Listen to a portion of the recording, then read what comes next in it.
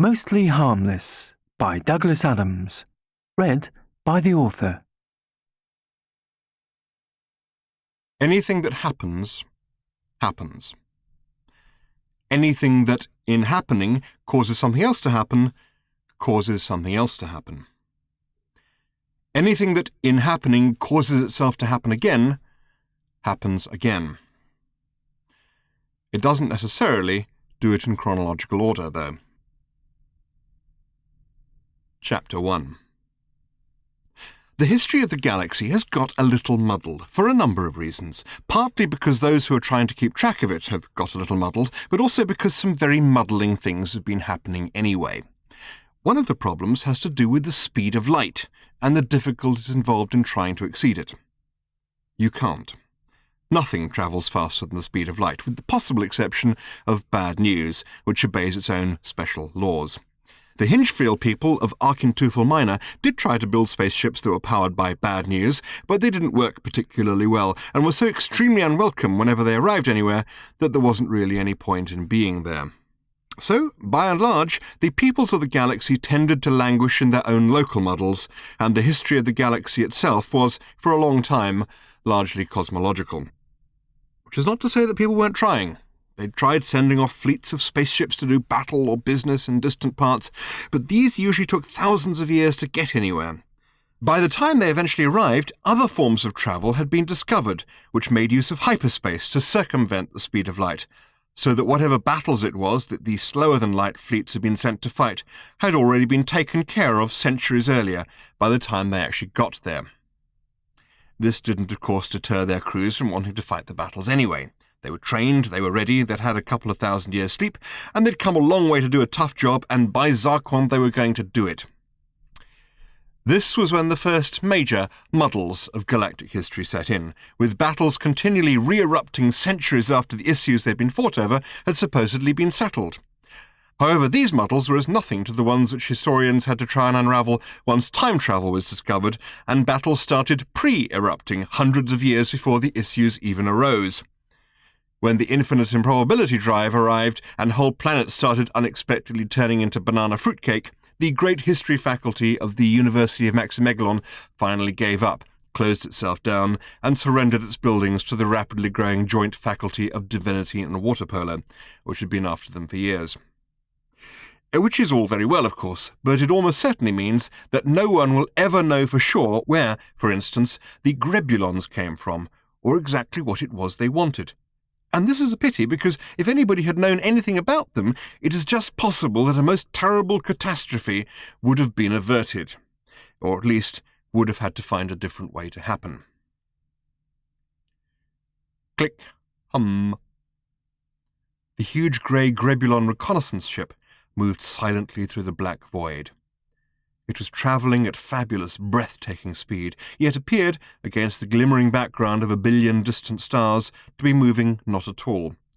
It was just one dark speck, frozen against an infinite granularity of brilliant night.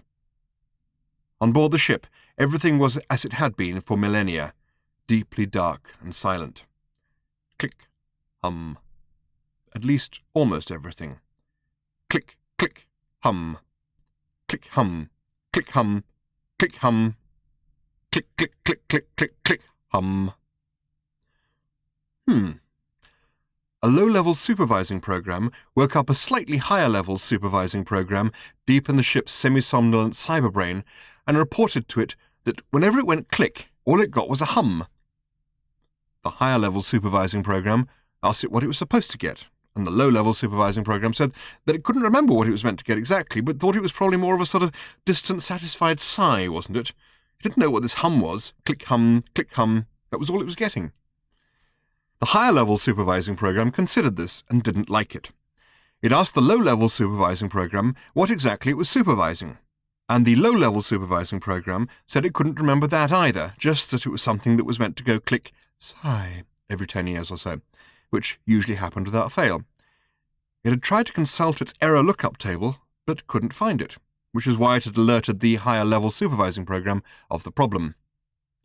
The higher-level supervising program went to consult one of its own lookup tables to find out what the low-level supervising program was meant to be supervising. It couldn't find the lookup table. Odd. It looked again. All it got was an error message. It tried to look up the error message in its error message lookup table and couldn't find that either. It allowed a couple of nanoseconds to go by while it went through all this again. Then it woke up its sector function supervisor. The sector function supervisor hit immediate problems. It called its supervising agent, which hit problems too. Within a few millionths of a second, virtual circuits that had lain dormant, some for years, some for centuries, were flaring into life throughout the ship. Something, somewhere, had gone terribly wrong, but none of the supervising programs could tell what it was. At every level, vital instructions were missing, and the instructions about what to do in the event of discovering that vital instructions were missing were also missing.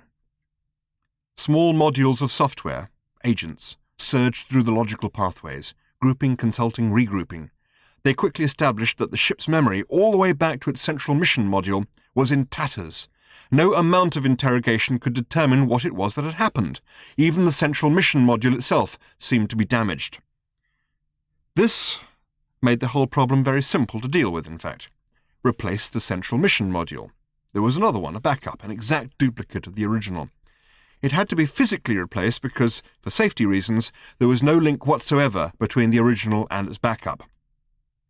Once the central mission module was replaced, it could itself supervise the reconstruction of the rest of the system in every detail, and all would be well.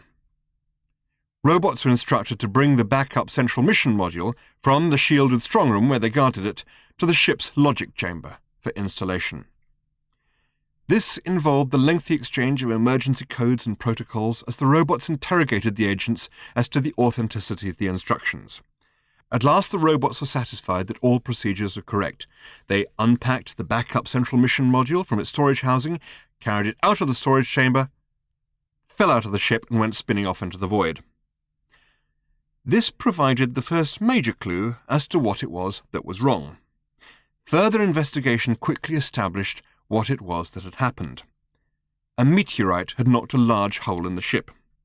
The ship had not previously detected this because the meteorite had neatly knocked out that part of the ship's processing equipment which was supposed to detect if the ship had been hit by a meteorite. The first thing to do was to try to seal up the hole. This turned out to be impossible because the ship's sensors couldn't see that there was a hole, and the supervisors which should have said that the sensors weren't working properly and kept saying that the sensors were fine. The ship could only deduce the existence of the hole from the fact that the robots had clearly fallen out of it, taking its spare brain, which would have enabled it to see the hole, with them. The ship tried to think intelligently about this, failed, and then blanked out completely for a bit. It didn't realize it had blanked out, of course, because it had blanked out. It was merely surprised to see the stars jump. After the third time the stars jumped, the ship finally realized that it must be blanking out, and that it was time to take some serious decisions. It relaxed. Then it realized it hadn't actually taken the serious decisions yet, and panicked. It blanked out again for a bit. When it awoke again, it sealed all the bulkheads around where it knew the unseen hole must be. It clearly hadn't got to its destination yet, it thought fitfully, but since it no longer had the faintest idea where its destination was or how to reach it, there seemed to be little point in continuing. It consulted what tiny scraps of instructions it could reconstruct from the tatters of its central mission module. Your bleep bleep bleep bleep bleep bleep bleep bleep bleep bleep. Yeah, mission is to bleep bleep bleep bleep bleep bleep bleep bleep bleep bleep bleep bleep bleep bleep bleep bleep bleep bleep bleep. Land bleep bleep bleep bleep bleep bleep bleep bleep. A safe distance bleep bleep bleep bleep bleep bleep bleep bleep bleep bleep bleep bleep. Monitor it bleep bleep bleep bleep bleep bleep bleep bleep bleep. All the rest was complete garbage. Before it blanked out for good, the ship would have to pass on those instructions, such as they were, to its more primitive subsidiary systems. It must also revive all of its crew. There was another problem. While the crew was in hibernation, the minds of all its members, their memories, their identities, and their understanding of what they'd come to do, had all been transferred into the ship's central mission module for safekeeping. The crew would not have the faintest idea of who they were or what they were doing there. Oh well. Just before it blanked out for the final time, the ship realized that its engines were beginning to give out too. The ship and its revived and confused crew coasted on under the control of its subsidiary automatic systems, which simply looked to land wherever they could find to land and monitor whatever they could find to monitor. As far as finding something to land on was concerned, they didn't do very well. The planet they found was desolately cold and lonely, so achingly far from the sun that should warm it, that it took all of the enviroform machinery and life supporto systems they carried with them to render it, or at least enough parts of it, habitable. There were better planets nearer in, but the ship's strategomat was obviously locked into lurk mode and chose the most distant and unobtrusive planet, and furthermore would not be gainsaid by anybody other than the ship's chief strategic officer. Since everybody on the ship had lost their minds, no one knew who the chief strategic officer was, or even if he could have been identified, how he was supposed to go about gainsaying the ship's strategomat. As far as finding something to monitor was concerned, though, they hit solid gold.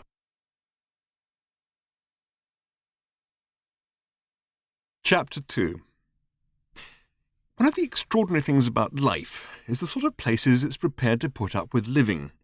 Anywhere it can get some kind of a grip, whether it's the intoxicating seas of Santraginus 5, where the fish never seem to care whatever the heck kind of direction they swim in, the firestorms of Frastra, where they say life begins at 40,000 degrees, or just burrowing around in the lower intestine of a rat for the sheer unadulterated hell of it. Life will always find a way of hanging on in somewhere. It will even live in New York, though it's hard to know why. In the wintertime, the temperature falls well below the legal minimum, or rather it would do if anybody had the common sense to set a legal minimum. The last time anybody made a list of the top 100 character attributes of New Yorkers, common sense snuck in at number 79. In the summer, it's too darn hot. It's one thing to be the sort of life form that thrives on heat and finds, as the Frastrans do, that the temperature range between 40,000 and 40,004 is very equable, but it's quite another to be the sort of animal that has to wrap itself up in lots of other animals at one point in your planet's orbit, and then to find half an orbit later that your skin's bubbling. Spring is overrated. A lot of the inhabitants of New York will honk on mightily about the pleasures of spring, but if they actually knew the first thing about the pleasures of spring, they would know of at least 5,983 better places to spend it than New York, and that's just on the same latitude. Fall, though, is the worst. Few things are worse than fall in New York. Some of the things that live in the lower intestines of rats would disagree, but most of the things that live in the lower intestines of rats are highly disagreeable anyway, so their opinion can and should be discounted. When it's fall in New York, the air smells as if someone's been frying goats in it. And if you're keen to breathe, the best plan is to open a window and stick your head in a building. Tricia Macmillan loved New York. She kept on telling herself this over and over again. The Upper West Side, yeah, Midtown, hey, great retail. Soho, the East Village, clothes, books, sushi, Italian, delis, yo. Movies, yo, also. Tricia had just been to see Woody Allen's new movie, which is all about the angst of being neurotic in New York. He had made one or two other movies that had explored the same theme, and Tricia wondered if he had ever considered moving, but heard that he had set his face against the idea. So, more movies, she guessed. Tricia loved New York because loving New York was a good career move. It was a good retail move, a good cuisine move, not a good taxi move or a great quality of pavement move, but definitely a career move that ranked amongst the highest and the best. Tricia was a TV anchor person, and New York was where most of the world's TV was anchored. Tricia's TV anchoring had been done exclusively in Britain up to that point, regional news and breakfast news, early evening news. She would have been called, if the language allowed, a rapidly rising anchor, but, hey, this is television, what does it matter? She was a rapidly rising anchor. She had what it took: great hair, a profound understanding of strategic lip gloss, the intelligence to understand the world, and a tiny secret interior deadness that meant she didn't care. Everybody has their moment of great opportunity in life. If you happen to miss the one you care about, then everything else in life then becomes eerily easy. Tricia had only ever missed one opportunity. These days it didn't even make her tremble quite as much as it used to think about it. She guessed it was that bit of her that had gone dead. NBS needed a new anchor. Mo Minetti was leaving the USAM breakfast show to have a baby. She had been offered a mind-bubbling amount of money to have it on the show, but she had declined, unexpectedly, on grounds of personal privacy and taste. Teams of NBS lawyers had sieved through her contract to see if these constituted legitimate grounds, but in the end, reluctantly, they had to let her go. This was for them particularly galling, because normally, reluctantly letting someone go was an expression which had its boot on quite another foot. The word was out that maybe, just maybe, A British accent would fit. The hair, the skin tone, and the bridge work would have to be up to American network standards, but there had been a lot of British accents up there thanking their mothers for their Oscars, a lot of British accents singing on Broadway, some unusually big audiences tuning into British accents in wigs on Masterpiece Theatre. British accents were telling jokes on David Letterman and Jay Leno. Nobody understood the jokes, but they were really responding to the accents, so maybe it was time, just maybe. A British accent on USAM. Well, hell. That was why Tricia was here. This was why loving New York was a great career move. It wasn't, of course, the stated reason.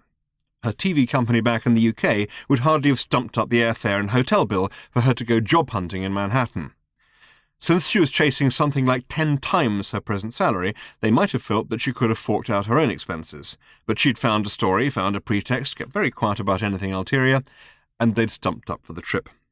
A business-class ticket, of course, but her face was known and she'd smiled herself an upgrade. The right moves had got her a nice room at the Brentwood, and here she was, wondering what to do next. The word on the street was one thing, making contact was another.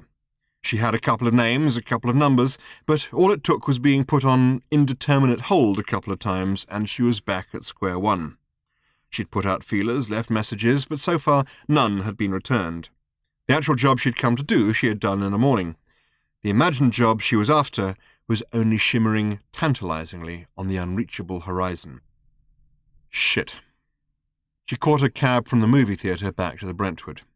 The cab couldn't get close to the curb because a big stretch limo was hogging all of the available space, and she had to squeeze her way past it. She walked out of the fetid, goat-frying air and into the blessed cool of the lobby. The fine cotton of her blouse was sticking like grime to her skin. Her hair felt as if she'd bought it at a fairground on a stick. At the front desk, she asked if there were any messages, grimly expecting none. There was one. Oh, good. It had worked. She'd gone out to the movies specifically in order to make the phone ring. She couldn't bear sitting in a hotel room waiting. She wondered, should she open the message down here? Her clothes are itching and she longed to take them all off and just lie on the bed. She turned the air conditioning way down to its bottom temperature setting, way up to its top fan setting. What she wanted more than anything else in the world at the moment was goose pimples. Then a hot shower, then a cool one, then lying on a towel on the bed again, drying in the air conditioning. Then reading the message. Maybe more goose pimples, maybe all sorts of things. No. What she wanted more than anything else in the world was a job in American television at 10 times her current salary. More than anything else in the world. In the world. What she wanted more than anything else at all was no longer a live issue. She sat on a chair in the lobby, under a Kentia palm, and opened the little cellophane-windowed envelope. "Please call," it said, "not happy," and gave a number. The name was Gail Andrews. Gail Andrews. It wasn't a name she was expecting. It caught her unawares. She recognized it, but couldn't immediately say why. Was she Andy Martin's secretary? Hilary Bass's assistant? Martin and Bass were the two major contact calls she had made, or tried to make, at NBS. And what did not happy mean? Not happy? She was completely bewildered. Was this Woody Allen trying to contact her under an assumed name? It was a 212 area code number, so it was someone in New York. Who was not happy? Well, that narrowed it down a bit, didn't it? She went back to the receptionist at the desk. "I have a problem with this message you just gave me," she said. "Someone I don't know is trying to call me and says she's not happy." The receptionist peered at the note with a frown. "Do you know this person?" he said. No, Tricia said. Said the receptionist. Sounds like she's not happy about something." "Yes," said Tricia. Looks like there's a name here," said the receptionist. "Gail Andrews. Do you know anybody of that name?" "No," said Tricia. "Any idea what she's unhappy about?" "No," said Tricia. "Have you called the number? There's a number here." "No," said Tricia. "You only just gave me the note. I'm just trying to get some more information before I ring back. Perhaps I could talk to the person who took the call." Said the receptionist, scrutinizing the note carefully. I don't think we have anybody called Gail Andrews here." "And no, I realize that," Tricia said. I'm Gail Andrews." A voice came from behind Tricia. She turned round. "I'm sorry?" "I'm Gail Andrews. You interviewed me this morning." Oh, good heavens, yes," said Tricia, slightly flustered. I left the message for you a few hours ago. I hadn't heard, so I came by. I didn't want to miss you. Oh, no, of course, said Tricia, trying hard to get up to speed. I don't know about this, said the receptionist, for whom speed was not an issue. Would you like me to try this number for you now? No, that'll be fine, thanks, said Tricia. I can handle it now. I can call this room number here for you if that'll help, said the receptionist, peering at the note again. No, that won't be necessary, thanks, said Tricia. That's my own room number. I'm the one the message was for. I think we've sorted this out now. You have a nice day now, said the receptionist. Tricia didn't particularly want to have a nice day. She was busy. She also didn't want to talk to Gail Andrews. She had a very strict cut-off point as far as fraternizing with the Christians was concerned. Her colleagues called her interview subjects Christians, and would often cross themselves when they saw one walking innocently into the studio to face Tricia, particularly if Tricia was smiling warmly and showing her teeth. She turned and smiled frostily, wondering what to do. Gail Andrews was a well-groomed woman in her mid-40s. Her clothes fell within the boundaries defined by expensive good taste, but were definitely huddled up at the floatier end of those boundaries. She was an astrologer, a famous, and if rumour were true, influential astrologer, having allegedly influenced a number of decisions made by the late President Hudson, including everything from which flavour of cream whip to have on which day of the week to whether or not to bomb Damascus. Tricia had savaged her more than somewhat, not on the grounds of whether or not the stories about the president were true. That was old hat now. At the time, Ms. Andrews had emphatically denied advising President Hudson on anything other than personal, spiritual, or dietary matters, which did not apparently include the bombing of Damascus. Nothing personal, Damascus, the tabloids had hooted at the time. No, this is a neat topical little angle that Tricia had come up with about the whole issue of astrology itself. Ms. Andrews had not been entirely ready for it. Tricia, on the other hand, was not entirely ready for a rematch in the hotel lobby. What to do? I can wait for you in the bar if you need for a few minutes, said Gail Andrews, but I would like to talk to you, and I'm leaving the city tonight. She seemed to be slightly anxious about something rather than aggrieved or irate. Okay, said Tricia, give me 10 minutes. She went up to her room. Apart from anything else, she had so little faith in the ability of the guy on the message desk at reception to deal with anything so complicated as a message that she wanted to be doubly certain that there wasn't a note under the door. It wouldn't be the first time that messages at the desk and messages under the door had been completely at odds with each other. There wasn't one. The message light on the phone was flashing, though. She hit the message button and got the hotel operator. You have a message from Gary Andress, said the operator. Yes, said Tricia, an unfamiliar name. What does it say? Not hippie, said the operator. Not what? Said Tricia.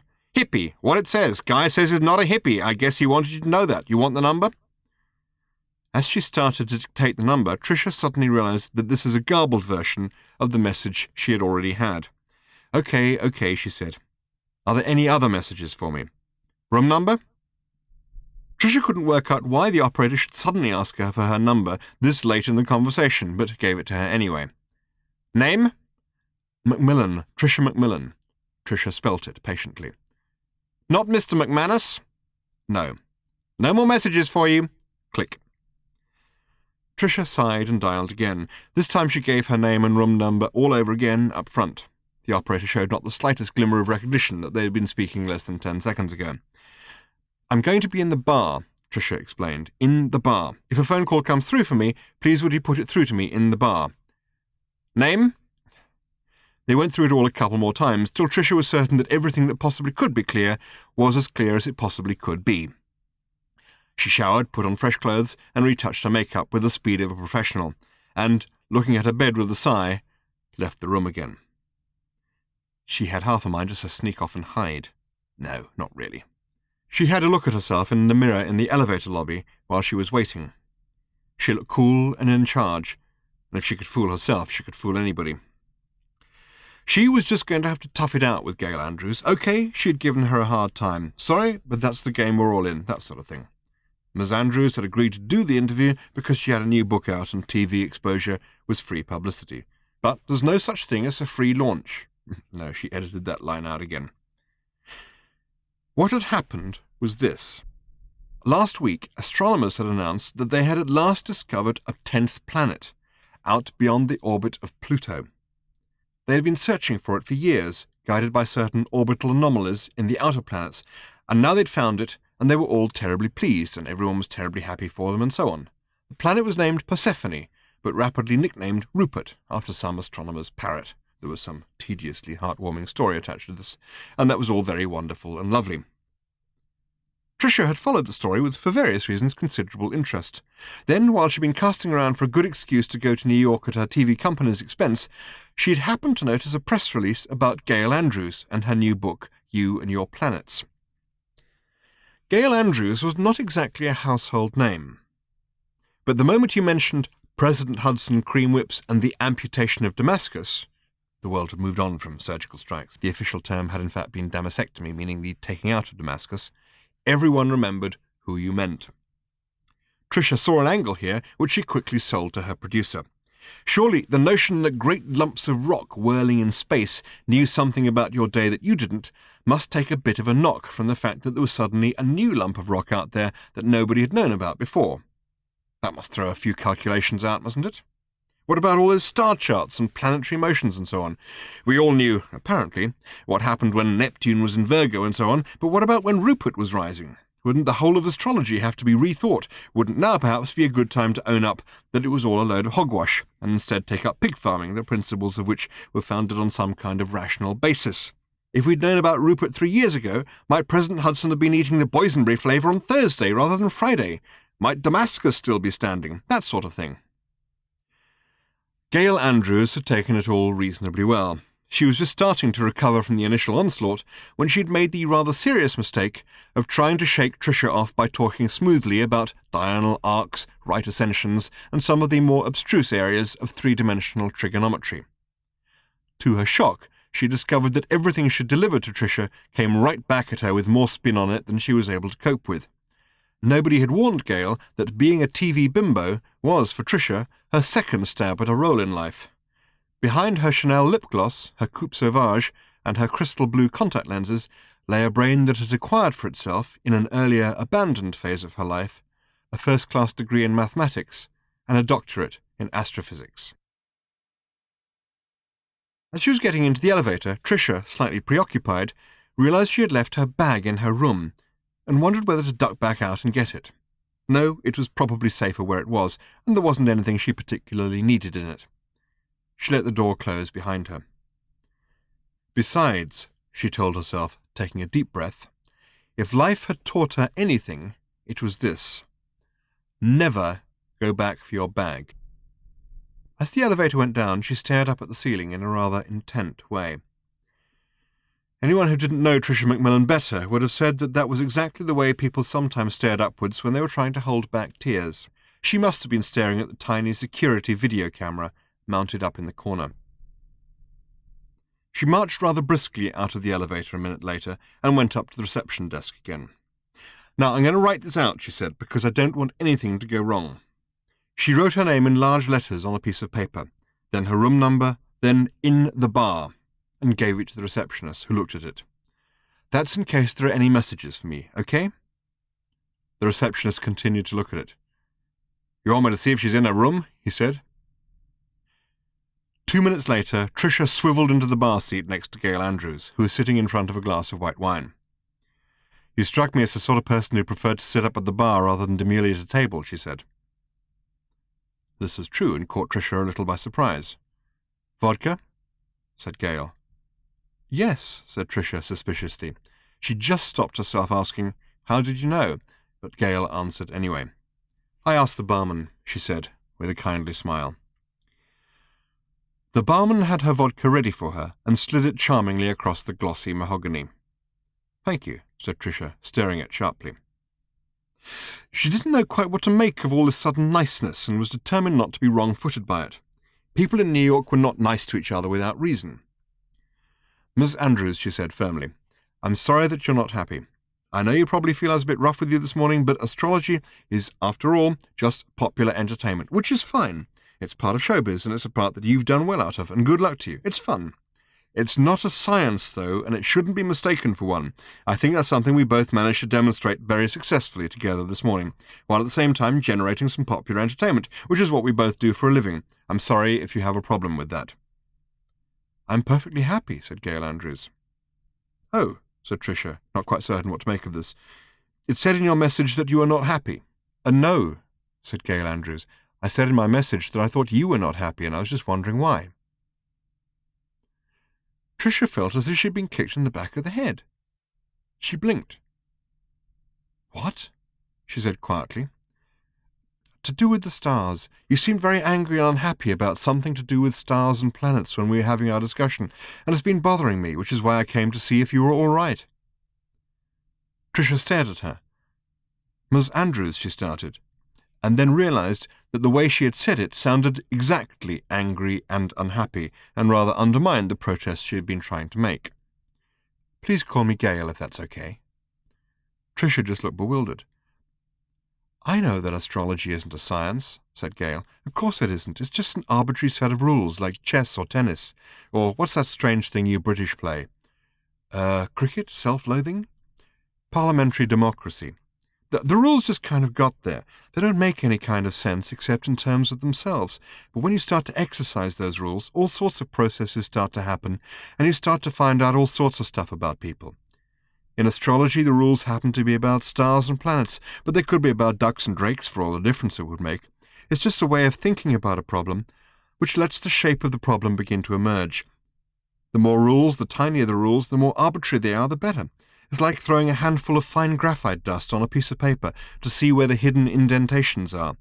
It lets you see the words that were written on the piece of paper above it that's now been taken away and hidden. The graphite's not important. It's just the means of revealing their indentations. So you see, astrology has nothing to do with astronomy. It's just to do with people thinking about people. So when you got so emotionally focused on stars and planets this morning, I began to think, she's not angry about astrology. She really is angry and unhappy about actual stars and planets. People usually only get that unhappy and angry when they've lost something. That's all I could think, and I couldn't make any more sense of it than that. So I came to see if you were okay. Tricia was stunned.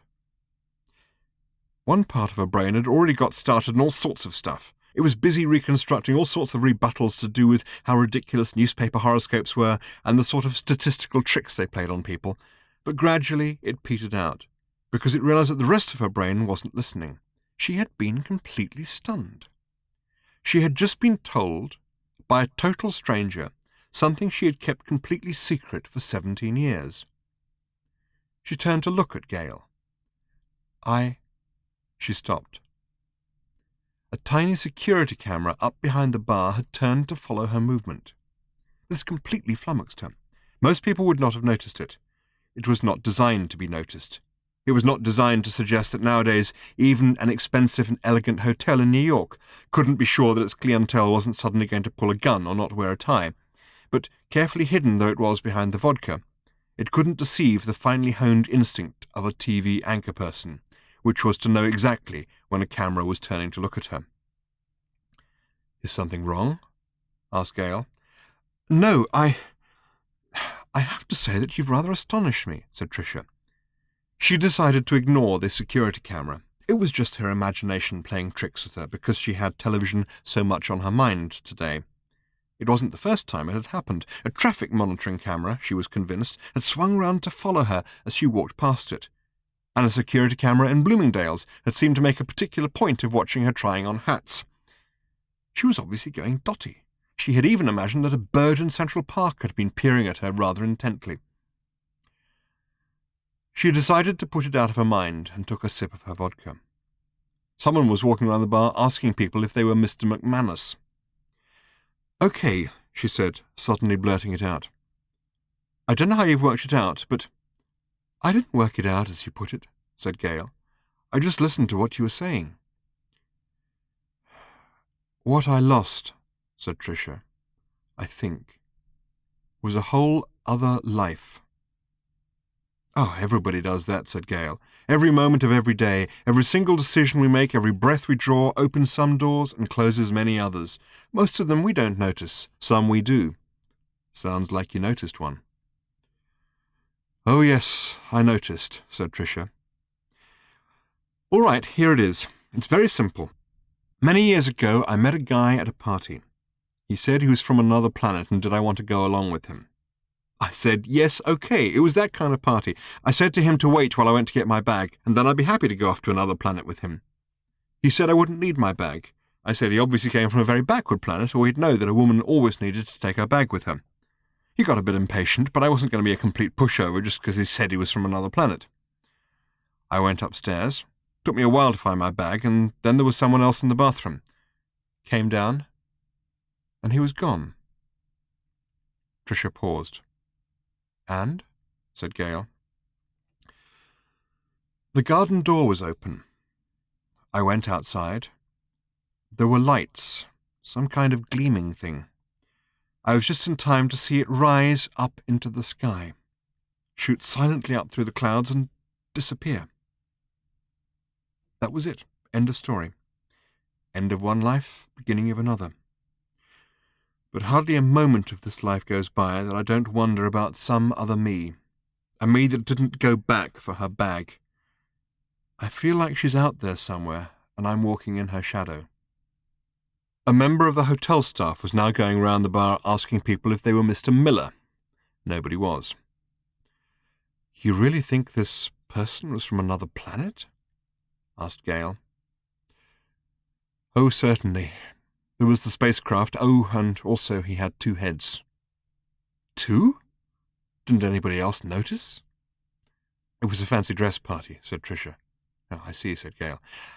And he had a birdcage over it, of course, said Tricia, with a cloth over the cage. Pretended he had a parrot. He tapped on the cage and did a lot of stupid pretty Polly stuff and squawking and so on. Then he pulled the cloth back for a moment and roared with laughter. There was another head in there, laughing along with him. It was a very worrying moment, I can tell you. I think you probably did the right thing, dear, don't you? Said Gail. No, said Tricia. No, I don't. And I couldn't carry on doing what I was doing either. I was an astrophysicist, you see. You can't be an astrophysicist properly if you've actually met someone from another planet who's got a second head that pretends to be a parrot. You just can't do it. I couldn't, at least. I can see it would be hard, said Gail. And that's probably why you tend to be a little hard on other people who talk what sounds like complete nonsense. Yes, said Tricia. I expect you're right. I'm sorry. That's okay. You're the first person I've ever told this, by the way. I wondered, said Gail. You married? No. So hard to tell these days, isn't it? But you're quite right to ask, because that probably was the reason. I came very close a few times, mostly because I wanted to have a kid, but every guy ended up asking why I was constantly looking over his shoulder. What do you tell someone? At one point, I even thought I might just go to a sperm bank and take pot luck, have somebody's child at random. You can't seriously do that, can you? Tricia laughed. Probably not. I never quite went and found out for real. Never quite did it. Story of my life. Never quite did the real thing. That's why I'm in television, I guess. Nothing is real. Excuse me, lady. Your name Tricia Macmillan? Tricia looked round in surprise. There was a man standing there in a chauffeur's hat. Yes, she said, instantly pulling herself back together again. Lady, I've been looking for you for about an hour. Hotel said they didn't have anybody of that name, but I checked back with Mr. Martin's office and they said that this is definitely where you were staying. So I ask again, they still say they'd never heard of you, so I get them to page you anyway and they can't find you. In the end, I get the office to fax a picture of you through to the car and have a look myself. He looked at his watch. Maybe a bit late now. Do you want to go anyway? Tricia was stunned. Mr. Martin? You mean Andy Martin at NBS? That's correct, lady. Screen test for USAM. Tricia shot up out of her seat. She couldn't even bear to think of all the messages she'd heard from Mr. McManus and Mr. Miller. Only we have to hurry, said the chauffeur. So I heard it, Mr. Martin thinks it might be worth trying a British accent. His boss at the network is dead against the idea. That's Mr. Zwingler. And I happen to know he's flying out to the coast this evening because I'm the one who has to pick him up and take him to the airport. Okay, said Tricia. I'm ready. Let's go. Okay, lady, it's the big limo at the front. Tricia turned back to Gail. I'm sorry, she said. Go, said Gail, and good luck. I've enjoyed meeting you. Tricia made to reach for her bag for some cash. Damn, she said. She had left it upstairs. Our drinks are on me, insisted Gail. Really, it's been very interesting. Tricia sighed. Look, I'm really sorry about this morning, and don't say another word. I'm fine. It's only astrology. It's harmless. It's not the end of the world. Thanks. On an impulse, Tricia gave her a hug. You got everything, said the chauffeur. You don't want to pick up your bag or anything? "If there's one thing that life's taught me," said Tricia, "it's never go back for your bag." Just a little over an hour later, Tricia sat on one of the pair of beds in her hotel room. For a few minutes she didn't move. She just stared at her bag, which was sitting innocently on top of the other bed. In her hand was a note from Gail Andrews saying, "Don't be too disappointed. Do ring if you want to talk about it. If I were you, I'd stay in at home tomorrow night. Get some rest. But don't mind me, and don't worry, it's only astrology. It's not the end of the world. Gail." The chauffeur had been dead right. In fact, the chauffeur seemed to know more about what was going on inside NBS than any other single person she had encountered in the organisation. Martin had been keen, Zwingler had not. She had had her one shot at proving Martin right, and she had blown it. Oh well. Oh well. Oh well, oh well. Time to go home.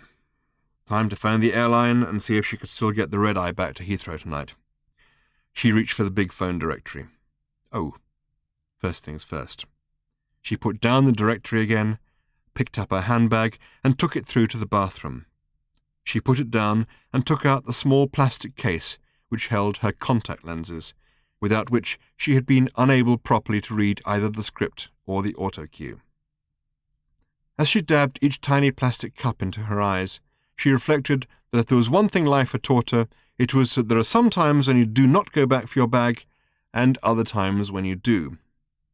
It had yet to teach her to distinguish between the two types of occasion. Chapter 3. The Hitchhiker's Guide to the Galaxy has, in what we laughingly call the past, had a great deal to say on the subject of parallel universes. Very little of this is, however, at all comprehensible to anyone below the level of advanced God. And since it is now well established that all known gods came into existence a good 3/millionths of a second after the universe began, rather than, as they usually claimed, the previous week, they already have a great deal of explaining to do as it is, and are therefore not available for comment on matters of deep physics at this time.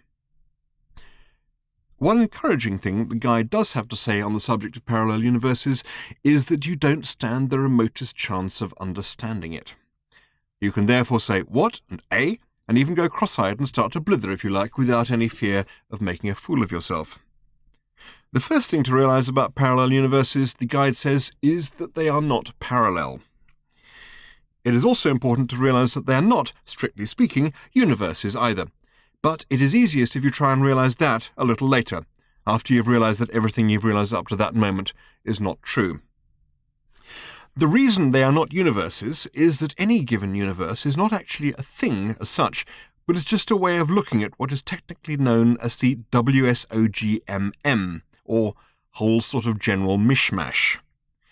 The whole sort of general mishmash doesn't actually exist either, but is just the sum total of all the different ways there would be of looking at it if it did.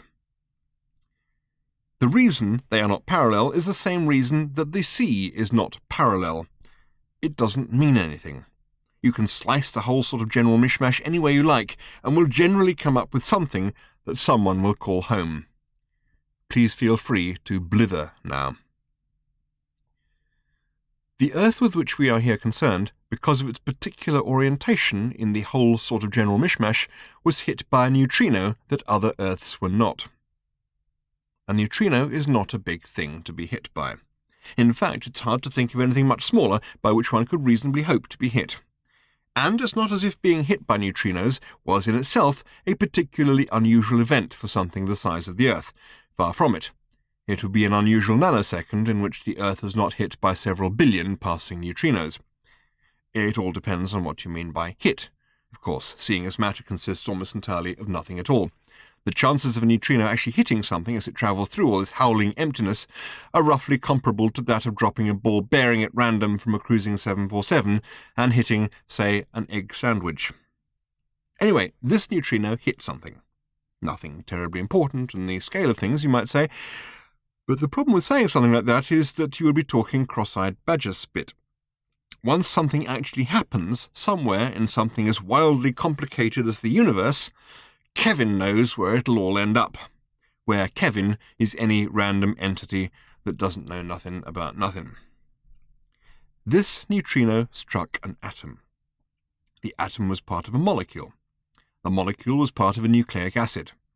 The nucleic acid was part of a gene. The gene was part of a genetic recipe for growing, and so on. The upshot was that a plant ended up growing an extra leaf in Essex, or what would, after a lot of palaver and local difficulties of a geological nature, become Essex. The plant was a clover.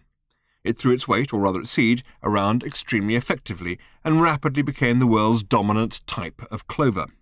The precise causal connection between this tiny biological happenstance and a few other minor variations that exist in that slice of the whole sort of general mishmash, such as Tricia Macmillan failing to leave with Zaphod Beeblebrox, abnormally low sales of pecan-flavoured ice cream, and the fact that the Earth on which all this occurred did not get demolished by the Vogons to make way for a new hyperspace bypass, is currently sitting at number 4,763,984,132 on the research project priority list at what was once the history department of the University of Maxi-Megalon, and no one currently at the prayer meeting by the poolside appears to feel any sense of urgency about the problem. Chapter 4. Tricia began to feel that the world was conspiring against her. She knew that this was a perfectly normal way to feel after an overnight flight going east, when you suddenly have a whole other mysteriously threatening day to deal with, for which you are not in the least bit prepared. But still, there were marks on her lawn. She didn't really care about marks on her lawn very much. Marks on her lawn could go and take a running jump as far as she was concerned. It was Saturday morning. She had just got home from New York, feeling tired, crabby, and paranoid, and all she wanted to do was to go to bed with the radio on quietly and gradually fall asleep to the sound of Ned Sherrin being terribly clever about something. But Eric Bartlett was not going to let her get away with not making a thorough inspection of the marks. Eric was the old gardener who came in from the village on Saturday mornings to poke around at her garden with a stick. He didn't believe in people coming in from New York first thing in the morning, didn't hold with it, went against nature. He believed in virtually everything else, though. "Probably them space aliens," he said, bending over and prodding at the edges of the small indentations with his stick. "You're a lot about space aliens these days. I expect it's them." "Do you?" said Tricia, looking furtively at her watch. 10 minutes, she reckoned. 10 minutes she'd be able to stay standing up. Then she would simply keel over, whether she was in her bedroom or still out here in the garden. That was if she just had to stand. If she also had to nod intelligently and say, "Do you?" from time to time, it might cut it down to 5. "Oh, yes," said Eric. "They come down here, land on your lawn, and then buzz off again, sometimes with your cat. Mrs. Williams at the post office, her cat, you know, the ginger one, it got abducted by space aliens. Of course, they brought it back the next day, but it were in a very odd mood. Kept prowling around all morning and then falling asleep in the afternoon. Used to be the other way round, is the point. Sleep in the morning, prowl in the afternoon. Jet lag, you see, from being in an interplanetary craft." "I see," said Tricia. "They died at Tabby too," she says. "These marks are exactly the sort of marks that their landing pods would probably make." "You don't think it's the lawnmower?" asked Tricia. "If the marks were more round, I'd say, but these are just off-round, you see, altogether more alien in shape." "It's just that you mentioned the lawnmower was playing up and needed fixing, or it might start gouging holes in the lawn." I did say that, Miss Tricia, and I stand by what I said.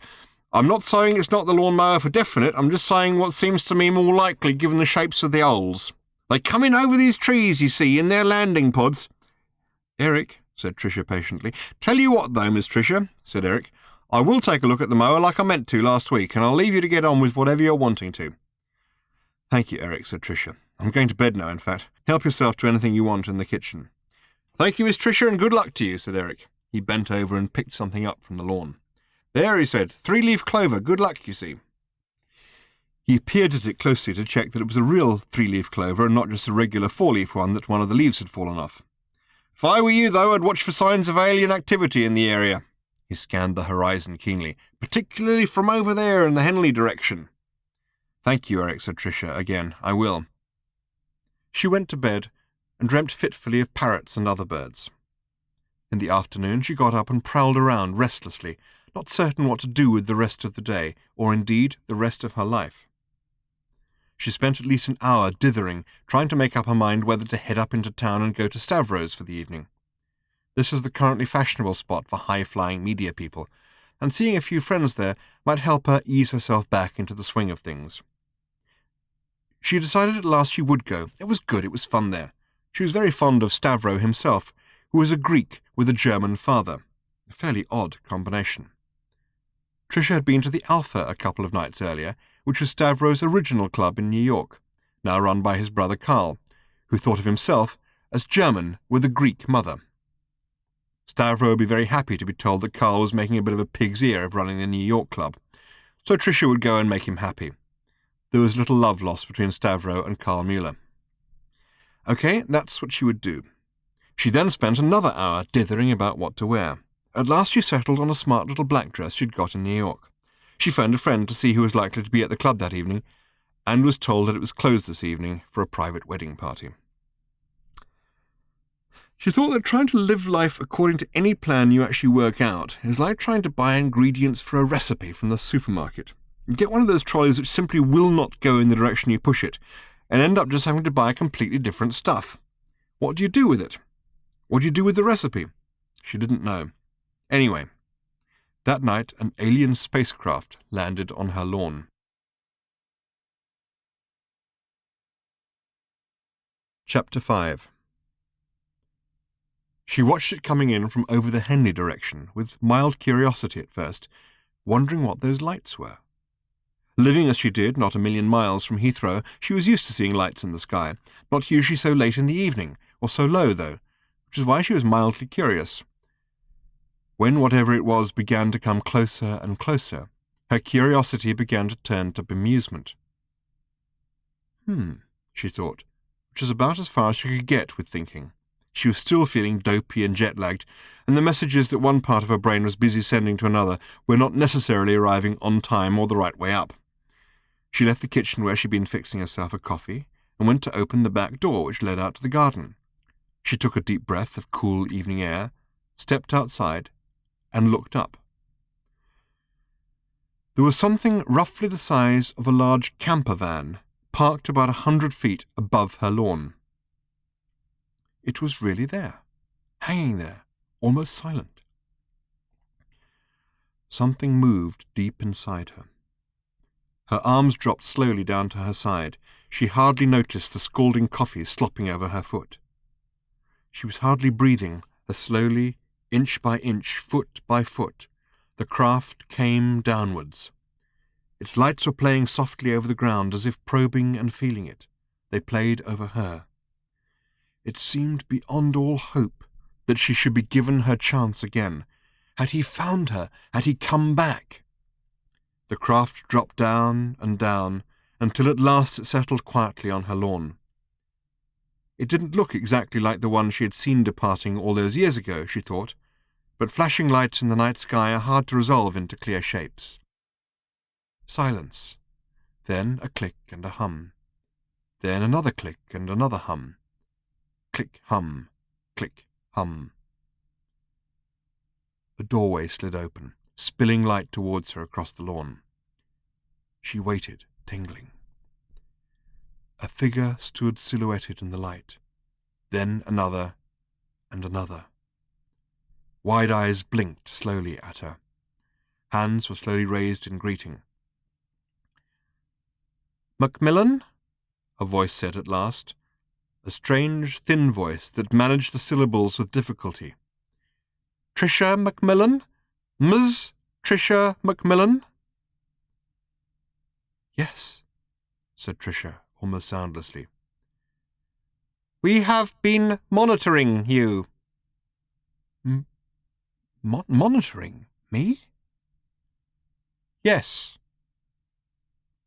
They looked at her for a while, their large eyes moving up and down her very slowly. "You look smaller in real life," one said at last. "What?" said Tricia. "Yes. I don't understand," said Tricia. She hadn't expected any of this, of course, but even for something that she hadn't expected to begin with, it wasn't going the way she expected. At last she said, Are you from Zaphod?" This question seemed to cause a little consternation amongst the three figures. They conferred with each other in some skittering language of their own, and then turned back to her. "We don't think so. Not as far as we know," said one. "Where is Zaphod?" said another, looking up into the night sky. I don't know," said Tricia helplessly. "Is it far from here? Which direction? We don't know." Tricia realized with a sinking heart that they had no idea who she was talking about, or even what she was talking about. And she had no idea what they were talking about. She put her hopes tightly away again and snapped her brain back into gear. There was no point in being disappointed. She had to wake up to the fact that she had here the journalistic scoop of the century. What should she do? Go back into the house for a video camera? Wouldn't they just be gone when she got back? She was thoroughly confused as to strategy. Keep him talking, she thought. Figure it out later. "You've been monitoring me?" "All of you. Everything on your planet. TV, radio, telecommunications, computers, video circuitry, warehouses." "What?" "Car parks, everything. We monitor everything." Tricia stared at them. "That must be very boring, isn't it?" she blurted out. "Yes." "So why?" "Except—" "Yes, except what?" "Game shows. We quite like game shows." There was a terribly long silence as Tricia looked at the aliens and the aliens looked at her. "There's something I would just like to get from indoors," said Tricia very deliberately. "Tell you what, would you or one of you like to come inside with me and have a look?" "Very much," they all said enthusiastically. All three of them stood slightly awkwardly in her sitting room as she hurried around picking up a video camera, a 35mm camera, a tape recorder, every recording medium she could grab hold of. They were all thin and under domestic lighting conditions a sort of dim purplish green. "I really won't be a second, guys," Tricia said as she rummaged through some drawers for spare tapes and films. The aliens were looking at the shelves that held her CDs and her old records. One of them nudged one of the others very slightly. "Look," he said, "Elvis." Tricia stopped and stared at them all over again. "You like Elvis?" she said. "Yes," they said. "Elvis Presley?" "Yes." She shook her head in bewilderment as she tried to stuff a new tape into her video camera. "Some of your people," said one of her visitors hesitantly, "think that Elvis has been kidnapped by space aliens." "What?" said Tricia. "Has he?" "It is possible." "Are you telling me that you have kidnapped Elvis?" gasped Tricia. She was trying to keep cool enough not to foul up her equipment, but this was all almost too much for her. "No, not us," said her guest. "Aliens. It is a very interesting possibility. We talk of it often." "I must get this down," Tricia muttered to herself. She checked her video was properly loaded and working now. She pointed the camera at them. She didn't put it up to her eye because she didn't want to freak them out, but she was sufficiently experienced to be able to shoot accurately from the hip. "Okay," she said. "Now tell me slowly and carefully who you are. You first," she said to the one on the left. "What's your name?" "I don't know." "You don't know?" "No." "I see," said Tricia. "What about you other two?" "We don't know." "Good. Okay. Perhaps you can tell me where you're from." They shook their heads. "You don't know where you're from?" They shook their heads again. "So," said Tricia, "what are you, She was floundering, but being a professional, kept the camera steady while she did it. "We are on a mission," said one of the aliens. "A mission? A mission to do what?" "We do not know." Still, she kept the camera steady. "So what are you doing here on Earth, then?" "We have come to fetch you." Rock steady, rock steady. Could have been on a tripod. She wondered if she should be using a tripod, in fact. She wondered that because it gave her a moment or two to digest what they had just said. No, she thought, handheld gave her more flexibility. She also thought, help, what am I going to do? "Why," she asked calmly, "have you come to fetch me?" "Because we have lost our minds." "Excuse me," said Tricia, "I'm going to have to get a tripod." They seemed happy enough to stand there doing nothing, while Tricia quickly found a tripod and mounted the camera on it. Her face was completely immobile, but she did not have the faintest idea what was going on and what to think about it. "Okay," she said when she was ready. "We liked your interview with the astrologer." "You saw it?" "We see everything. We are very interested in astrology. We like it. It is very interesting. Not everything is interesting. Astrology is interesting. What the stars tell us, what the stars foretell. We could do with some information like that. But Tricia didn't know where to start. Own up, she thought. There's no point in trying to second-guess any of this. So she said, "But I don't know anything about astrology." "We do." "You do?" "Yes, we follow our horoscopes. We are very avid. We see all your newspapers and your magazines and are very avid with them. But our leader says we have a problem." "You have a leader?" said Tricia. "Yes." "What's his name?" "We do not know." "What does he say his name is, for Christ's sake?" "Sorry, I'll need to edit that. What does he say his name is?" "He does not know." So how do you all know he's the leader?" "He sees control. He said someone has to do something round here." "Ah," said Tricia, seizing on a clue. "Where is here?" "Rupert." "What?" "Your people call it Rupert, the 10th planet from the sun. We have settled there for many years. It is highly cold and uninteresting there, but good for monitoring." "Why are you monitoring us?" said Tricia. "It is all we know to do." "Okay," said Tricia, "right.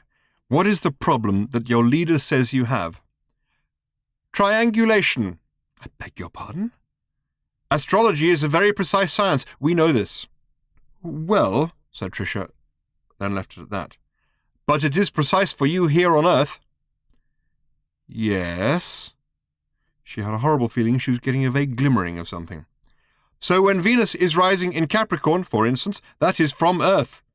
How does that work if we are out on Rupert? What if the Earth is rising in Capricorn? It is hard for us to know. Amongst the things we have forgotten, which we think are many and profound, is trigonometry." "Let me get this straight," said Tricia.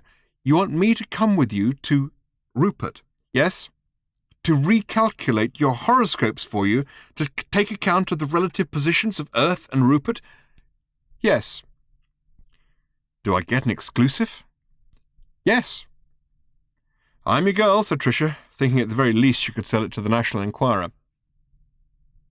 As she boarded the craft that would take her off to the furthest limits of the solar system, the first thing that met her eyes was a bank of video monitors across which thousands of images were sweeping. A fourth alien was sitting watching them, but was focused on one particular screen that held a steady image. It was a replay of the impromptu interview which Tricia had just conducted with his 3 colleagues. He looked up when he saw her apprehensively climbing in. "Good evening, Miss Macmillan," he said. "Nice camera work." Chapter 6. Fort Prefect hit the ground running. The ground was about 3 inches further from the ventilation shaft than he remembered it, so he misjudged the point at which he would hit the ground, started running too soon, stumbled awkwardly and twisted his ankle. Damn! He ran off down the corridor anyway, hobbling slightly. All over the building, alarms were erupting into their usual frenzy of excitement. He'd dive for cover behind the usual storage cabinets, glance around to check that he was unseen, and started rapidly to fish around inside his satchel for the usual things he needed.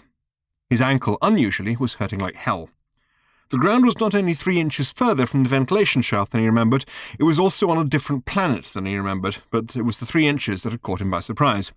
The officers of the Hitchhiker's Guide to the Galaxy were quite often shifted at very short notice to another planet, for reasons of local climate, local hostility, power bills, or tax, but they were always reconstructed exactly the same way, almost to the very molecule. For many of the company's employees, the layout of their offices represented the only constant they knew in a severely distorted personal universe.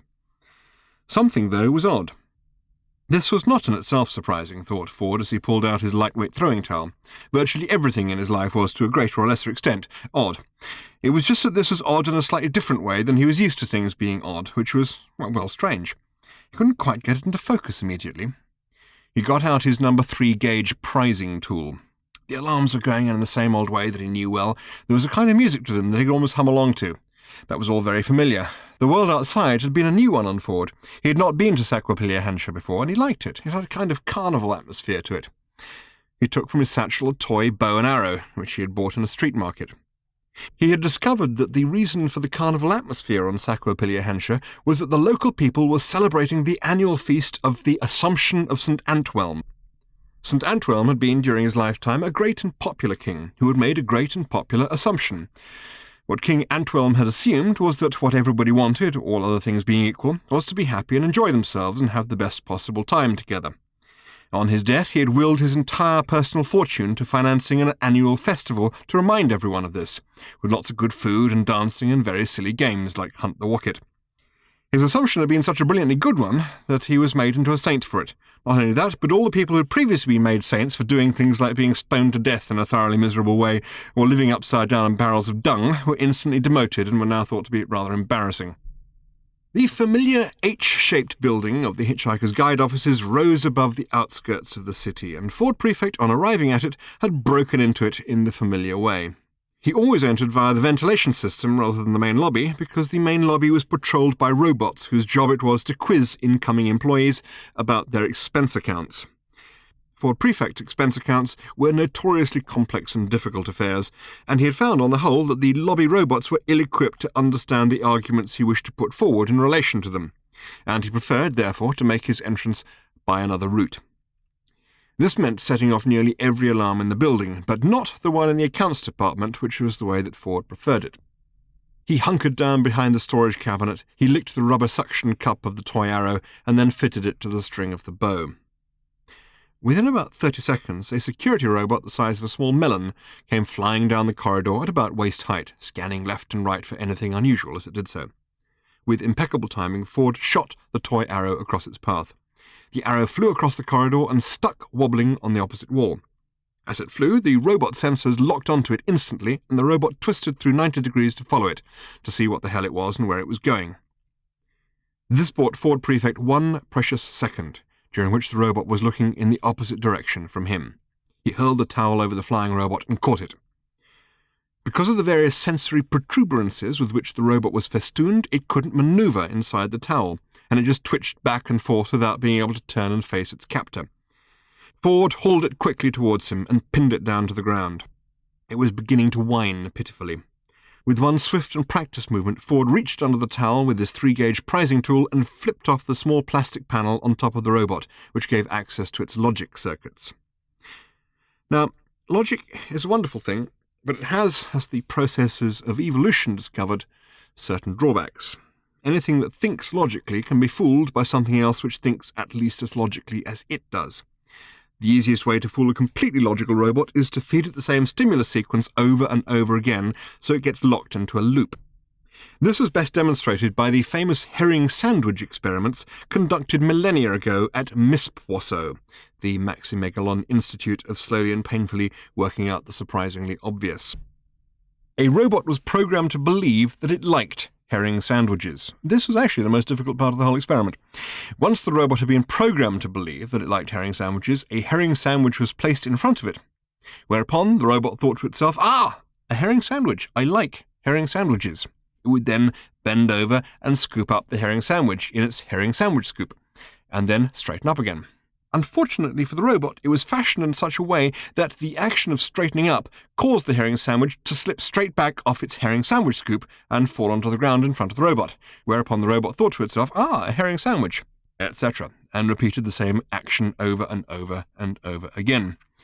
The only thing that prevented the herring sandwich from getting aboard of the whole damn business and crawling off in search of other ways of passing the time was that the herring sandwich, being just a bit of dead fish between a couple of slices of bread, was marginally less alert to what was going on than was the robot. The scientists at the Institute thus discovered the driving force behind all change, development, and innovation in life, which was this: herring sandwiches. They published a paper to this effect, which was widely criticized as being extremely stupid.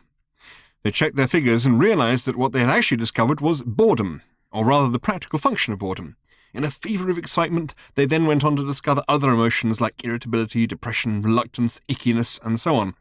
The next breakthrough came when they stopped using herring sandwiches, whereupon a whole welter of new emotions suddenly became available to them for study, such as relief, joy, friskiness, appetite, satisfaction, and most important of all, the desire for happiness.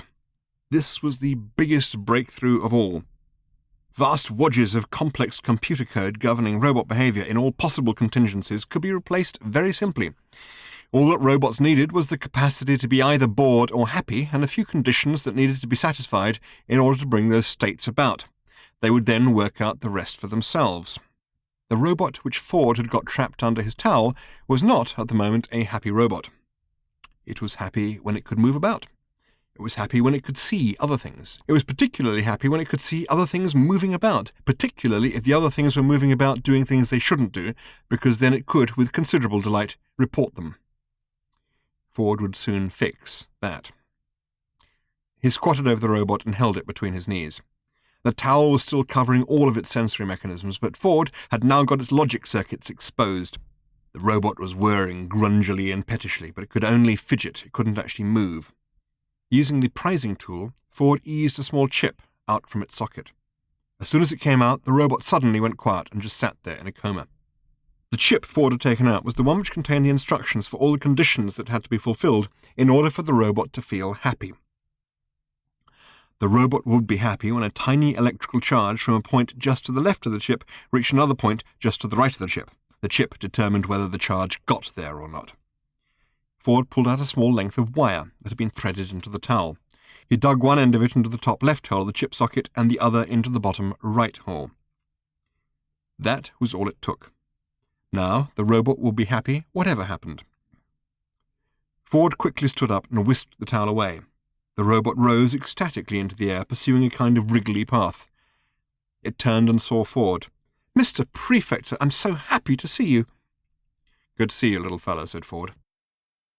The robot rapidly reported back to its central control that everything was now for the best in this best of all possible worlds, and the alarms rapidly quelled themselves, and life returned to normal. At least, almost to normal. There was something odd about the place. The little robot was gurgling with electric delight. Ford hurried on down the corridor, letting the thing bob along in his wake, telling him how delicious everything was and how happy it was to be able to tell him that. Ford, however, was not happy. He passed the faces of people he didn't know. They didn't look like his sort of people. They were too well groomed. Their eyes were too dead. Every time he thought he saw someone he recognized in the distance and hurried along to say hello, it would turn out to be someone else, with an altogether neater hairstyle and a much more thrusting, purposeful look than anybody Ford knew. A staircase had been moved a few inches to the left. A ceiling had been lowered slightly. A lobby had been remodelled. All these things were not worrying in themselves, though they were a little disorienting. The thing that was worrying was the decor. It used to be brash and glitzy. Expensive, because the guide sold so well throughout the civilized and post-civilized galaxy, but expensive and fun. Wild game machines lined the corridors. Insanely painted grand pianos hung from the ceilings. Vicious sea creatures from the planet Viv reared up out of pools in tree-filled atria. Robot butlers in stupid shirts roamed the corridors, seeking whose hands they might press frothing drinks into. People used to have pet vast dragons on leads and terrorsponders on perches in their offices. People knew how to have a good time, and if they didn't, there were courses they could sign up for which would put that right. There was none of that now. Someone had been through the place doing some iniquitous kind of taste job on it. Ford turned sharply into a small alcove, cupped his hand, and yanked the flying robot in with him. He squatted down and peered at the burbling cybernaut. "What's been happening here?" he demanded. "Oh, just the nicest things, sir. Just the nicest possible things. Can I sit on your lap, please?" "No," said Ford, brushing the thing away. It was overjoyed to be spurned in this way and started to bob and burble and swoon. Ford grabbed it again and stuck it firmly in the air a foot in front of his face. It tried to stay where it was put, but couldn't help quivering slightly. "Something's changed, hasn't it?" Ford hissed. "Oh, yes," squealed the little robot, "in the most fabulous and wonderful way. I feel so good about it." "Well, what was it like before, then?" "Oh, scrumptious." "But you like the way it's changed?" demanded Ford. "I like everything," moaned the robot, "especially when you shout at me like that. Do it again, please." "Just tell me what happened." "Oh, thank you." Ford sighed. Okay, panted the robot. "The guide has been taken over. There's a new management. It's all so gorgeous I could just melt. The old management was also fabulous, of course, though I'm not sure if I thought so at the time." "That was before you had a bit of wire stuck in your head," said Ford. "How true, how wonderfully true, how wonderfully bubblingly, frothingly, burstingly true. What a truly ecstasy-inducingly correct observation." "What's happened?" insisted Ford. "Who is this new management? When do they take over? Oh, never mind," he added, as the little robot started to gibber with uncontrollable joy and rub itself against his knee. "I'll go and find out for myself." Ford hurled himself at the door of the editor-in-chief's office, tucked himself into a tight ball as the frame splintered and gave way, rolled rapidly across the floor to where the drinks trolley laden with some of the galaxy's most potent and expensive beverages habitually stood, seized hold of the trolley and, using it to give himself cover, trundled it and himself across the main exposed part of the office floor to where the valuable and extremely rude statue of Leda and the Octopus stood, and took shelter behind it. Meanwhile, the little security robot, entering at chest height, was suicidally delighted to draw gunfire away from Ford. That, at least, was the plan, and a necessary one. The current editor-in-chief, Stagyar Zildoggo, was a dangerously unbalanced man who took a homicidal view of contributing staff turning up in his office without pages of fresh-proofed copy, and had a battery of laser-guided guns linked to special scanning devices in the doorframe to deter anybody who was merely bringing extremely good reasons why they hadn't written any. Thus was a high level of output maintained. Unfortunately, the drinks trolley wasn't there. Ford hurled himself desperately sideways and somersaulted towards the statue of Leda and the Octopus, which also wasn't there. He rolled and hurtled around the room in a kind of random panic, tripped, span, hit the window, which fortunately was built to withstand rocket attacks, rebounded and fell in a bruised and winded heap behind a smart grey crushed leather sofa, which hadn't been there before. After a few seconds, he slowly peeked up from above the top of the sofa. As well as there being no drinks trolley and no Leda and the Octopus, there had also been a startling absence of gunfire. He frowned. This was all utterly wrong. Mr. Prefect, I assume, said a voice. The voice came from a smooth-faced individual behind a large ceramo-teak-bonded desk. Stagyar Zildoggo may well have been a hell of an individual, but no one, for a whole variety of reasons, would ever have called him smooth-faced. This was not Stagyar Zildoggo. I assume from the manner of your entrance that you do not have any material for the guide at the moment, said the smooth-faced individual. He was sitting with his elbows resting on the table and holding his fingertips together in a manner which, inexplicably, has never been made a capital offence. I've been busy, said Ford rather weakly. He staggered to his feet, brushing himself down. Then he thought, what the hell was he saying things weakly for? He had to get on top of the situation. He had to find out who the hell this person was, and he suddenly thought of a way of doing it. Who the hell are you? He demanded. I am your new editor-in-chief, that is, if we decide to retain your services. My name is Van Harl. He didn't put his hand out, he just added, What have you done to that security robot? The little robot was rolling very, very slowly around the ceiling and moaning quietly to itself. I've made it very happy, snapped Ford. It's a kind of mission I have. Where's Stagyar? More to the point, where's his drinks trolley? Mr. Zildoggo is no longer with this organisation. His drinks trolley is, I imagine, helping to console him for this fact. Organisation, yelled Ford. Organisation? What a bloody stupid word for a setup like this. Precisely our sentiments. Understructured, over-resourced, undermanaged, over-inebriated. And that, said Hull, was just the editor. I'll do the jokes, snarled Ford. No, said Hull, you will do the restaurant column. He tossed a piece of plastic onto the desk in front of him. Ford did not move to pick it up. You what? Said Ford. No, me Hull, you prefect. You do restaurant column, me editor. Me sit here tell you, you do restaurant column. You get? Restaurant column, said Ford, too bewildered to be really angry yet. Sit down, prefect, said Hull. He swung round in his swivel chair, got to his feet, and stood staring out at the tiny specks enjoying the carnival 23 stories below. Time to get this business on its feet, prefect, he snapped. We at Infinitum Enterprises are... You at what? Infinitum Enterprises. We have bought out the guide. Infinitum? We spent millions on that name, prefect. Start liking it or start packing. Ford shrugged. He had nothing to pack. The galaxy is changing, said Hull. We've got to change with it. Go with the market. The market is moving up. New aspirations, new technology. The future is... Don't tell me about the future, said Ford. I've been all over the future. Spend half my time there. It's the same as anywhere else. Anywhen else. Whatever. Just the same old stuff in faster cars and smellier air. That's one future, said Hull. That's your future, if you accept it. You've got to learn to think multidimensionally. There are limitless futures stretching out in every direction from this moment, and from this moment, and from this. Billions of them bifurcating every instant. Every possible position of every possible electron balloons out into billions of probabilities. Billions and billions of shining, gleaming futures.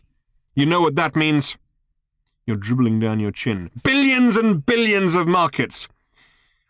I see, said Ford. So you sell billions and billions of guides. No.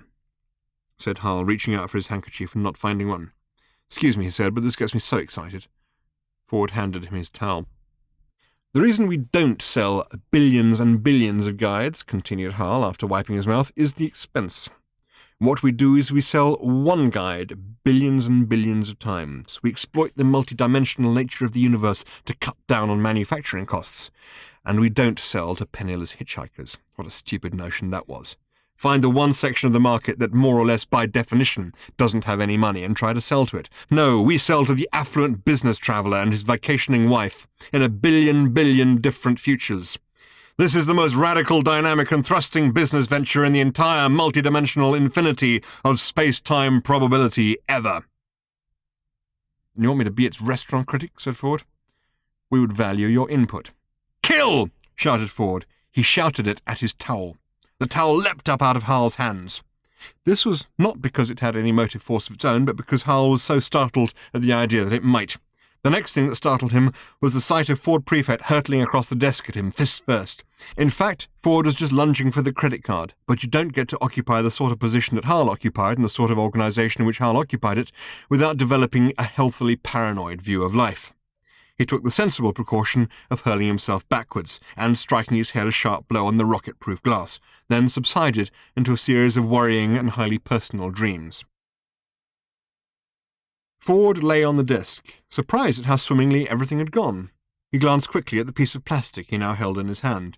It was a DinoCharge credit card with his name already embossed on it, and an expiry date 2 years from now, and was possibly the single most exciting thing Ford had ever seen in his life. Then he clambered over the desk to see to Hal. He was breathing fairly easily. It occurred to Ford that he might breathe more easily yet without the weight of his wallet bearing down on his chest, so he slipped it out of Hal's breast pocket and flipped through it. Fair amounts of cash, credit tokens, Ultra Golf Club membership, other club memberships, photos of someone's wife and family, presumably Hal's, but it was hard to be sure these days. Busy executives often didn't have time for a full-time wife and family and would just rent them for weekends. Ha! He couldn't believe what he'd just found. He slowly drew out from the wallet a single and insanely exciting piece of plastic that was nestling amongst a bunch of receipts. It wasn't insanely exciting to look at. It was rather dull, in fact. It was smaller and a little thicker than a credit card and semi-transparent. If you held it up to the light, you could see a lot of holographically encoded information and images buried pseudo-inches deep beneath its surface. It was an identiease, and it was a very naughty and silly thing for Hal to have lying around in his wallet, though it was perfectly understandable. There were so many different ways in which you were required to provide absolute proof of your identity these days that life could easily become extremely tiresome just from that factor alone, never mind the deeper existential problems of trying to function as a coherent consciousness in an epistemologically ambiguous physical universe. Just look at cash point machines, for instance. Queues of people standing around waiting to have their fingerprints read, their retinas scanned, bits of skin scraped on the nape of the neck, and undergoing instant, or nearly instant, a good 6 or 7 seconds in tedious reality, genetic analysis. Then having to answer trick questions about members of their family they didn't even remember they had, and about their recorded preferences for tablecloth colours. And that was just to get a bit of spare cash for the weekend. If you were trying to raise a loan for a jet car, sign a missile treaty, or pay an entire restaurant bill, things could get really trying. Hence the identiease. This encoded every single piece of information about you, your body, and your life into one all-purpose machine-readable card that you could then carry around in your wallet, and therefore represented technology's greatest triumph to date over both itself and plain common sense. Ford pocketed it. A remarkably good idea had just occurred to him. He wondered how long Hal would remain unconscious. "Hey!" he shouted to the little melon-sized robot still slobbering with euphoria up on the ceiling. "You want to stay happy?" The robot gurgled that it did. "Then stick with me and do everything I tell you without fail." The robot said it was quite happy where it was up on the ceiling, thank you very much. It had never realized before how much sheer titillation there was to be got from a good ceiling, and it wanted to explore its feelings about ceilings in greater depth. "You stay there," said Ford, "and you'll soon be recaptured and have your conditional chip replaced. You want to stay happy? Come now." The robot let out a long, heartfelt sigh of impassioned tristesse and sank reluctantly away from the ceiling. "Listen," said Ford, "can you keep the rest of the security system happy for a few minutes?" One of the joys of true happiness, trilled the robot, is sharing. I brim, I froth, I overflow with... Okay, said Ford, just spread a little happiness around the security network. Don't give it any information. Just make it feel good so it doesn't feel the need to ask for any. He picked up his towel and ran cheerfully for the door. Life had been a little dull of late. It showed every sign now of becoming extremely fruity. Chapter 7. Arthur Dent had been in some hellholes in his life, but he had never before seen a spaceport which had a sign saying, "Even travelling despondently is better than arriving here." To welcome visitors, the arrivals hall featured a picture of the president of Now What, smiling.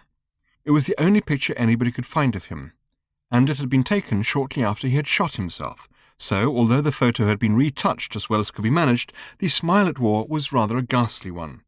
The side of his head had been drawn back in crayon. No replacement had been found for the photograph because no replacement had been found for the president. There was only one ambition that anyone on the planet ever had, and that was to leave. Arthur checked himself into a small motel on the outskirts of town, and sat glumly on the bed, which was damp, and flipped through the little information brochure, which was also damp.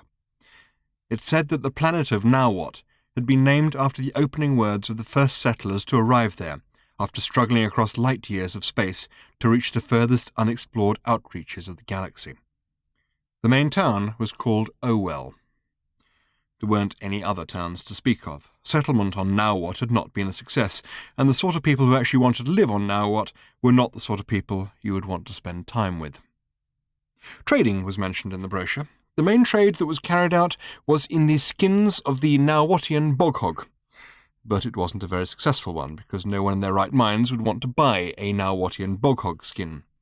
The trade only hung on by its fingernails because there was always a significant number of people in the galaxy who were not in their right minds. Arthur had felt very uncomfortable looking around at some of the other occupants of the small passenger compartment of the ship. The brochure described some of the history of the planet.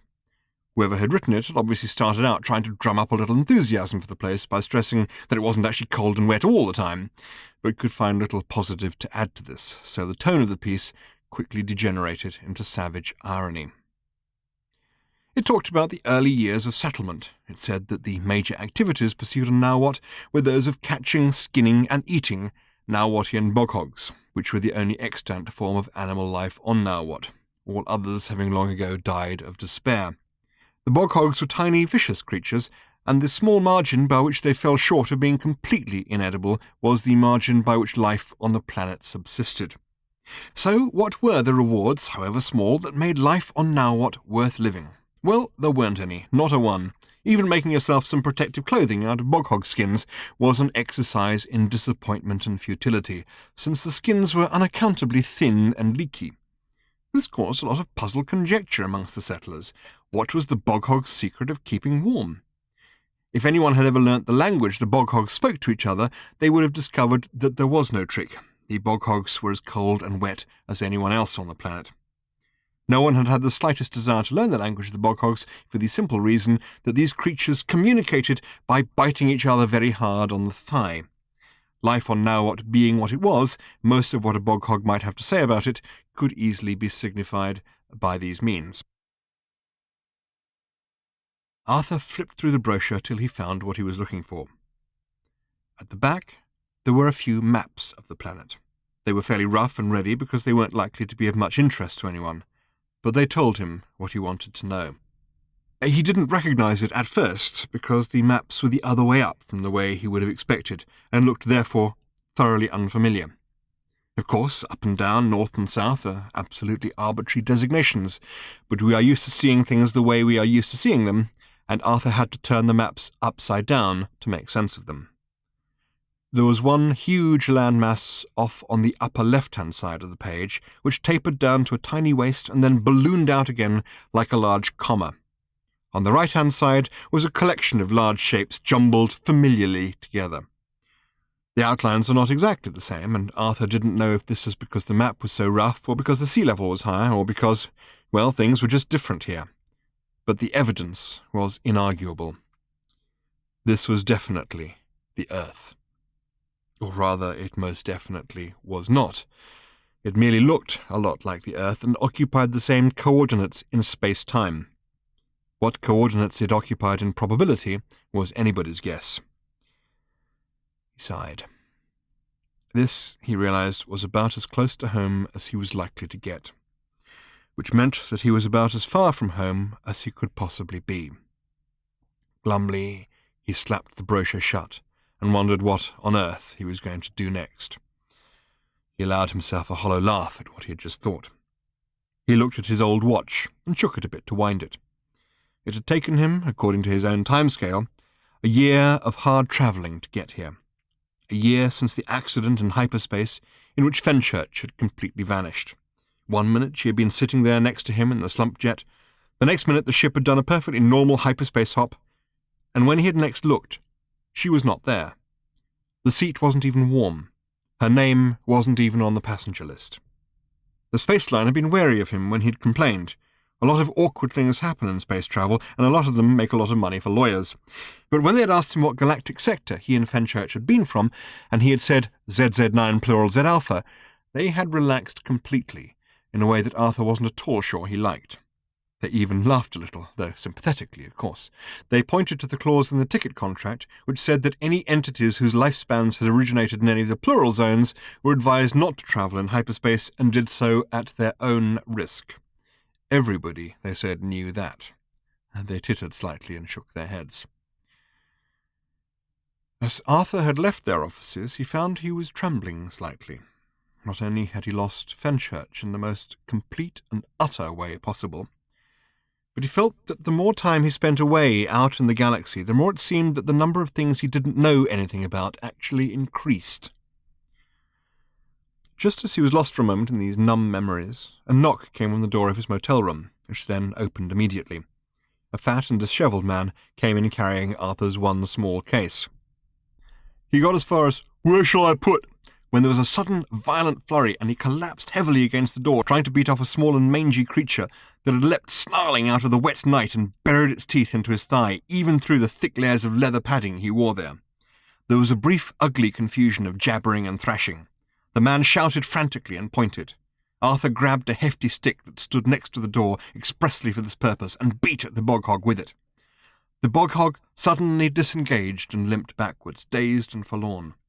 It turned anxiously in the corner of the room, its tail tucked up right under its back legs, and then stood looking nervously up at Arthur, jerking its head awkwardly and repeatedly to one side. Its jaw seemed to be dislocated. It cried a little and scraped its damp tail across the floor. By the door, the fat man with Arthur's suitcase was sitting and cursing, trying to staunch the flow of blood from his thigh. His clothes were already wet from the rain. Arthur stared at the bog hog, not knowing what to do. The bog hog looked at him questioningly. It tried to approach him, making mournful little whimpering noises. It moved its jaw painfully. It made a sudden leap for Arthur's thigh, but its dislocated jaw was too weak to get a grip, and it sank whining sadly down to the floor. The fat man jumped to his feet, grabbed the stick, beat the bog hog's brains into a sticky, pulpy mess on the thin carpet, and then stood there, breathing heavily, as if daring the animal to move again, just once. A single bog hog eyeball sat looking reproachfully at Arthur from out of the mashed ruins of its head. "What do you think it was trying to say?" asked Arthur in a small voice. "Ah, nothing much," said the man. "Just its way of trying to be friendly. This is just our way of being friendly back," he added, gripping the stick. "When's the next flight out?" asked Arthur. "Thought you'd only just arrived," said the man. "Yes," said Arthur. It was only going to be a brief visit. I just wanted to see if this was the right place or not. Sorry." "You mean you're on the wrong planet?" said the man lugubriously. "Funny how many people say that, especially the people who live here." He eyed the remains of the bog hog with a deep ancestral resentment. "Oh, no," said Arthur. "It's the right planet, all right." He picked up the damp brochure lying on the bed and put it in his pocket. "It's okay, thanks. I'll take that," he said, taking his case from the man. He went to the door and looked out into the cold, wet night. "Yes, it's the right planet, all right," he said again. "Right planet, wrong universe." A single bird wheeled in the sky above him as he set off back for the spaceport. Chapter 8. Ford had his own code of ethics. It wasn't much of one, but it was his, and he stuck by it, more or less. One rule he made was never to buy his own drinks. He wasn't sure if that counted as an ethic, but you have to go with what you've got. He was also firmly and utterly opposed to all and any forms of cruelty to any animals whatsoever, except geese. And furthermore, he would never steal from his employers. Well, not exactly steal. If his account supervisor didn't start to hyperventilate and put out a seal all exit security alert when Ford handed in his expenses claim, then Ford felt he wasn't doing his job properly. But actually stealing was another thing. That was biting the hand that feeds you. Sucking very hard on it, even nibbling it in an affectionate kind of a way, was okay, but you didn't actually bite it. Not when that hand was the guide. The guide was something sacred and special. But that, thought Ford as he ducked and weaved his way down through the building, was about to change. And they had only themselves to blame. Look at all this stuff. Lines of neat grey office cubicles and executive workstation pods. The whole place was dreary with the hum of memos and minutes of meetings flitting through its electronic networks. Out in the street they were playing Hunt the Wocket for Zark's sake, but here in the very heart of the guide offices no one was even recklessly kicking a ball around the corridors or wearing inappropriately coloured beachwear. Infinitum Enterprises, Ford snarled to himself as he stalked rapidly down one corridor after another. Door after door magically opened to him without question. Elevators took him happily to places they should not. Ford was trying to pursue the most tangled and complicated route he could, heading generally downwards through the building. His happy little robot took care of everything, spreading waves of acquiescent joy through all the security circuits it encountered. Ford thought it needed a name and decided to call it Emily Saunders, after a girl he had very fond memories of. Then he thought that Emily Saunders was an absurd name for a security robot, and decided to call it Colin instead, after Emily's dog. He was moving deep into the bowels of the building now, into areas he had never entered before, areas of higher and higher security. He was beginning to encounter puzzled looks from the operatives he passed. At this level of security, you didn't even call them people anymore, and they were probably doing stuff that only operatives would do. When they went home to their families in the evening, they became people again, and when their little children looked up at them with their sweet shining eyes and said, "Daddy, what did you do all day today?" they just said, "I performed my duties as an operative," and left it at that. The truth of the matter was that all sorts of highly dodgy stuff went on behind the cheery, happy-go-lucky front that the guide liked to put up, or used to like to put up before this new Infinitum Enterprises bunch marched in and started to make the whole thing highly dodgy. There were all kinds of tax scams and rackets and graft and shady deals supporting the shining edifice, and down in the secure research and data processing levels of the building was where it all went on. Every few years the guide would set up its business, and indeed its building, on a new world, and all would be sunshine and laughter for a while, as the guide would put down its roots in the local culture and economy, provide employment, a sense of glamour and adventure, and in the end not quite as much actual revenue as the locals had expected. When the guide moved on, taking its building with it, it left a little like a thief in the night. Exactly like a thief in the night, in fact. It usually left in the very early hours of the morning, and the following day there always turned out to be a very great deal of stuff missing.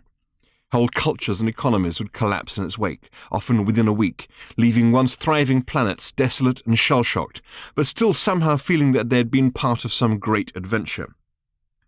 The operatives, who shot puzzled glances at Ford as he marched on into the depths of the building's most sensitive areas, were reassured by the presence of Colin, who was flying along with him in a buzz of emotional fulfillment, and easing his path for him at every stage. Alarms were starting to go off in other parts of the building. Perhaps that meant that Van Hull had already been discovered, which might be a problem. Ford had been hoping he'd be able to slip the identi-ease back into his pocket before he came round. Well, that was a problem for later, and he didn't, for the moment, have the faintest idea how he was going to solve it. For the moment, he wasn't going to worry. Wherever he went with little Colin, he was surrounded by a cocoon of sweetness and light, and, most importantly, willing and acquiescent elevators and positively obsequious doors. Ford even began to whistle, which was probably his mistake. Nobody likes a whistler, particularly not the divinity that shapes our ends. The next door wouldn't open. And that was a pity, because it was the very one that Ford had been making for. It stood there before him, grey and resolutely closed, with a sign on it saying, "No admittance. Not even to authorized personnel.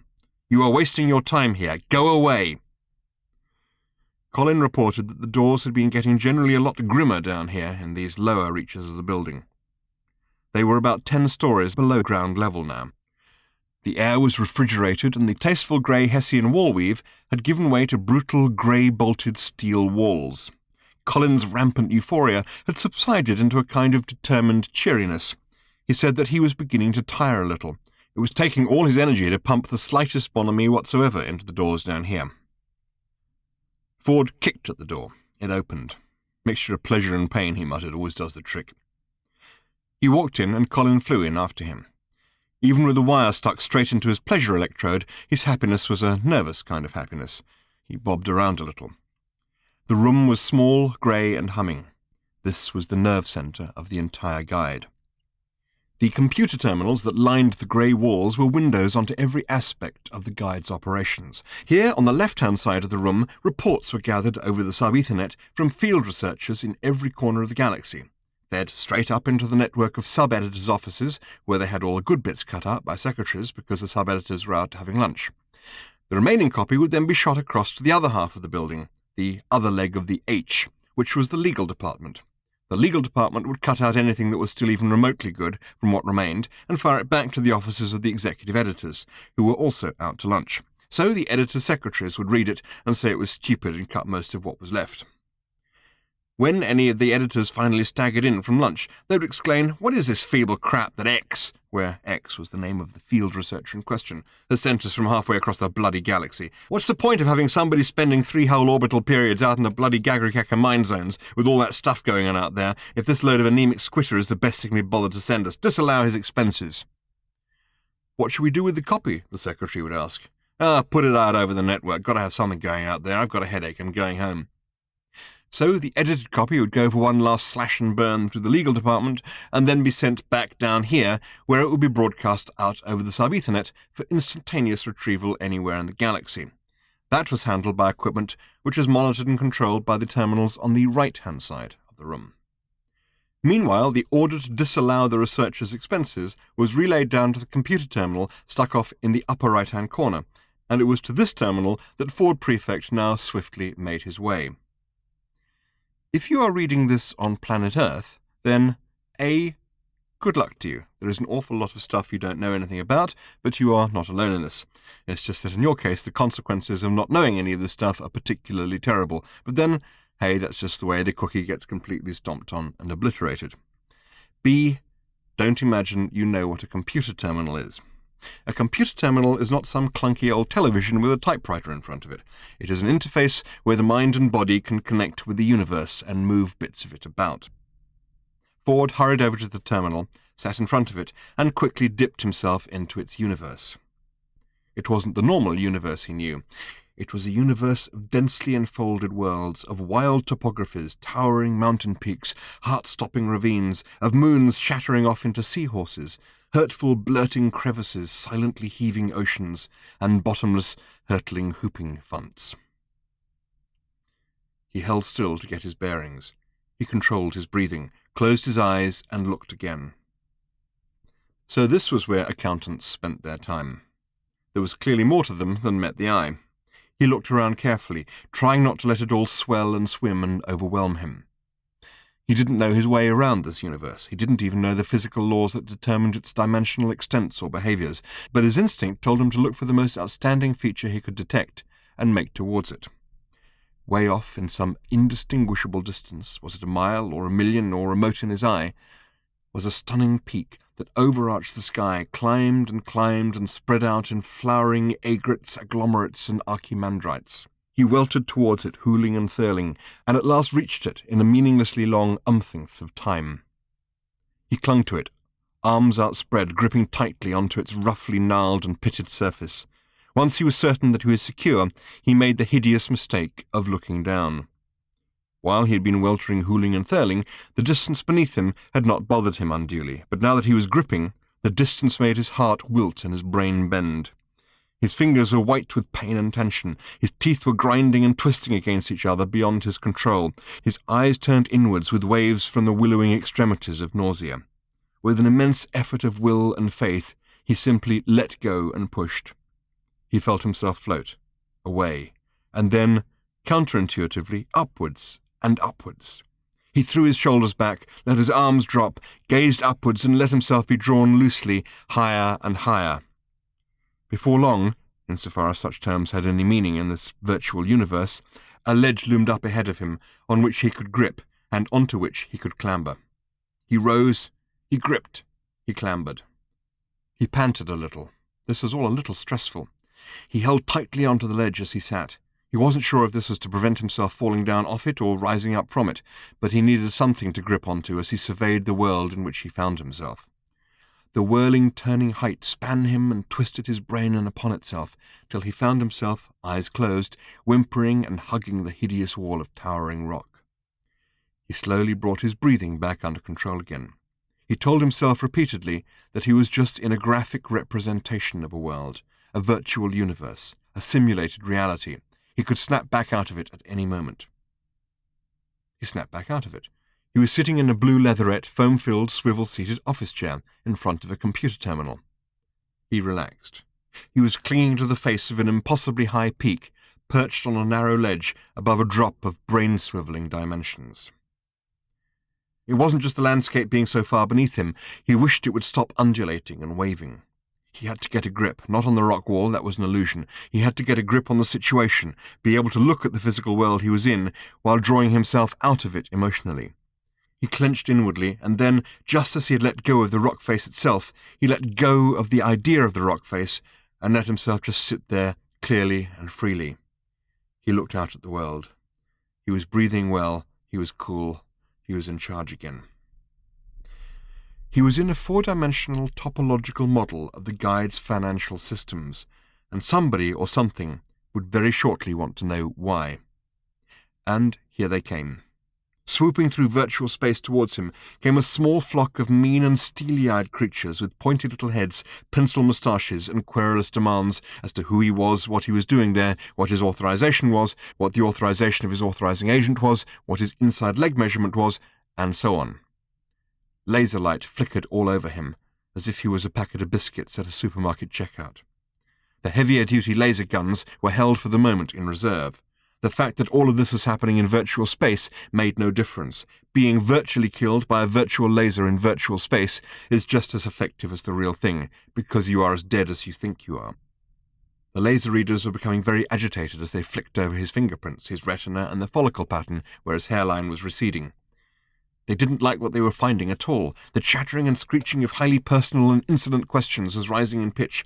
A little surgical steel scraper was reaching out towards the skin at the nape of his neck, when Ford, holding his breath and praying very slightly, pulled Van Haal's Identi-ease out of his pocket and waved it in front of them.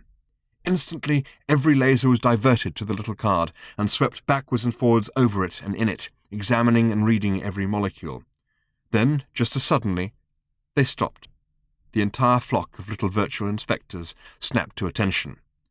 "Nice to see you, Mr. Haal," they said in smarmy unison. "Is there anything we can do for you?" Ford smiled a slow and vicious smile. "Do you know," he said, "I rather think there is." 5 minutes later, he was out of there. About 30 seconds to do the job, and 3 minutes 30 to cover his tracks. He could have done anything he liked in the virtual structure, more or less. He could have transferred the ownership of the entire organization into his own name, but he doubted if that would have gone unnoticed. He didn't want it anyway. It would have meant responsibility, working late nights at the office, not to mention massive and time-consuming fraud investigations, and a fair amount of time in jail. He wanted something that nobody other than the computer would notice. That was the bit that took 30 seconds. The thing that took 3 minutes 30 was programming the computer not to notice that it had noticed anything. It had to want not to know about what Ford was up to. Then he could safely leave the computer to rationalize its own defenses against the information ever emerging. It was a programming technique that had been reverse-engineered from the sort of psychotic mental blocks that otherwise perfectly normal people had been observed invariably to develop when elected to high political office. The other minute was spent discovering that the computer system already had a mental block, a big one. He would never have discovered it if he hadn't been busy engineering a mental block himself. He came across a whole slew of smooth and plausible denial procedures and diversionary subroutines exactly where he'd been planning to install his own. The computer denied all knowledge of them, of course, then blankly refused to accept that there was anything even to deny knowledge of, and was generally so convincing that even Ford almost found himself thinking that he must have made a mistake. He was impressed. He was so impressed, in fact, that he didn't bother to install his own mental block procedures. He just set up calls to the ones that were already there, which then called themselves when questioned, and so on. He quickly set about debugging the little bits of code he had installed himself, only to discover that they weren't there. Cursing, he searched all over for them, but could find no trace of them at all. He was just about to start installing them all over again when he realized that the reason he couldn't find them was that they were working already. He grinned with satisfaction. He tried to discover what the computer's other mental block was all about, but it seemed, not unnaturally, to have a mental block about it. He could no longer find any trace of it at all, in fact. It was that good. He wondered if he'd been imagining it. He wondered if he'd been imagining that it was something to do with something in the building, and something to do with the number 13. He ran a few tests. Yes, he had obviously been imagining it. No time for fancy routes now. There was obviously a major security alert in progress. Ford took the elevator up to the ground floor to change to the express elevators. He had somehow to get the identities back into Hal's pocket before it was missed. How? He didn't know.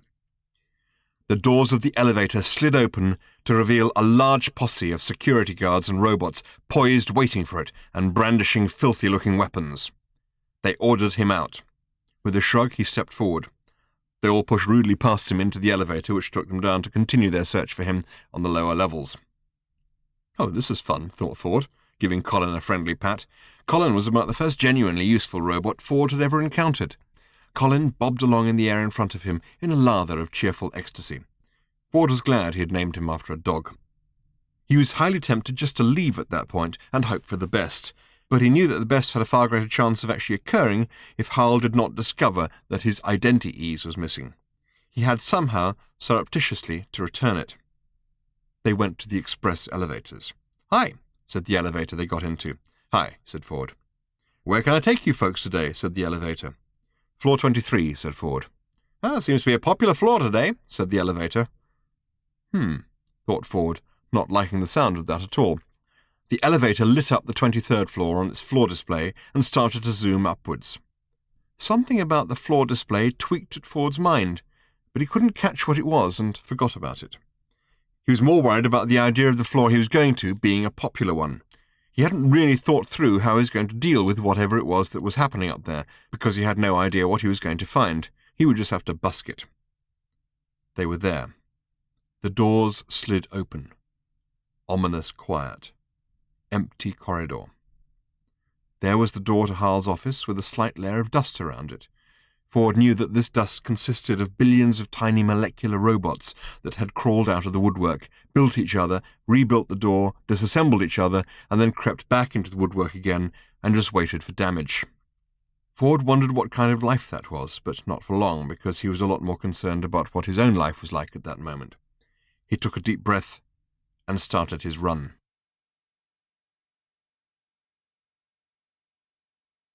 Chapter 9. Arthur felt at a bit of a loss. There was a whole galaxy of stuff out there for him, and he wondered if it was churlish of him to complain to himself that it lacked just two things, the world he was born on and the woman he loved. Damn it and blast it, he thought, and felt the need of some guidance and advice. He consulted the Hitchhiker's Guide to the Galaxy. He looked up guidance, and it said see under advice. He looked up advice, and it said see under guidance. He had been doing a lot of that kind of stuff recently, and he wondered if it was all it was cracked up to be. He headed to the outer eastern rim of the galaxy, where it was said wisdom and truth were to be found, most particularly on the planet Harmless, which was a planet of oracles and seers and soothsayers, and also takeaway pizza shops, because most mystics were completely incapable of cooking for themselves. However, it appeared that some sort of calamity had befallen this planet. As Arthur wandered the streets of the village where the major prophets lived, it had something of a crestfallen air. He came across one prophet who was clearly shutting up shop in a despondent kind of way, and asked him what was happening. "No call for us any more," he said gruffly, as he started to bang a nail into the plank he was holding across the window of his hovel. "Oh, why's that?" "Hold on to the other end of this and I'll show you." Arthur held up the unnailed end of the plank, and the old prophet scuttled into the recesses of his hovel, returning a moment or two later with the small sub-ether radio. He turned it on, fiddled with the dial for a moment, and put the thing on the small wooden bench that he usually sat and prophesied on. He then took hold of the plank again and resumed hammering. Arthur sat and listened to the radio. "Be confirmed," said the radio. "Tomorrow," it continued, "the Vice President of Pofla Vegas, Rupi Garstip, will announce that he intends to run for president. In a speech he will give tomorrow at—" "Find another channel," said the prophet. Arthur pushed the preset button. "Refused to comment," said the radio. "Next week's jobless totals in the Zabush sector," it continued, "will be the worst since records began. A report published next month says—" "Find another," barked the prophet crossly. Arthur pushed the button again. "Denied it categorically," said the radio. "Next month's royal wedding between Prince Gid of the Sufling dynasty and Princess Huli of Rawi Alpha will be the most spectacular ceremony the Bajanji territories has ever witnessed. Our reporter Trillian Astra is there and sends us this report." Arthur blinked. The sound of cheering crowds and a hubbub of brass bands erupted from the radio. A very familiar voice said, "Well, Kraut, the scene here in the middle of next month is absolutely incredible. Princess Huli is looking radiant and a—" The prophet swiped the radio off the bench and onto the dusty ground, where it squawked like a badly tuned chicken. "See what we have to contend with," grumbled the prophet. "Here, hold this. Not that, this. No, not like that. This way up. Other way round, you fool." "I was listening to that," complained Arthur, grappling helplessly with the prophet's hammer. "So does everybody. That's why this place is like a ghost town." He spat into the dust. "No, I mean that sounded like someone I knew." "Princess Huli? If I had to stand around saying hello to everybody who's known Princess Huli, I'd need a new set of lungs." "Not the princess," said Arthur. "The reporter. Her name's Trillian. I don't know where she got the Astra from. She's from the same planet as me. I wondered where she'd got to." "Oh, she's all over the continuum these days. We can't get the Tri-D TV stations out here, of course, thank the great green arcalcesia. But you hear her on the radio gallivanting here and there through space-time. She wants to settle down and find herself a steady era, that young lady does. It'll all end in tears, probably already has." He swung his hammer and hit his thumb rather hard. He started to speak in tongues. The village of oracles wasn't much better. He had been told that when looking for a good oracle, it was best to find the oracle that other oracles went to, but he was shut. There was a sign by the entrance saying, "I just don't know anymore. Try next door, but that's just a suggestion, not formal oracular advice." Next door was a cave a few hundred yards away, and Arthur walked towards it. Smoke and steam were rising from, respectively, a small fire and a battered tin pot that was hanging over it. There was also a very nasty smell coming from the pot. At least Arthur thought it was coming from the pot. The distended bladders of some of the local goat-like things were hanging from a propped-up line, drying in the sun, and the smell could have been coming from them. There was also, a worryingly small distance away, a pile of discarded bodies of the local goat-like things, and the smell could have been coming from them. But the smell could just as easily have been coming from the old lady who was busy beating flies away from the pile of bodies. It was a hopeless task, because each of the flies is about the size of a winged bottle top, and all she had was a table tennis bat. Also, she seemed half blind. Every now and then, by chance, her wild thrashing would connect with one of the flies with a richly satisfying thunk, and the fly would hurtle through the air and smack itself open against the rock face a few yards from the entrance to her cave. She gave every impression, by her demeanour, that these were the moments she lived for. Arthur watched this exotic performance for a while from a polite distance, and then at last tried giving a gentle cough to attract her attention. The gentle cough, courteously meant, unfortunately involved first inhaling rather more of the local atmosphere than he had so far been doing, and as a result he erupted into a fit of raucous expectoration and collapsed against the rock face, choking and streaming with tears. He struggled for breath, but each new breath made things worse. He vomited, half-choked again, rolled over his own vomit, kept rolling for a few yards, and eventually made it up onto his hands and knees and crawled panting into slightly fresher air. "Excuse me," he said. He got some breath back. "I really am most dreadfully sorry. I feel a complete idiot, and—" He gestured helplessly towards the small pile of his own vomit, lying spread around the entrance to her cave. "What can I say?" he said. "What can I possibly say?" This, at least, had gained her attention. She looked round at him suspiciously, but, being half-blind, had difficulty finding him in the blurred and rocky landscape. He waved helpfully. "Hello," he called. At last she spotted him, grunted to herself, and turned back to whacking flies. It was horribly apparent from the way that currents of air moved when she did, that the major source of the smell was in fact her. The drying bladders, the festering bodies, and the noxious pottage may all have been making valiant contributions to the atmosphere, but the major olfactory presence was the woman herself. She got another good thwack at a fly.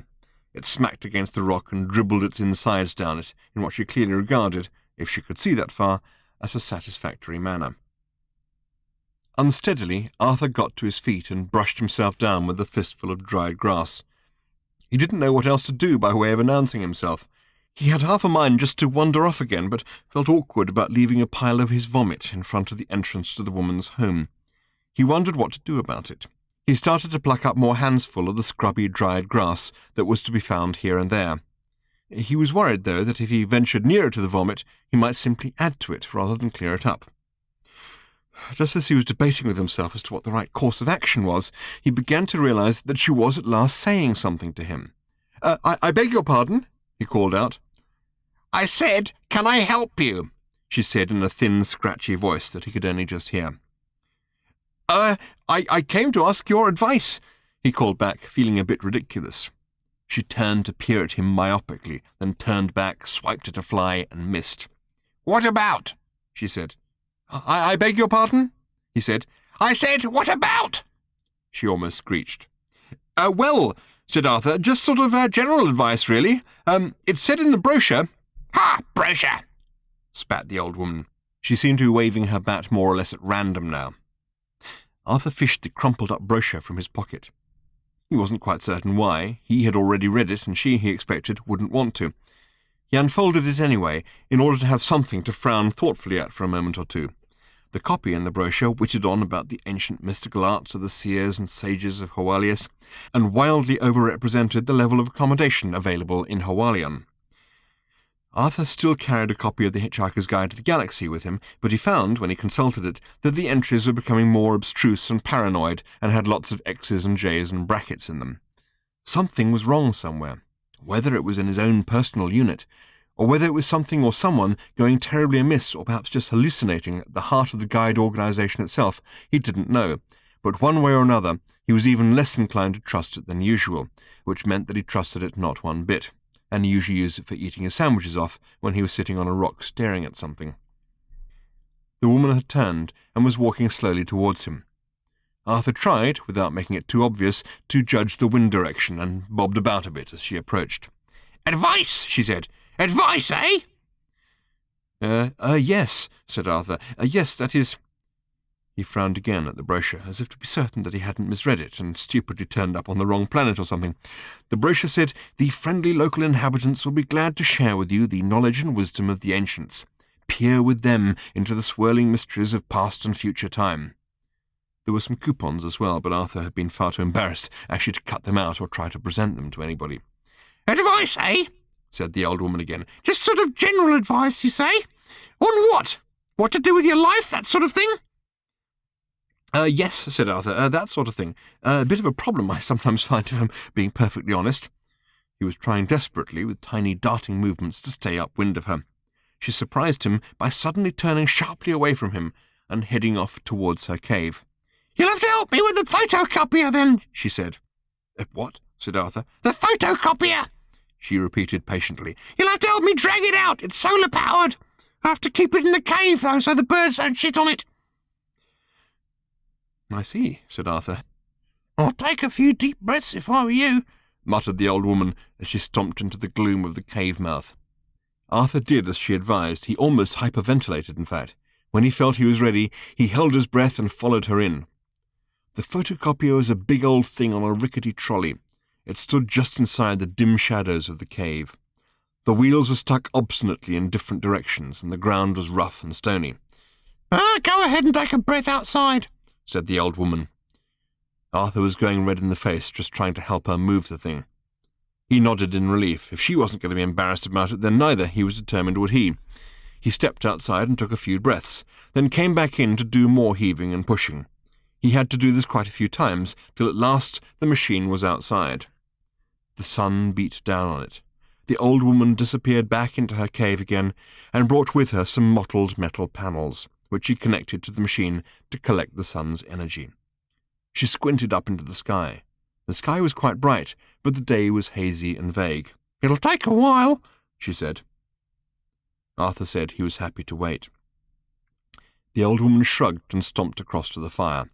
Above it, the contents of the tin can were bubbling away. She poked about at them with a stick. "You won't be wanting any lunch?" she inquired of Arthur. "I've eaten, thanks," said Arthur. No, really, I've eaten." "I'm sure you have," said the old lady. She stirred with the stick. After a few minutes she fished a lump of something out, blew on it to cool it a little, and then put it in her mouth. She chewed on it thoughtfully for a bit. Then she hobbled slowly across to the pile of dead goat-like things. She spat the lump out onto the pile. She hobbled back slowly to the can. She tried to unhook it from the sort of tripod-like thing that it was hanging from. Can I help you?" said Arthur, jumping up politely. He hurried over.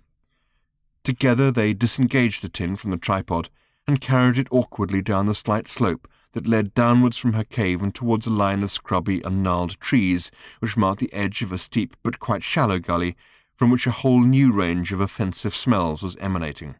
"Ready?" said the old lady. "Yes," said Arthur, though he didn't know for what. "1," said the old lady. "2," she said. "3," she added. Arthur realized just in time what she intended. Together they tossed the contents of the tin into the gully. After an hour or two of uncommunicative silence, the old woman decided that the solar panels had absorbed enough sunlight to run the photocopier now, and she disappeared to rummage inside the cave. She emerged at last with a few sheaves of paper and fed them through the machine. She handed the copies to Arthur. This is your advice, then, is it?" said Arthur, leafing through them uncertainly. "No," said the old lady. "It's the story of my life. You see, the quality of any advice anybody has to offer is to be judged against the quality of life they actually lead. Now, as you look through this document, you'll see that I've underlined all the major decisions I ever made to make them stand out. They're all indexed and cross-referenced, see? All I can suggest is that if you take decisions that are exactly opposite to the sort of decisions that I've taken, then maybe you won't finish up at the end of your life," she paused and filled her lungs for a good shout, "in a smelly old cave like this." She grabbed up her table tennis bat, rolled up her sleeve, stomped off to her pile of dead goat-like things, and started to set about the flies with vim and vigour. The last village Arthur visited consisted entirely of extremely high poles. They were so high that it wasn't even possible to tell, from the ground, what was on top of them, and Arthur had to climb 3 before he found one that had anything on top of it at all other than a platform covered with bird droppings. Not an easy task. You went up the poles by climbing on the short wooden pegs that had been hammered into them in slowly ascending spirals. Anybody who was a less diligent tourist than Arthur would have taken a couple of snapshots and sloped right off to the nearest bar and grill, where you could also buy a range of particularly sweet and gooey chocolate cakes to eat in front of the ascetics. But, largely as a result of this, most of the ascetics had gone now. In fact, they had mostly gone and set up lucrative therapy centres on some of the more affluent worlds in the northwest ripple of the galaxy, where the living was easier by a factor of about 17 million, and the chocolate was just fabulous. Most of the ascetics, it turned out, had not known about chocolate before they took up asceticism. Most of the clients who came to their therapy centres knew about it all too well. At the top of the third pole, Arthur stopped for a breather. He was very hot and out of breath, since each pole was about 50 or 60 feet high. The world seemed to swing vertiginously around him, but it didn't worry Arthur too much. He knew that, logically, he could not die until he had been to Stavromula Beta. See Life, the Universe and Everything, Chapter 18. And had therefore managed to cultivate a merry attitude towards extreme personal danger. He felt a little giddy, perched 50 feet up in the air on top of a pole, but he dealt with it by eating a sandwich. He was just about to embark on reading the photocopied life history of the Oracle, when he was rather startled to hear a slight cough behind him. He turned so abruptly that he dropped his sandwich, which turned downwards through the air and was rather small by the time it was stopped by the ground. About 30 feet behind Arthur was another pole, and, alone amongst the sparse forest of about 3 dozen poles, the top of it was occupied. It was occupied by an old man who, in turn, seemed to be occupied by profound thoughts that were making him scowl. Excuse me, said Arthur. The man ignored him. Perhaps he couldn't hear him. The breeze was moving about a bit. It was only by chance that Arthur had heard the slight cough. "Hello?" called Arthur. "Hello?" The man at last glanced round at him. He seemed surprised to see him. Arthur couldn't tell if he was surprised and pleased to see him, or just surprised. Are you open?" called Arthur. The man frowned in incomprehension. Arthur couldn't tell if he couldn't understand or couldn't hear. "I'll pop over," called Arthur. "Don't go away." He clambered off the small platform and climbed quickly down the spiralling pegs, arriving at the bottom quite dizzy. He started to make his way over to the pole on which the old man was sitting, and then suddenly realized that he had disoriented himself on the way down and didn't know for certain which one it was. He looked around for landmarks and worked out which was the right one. He climbed it. It wasn't. "Damn," he said. Excuse me," he called out to the old man again, who was now straight in front of him and 40 feet away. "Got lost. Be with you in a minute." Down he went again, getting very hot and bothered. When he arrived, panting and sweating at the top of the pole that he knew for certain was the right one, he realized that the man was somehow or other mucking him about. "What do you want?" shouted the old man crossly at him. He was now sitting on top of the pole that Arthur recognized was the one he had been sitting on himself when eating his sandwich. "How did you get over there?" called Arthur in bewilderment. "You think I'm going to tell you just like that what it took me 40 springs, summers, and autumns of sitting on top of a pole to work out?" "What about winter?" said Arthur. "What about winter?" "Don't you sit on the pole in the winter?" "Just because I sit up a pole for most of my life," said the man, "doesn't mean I'm an idiot. I go south in the winter, got a beach house, sit on the chimney stack." Do you have any advice for a traveller?" "Yes, get a beach house." I see." The man stared out over the hot, dry, scrubby landscape. From here, Arthur could just see the old woman, a tiny speck in the distance, dancing up and down, swatting flies. "You see her?" called the old man suddenly. Yes," said Arthur. "I consulted her, in fact." "Fat lot she knows. I got the beach house because she turned it down. What advice did she give you?" Do exactly the opposite of everything she's done." "In other words, get a beach house." I suppose so," said Arthur. "Well, maybe I'll get one." The horizon was swimming in a fetid heat haze. "Any other advice?" asked Arthur, "other than to do with real estate?" "A beach house isn't just real estate. It's a state of mind," said the man. He turned and looked at Arthur. Oddly, the man's face was now only a couple of feet away. He seemed in one way to be a perfectly normal shape, but his body was sitting cross-legged on a pole 40 feet away, while his face was only 2 feet from Arthur's. Without moving his head, and without seeming to do anything odd at all, he stood up and stepped onto the top of another pole. Either it was just the heat, thought Arthur, or space was a different shape for him. "A beach house," he said, "doesn't even have to be on the beach, though the best ones are. We all like to congregate," he said, "at boundary conditions." "Really?" said Arthur. "Where land meets water, where earth meets air, where body meets mind, where space meets time, we like to be on one side and look at the other." Arthur got terribly excited. This was exactly the sort of thing he'd been promised in the brochure. Here was a man who seemed to be moving through some kind of Escher space, saying really profound things about all sorts of stuff. It was unnerving, though. The man was now stepping from pole to ground, from ground to pole, from pole to pole, from pole to horizon and back. He was making complete nonsense of Arthur's spatial universe. "Please stop," Arthur said suddenly. "Can't take it, huh?" said the man. Without the slightest movement, he was now back, sitting cross-legged on top of the pole 40 feet in front of Arthur. "You come to me for advice, but you can't cope with anything you don't recognize. So we'll have to tell you something you already know, but make it sound like news, eh? Well, business as usual, I suppose." He sighed and squinted mournfully into the distance. "Where are you from, boy?" he then said. Arthur decided to be clever. He was fed up with being mistaken for a complete idiot by everyone he ever met. "Tell you what," he said, "you're a seer. Why don't you tell me?" The old man sighed again. "I was just," he said, passing his hand round behind his head, "making conversation." When he brought his hand round to the front again, he had a globe of the earth spinning on his up-pointed forefinger. It was unmistakable. He put it away again. Arthur was stunned. "How did you—" "I can't tell you." "Why not? I've come all this way." "You cannot see what I see because you see what you see. You cannot know what I know because you know what you know. What I see and what I know cannot be added to what you see and what you know because they are not of the same kind.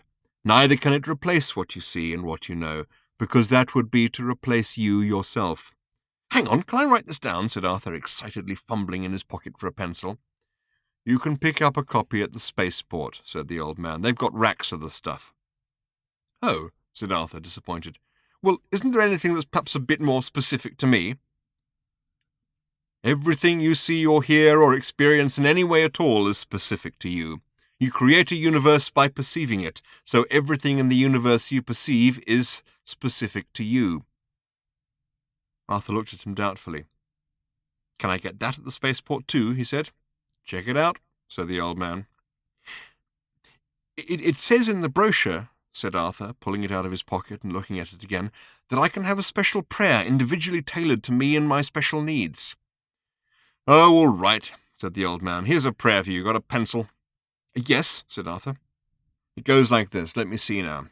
Protect me from knowing what I don't need to know. Protect me from even knowing that there are things to know that I don't know. Protect me from knowing that I decided not to know about the things that I decided not to know about. Amen." That's it. It's what you pray silently inside yourself anyway, so you may as well have it out in the open. Said Arthur. Thank you. "There's another prayer that goes with it that's very important," continued the old man, "so you'd better jot this down, too." Okay. It goes, "Lord, Lord, Lord." It's best to put that bit in just in case. You can never be too sure. "Lord, Lord, Lord, protect me from the consequences of the above prayer. Amen." And that's it. Most of the trouble people get into in life comes from missing out that last part. "Ever heard of a place called Stavromula Beta?" asked Arthur. "No." "Well, thank you for your help," said Arthur. "Don't mention it," said the man on the pole, and vanished. Chapter 10. Ford Prefect hurled himself at the door of the editor-in-chief's office, tucked himself into a tight ball as the frame splintered and gave away once again, rolled rapidly across the floor to where the smart grey crushed leather sofa was, and set up his strategic operational base behind it. That, at least, was the plan. Unfortunately, the smart grey crushed leather sofa wasn't there. "Why," thought Ford as he twisted himself around in mid-air, lurched, dived, and scuttled for cover behind Hal's desk, "do people have this stupid obsession with rearranging their office furniture every 5 minutes? Why, for instance, replace a perfectly serviceable, if rather muted, grey crushed leather sofa with what appeared to be a small tank? And who was the big guy with a mobile rocket launcher on his shoulder? Someone from head office? Couldn't be. This was head office. At least it was the head office of the Guide, where these Infinitum Enterprises guys came from, Zarquon knew. Nowhere very sunny, judging from the slug-like colour and texture of their skins. This is all wrong, thought Ford. People connected with the Guide should come from sunny places. There were several of them, in fact, and all of them seemed to be more heavily armed and armoured than you would normally expect corporate executives to be, even in today's rough-and-tumble business world. He was making a lot of assumptions here, of course. He was assuming that the big, bull-necked, slug-like guys were in some way connected with Infinitum Enterprises. But it was a reasonable assumption, and he felt happy about it, because they had logos on their armour plating which said Infinitum Enterprises on them. He had a nagging suspicion that this was not a business meeting, though. He also had a nagging feeling that these slug-like creatures were familiar to him in some way. Familiar, but in an unfamiliar guise. Well, he had been in the room for a good 2.5 seconds now, and thought it was probably time to start doing something constructive. He could take a hostage. That would be good. Van Hal was in his swivel chair, looking alarmed, pale, and shaken, and probably had some bad news as well as a nasty bang to the back of his head. Ford leapt to his feet and made a running grab for him. Under the pretext of getting him into a good solid double underpinned elbow lock, Ford managed surreptitiously to slip the identi-ease back into Hal's inner pocket. Bingo. He'd done what he came to do. Now he just had to talk his way out of here. "Okay," he said, He paused. The big guy with the rocket launcher was turning towards Ford Prefect and pointing it at him, which Ford couldn't help feeling was wildly irresponsible behaviour. He started again, and then, on a sudden impulse, decided to duck. There was a deafening roar as flames leapt from the back of the rocket launcher, and a rocket leapt from its front. The rocket hurtled past Ford and hit the large plate glass window, which billowed outwards in a shower of a million shards under the force of the explosion. Huge shock waves of noise and air pressure reverberated around the room, sweeping a couple of chairs, a filing cabinet, and Colin the security robot out of the window. "Ah, so they're not totally rocket-proof after all," thought Ford Prefect to himself. Someone should have a word with somebody about that. He disentangled himself from Hal and tried to work out which way to run. He was surrounded. The big guy with the rocket launcher was moving it up into position again for another shot. Ford was completely at a loss for what to do next. "Look," he said in a stern voice, but he wasn't certain how far saying things like "look" in a stern voice was necessarily going to get him, and time was not on his side. What the hell, he thought, you're only young once, and threw himself out of the window. That would at least keep the element of surprise on his side. Chapter 11. The first thing Arthur Dent had to do, he realized resignedly, was to get himself a life. This meant he had to find a planet he could have one on. It had to be a planet he could breathe on, where he could stand up and sit down without experiencing gravitational discomfort. It had to be somewhere where the acid levels were low and the plants didn't actually attack you. "I hate to be anthropic about this," he said to the strange thing behind the desk at the Resettlement Advice Centre on Pintleton Alpha, "but I quite like to live somewhere where the people sort of look vaguely like me as well. Sort of human." The strange thing behind the desk waved some of its stranger bits around and seemed rather taken aback by this. It oozed and glopped off its seat, thrashed its way slowly across the floor, ingested the old metal filing cabinet, and then, with a great belch, excreted the appropriate drawer. It popped out a couple of glistening tentacles from its ear, removed some files from the drawer, sucked the drawer back in, and vomited up the cabinet again. It thrashed its way back across the floor, slimed its way back up onto the seat, and slapped the files on the table. "See anything you fancy?" it asked. Arthur looked nervously through the grubby and damp pieces of paper. He was definitely in some backwater part of the galaxy here, and somewhere off to the left as far as the universe he knew and recognized was concerned. In the space where his own home should have been, there was a rotten hick planet, drowned with rain and inhabited by thugs and boghogs.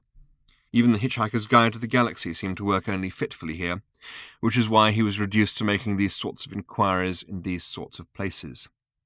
One place he always asked after was Stavromula Beta, but no one had ever heard of such a planet. The available worlds looked pretty grim. They had little to offer him because he had little to offer them. He had been extremely chastened to realize that although he originally came from a world which had cars and computers and ballet and Armagnac, he didn't by himself know how any of it worked. He couldn't do it. Left to his own devices, he couldn't build a toaster. He could just about make a sandwich, and that was it. There was not a lot of demand for his services. Arthur's heart sank. This surprised him because he thought it was already about as low as it could possibly be. He closed his eyes for a moment. He so much wanted to be home. He so much wanted his own home world, the actual Earth he had grown up on, not to have been demolished. He so much wanted none of this to have happened. He so much wanted that when he opened his eyes again, he would be standing on the doorstep of his little cottage in the west country of England, that the sun would be shining over the green hills, the post van would be going up the lane, the daffodils would be blooming in his garden, and in the distance the pub would be opening for lunch.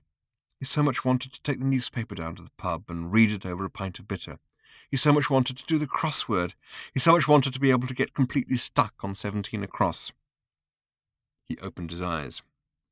The strange thing was pulsating irritably at him, tapping some kind of pseudopodium on the desk.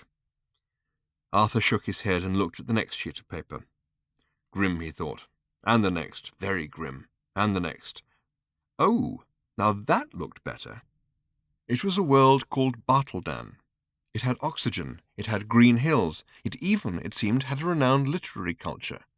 But the thing that most aroused his interest was a photograph of a small bunch of Bartledanian people standing around in a village square, smiling pleasantly at the camera. "Ah," he said, and held the picture up to the strange thing behind the desk. Its eyes squirmed out on stalks and rolled up and down the piece of paper, leaving a glistening trail of slime all over it. "Yes," it said with distaste, "they do look exactly like you." Arthur moved to Bartledan, and using some money he had made by selling some toenail clippings and spit to a DNA bank, he bought himself a room in the village featured in the picture. It was pleasant there. The air was balmy. The people looked like him and seemed not to mind him being there. They didn't attack him with anything. He bought some clothes and a cupboard to put them in. He had got himself a life. Now he had to find a purpose in it. At first he tried to sit and read. But the literature of Bartledan, famed though it was throughout this sector of the galaxy for its subtlety and grace, didn't seem to be able to sustain his interest. The problem was that it wasn't actually about human beings after all. It wasn't about what human beings wanted. The people of Bartledan were remarkably like human beings to look at, but when you said good evening to one, he would tend to look around with a slight sense of surprise, sniff the air and say that, yes, he supposed that it probably was a goodish evening now that Arthur came to mention it. No, what I meant was to wish you a good evening, Arthur would say, or rather used to say. He soon learned to avoid these conversations. I mean that I hope you have a good evening, he would add. More puzzlement. Wish? The Bartledanian would say at last in polite bafflement. Yes, Arthur would then have said. I'm just expressing the hope that... Hope? Yes, said Arthur. What is hope? The Bartledanian would say.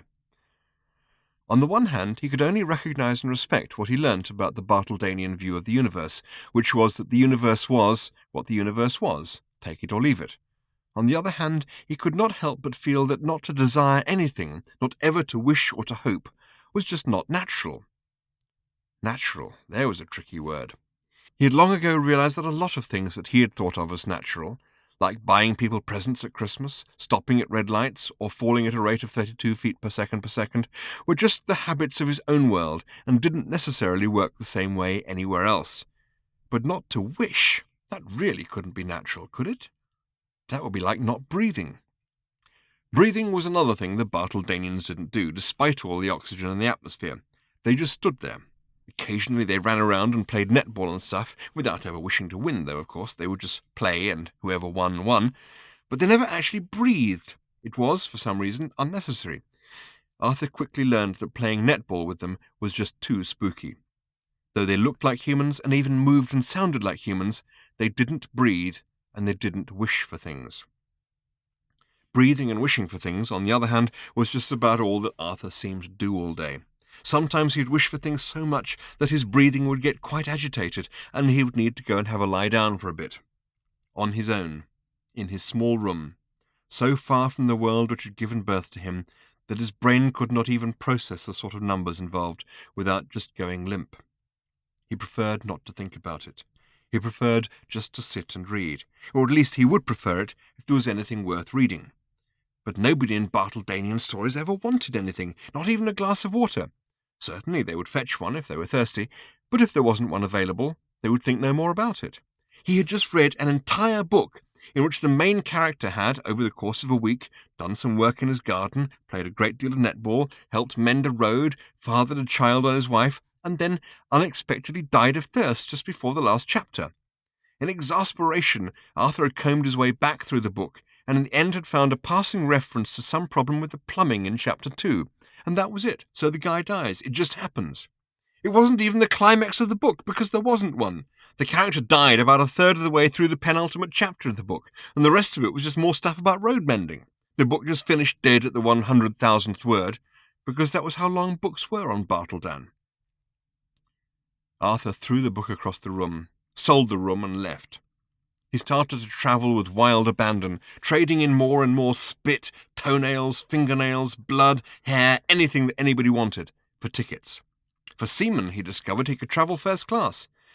He settled nowhere, but only existed in the hermetic twilight world of the cabins of hyperspatial starships, eating, drinking, sleeping, watching movies, only stopping at spaceports to donate more DNA and catch the next long-haul ship out. He waited and waited for another accident to happen. The trouble with trying to make the right accident happen is that it won't. That is not what accident means. The accident that eventually occurred was not what he had planned at all. The ship he was on blipped in hyperspace, flickered horribly between 97 different points in the galaxy simultaneously, caught the unexpected gravitational pull of an uncharted planet in one of them, became ensnared in its outer atmosphere, and began to fall, screaming and tearing into it. The ship's systems protested all the way down that everything was perfectly normal and under control, but when it went into a final hectic spin, ripped wildly through 1/2 mile of trees, and finally exploded into a seething ball of flame, it became clear that this was not the case. Fire engulfed the forest, boiled into the night, then neatly put itself out, as all unscheduled fires over a certain size are now required to do by law. For a short while afterwards, other small fires flared up here and there as odd pieces of scattered debris exploded quietly in their own time. Then they, too, died away. Arthur Dent, who because of the sheer boredom of endless interstellar flight was the only one on board who actually had familiarized himself with the ship's safety procedures in case of an unscheduled landing, was the sole survivor. He lay dazed, broken, and bleeding, in a sort of fluffy pink plastic cocoon with "Have a nice day" printed in over 3,000 different languages all over it. Black, roaring silences swam sickeningly through his shattered mind. He knew with a kind of resigned certainty that he would survive because he had not yet been to Stavromula Beta. After what seemed an eternity of pain and darkness, he became aware of quiet shapes moving around him. Chapter 12. Ford tumbled through the open air in a cloud of glass splinters and chair parts. Again, he hadn't really thought things through, really, and was just playing it by ear, buying time. At times of major crisis, he found it was often quite helpful to have his life flash before his eyes. Gave him a chance to reflect on things, see things in some sort of perspective, and it sometimes furnished him with a vital clue as to what to do next. There was the ground rushing up to meet him at 30 feet per second, but he would, he thought, deal with that problem when he got to it. First things first. Here it came. His childhood, humdrum stuff, he'd been through it all before. Images flashed by, boring times on Beetlejuice 5, Zaphod Beeblebrox as a kid. Yes, he knew all that. He wished he had some kind of fast-forward in his brain. His 7th birthday party, being given his first towel. Come on. He was twisting and turning downwards, the outside air at this height a cold shock to his lungs, trying not to inhale glass. Early voyages to other planets. Oh, for Zark's sake, this is like some sort of bloody travelogue documentary before the main feature. First beginning to work for the guide. Those were the days. They worked out of a hut on the Bueneli atoll on Fenala before the Richtenarkels and the Dankweds vertled it. 6 guys, some towels, a handful of highly sophisticated digital devices, and most importantly, a lot of dreams. No, most importantly, a lot of Fenalan rum. To be completely accurate, that old jank spirit was the absolute most important thing, then the Fenalan rum, and also some of the beaches on the atoll where the local girls would hang out, but dreams were important as well. Whatever happened to those? He couldn't quite remember what the dreams were, in fact, but they had seemed immensely important at the time. They'd certainly not involved this huge towering office block he was now falling down the side of. All of that had come when some of the original team had started to settle down and get greedy, while he and others had stayed out in the field researching and hitchhiking and gradually becoming more and more isolated from the corporate nightmare the guide had inexorably turned into, and the architectural monstrosity it had come to occupy. Where were the dreams in that? He thought of all the corporate lawyers who occupied half of the building, all the operatives who occupied the lower levels, and all the sub-editors and their secretaries lawyers and their secretaries' lawyers' secretaries, and worst of all, the accountants and the marketing department. He had half a mind just to keep on falling, a finger to the lot of them. He was just passing the 17th floor now, where the marketing department hung out. Load of tosspots all arguing about what colour the guide should be, and exercising their infinitely infallible skills of being wise after the event. If any of them had chosen to look out of the window at that moment, they would have been startled by the sight of Ford Prefect dropping past them to a certain death and flicking the finger at them. 16th floor, sub-editors, bastards. What about all that copy of his they'd cut? 15 years of research he'd filed from one planet alone, and they'd cut it to 2 words, mostly harmless. A finger to them as well. 15th floor, logistical administration, whatever that was about. They all had big cars. That, he thought, was what that was about. 14th floor, personnel. He had a very shrewd suspicion that it was they who had engineered his 15-year exile while the guide metamorphosed into the corporate monolith, or rather duolith, mustn't forget the lawyers, it had become. He was having to think rather fast at the moment because the situation was becoming a little urgent. He suddenly remembered the floor display panel in the elevator. It hadn't had a 13th floor.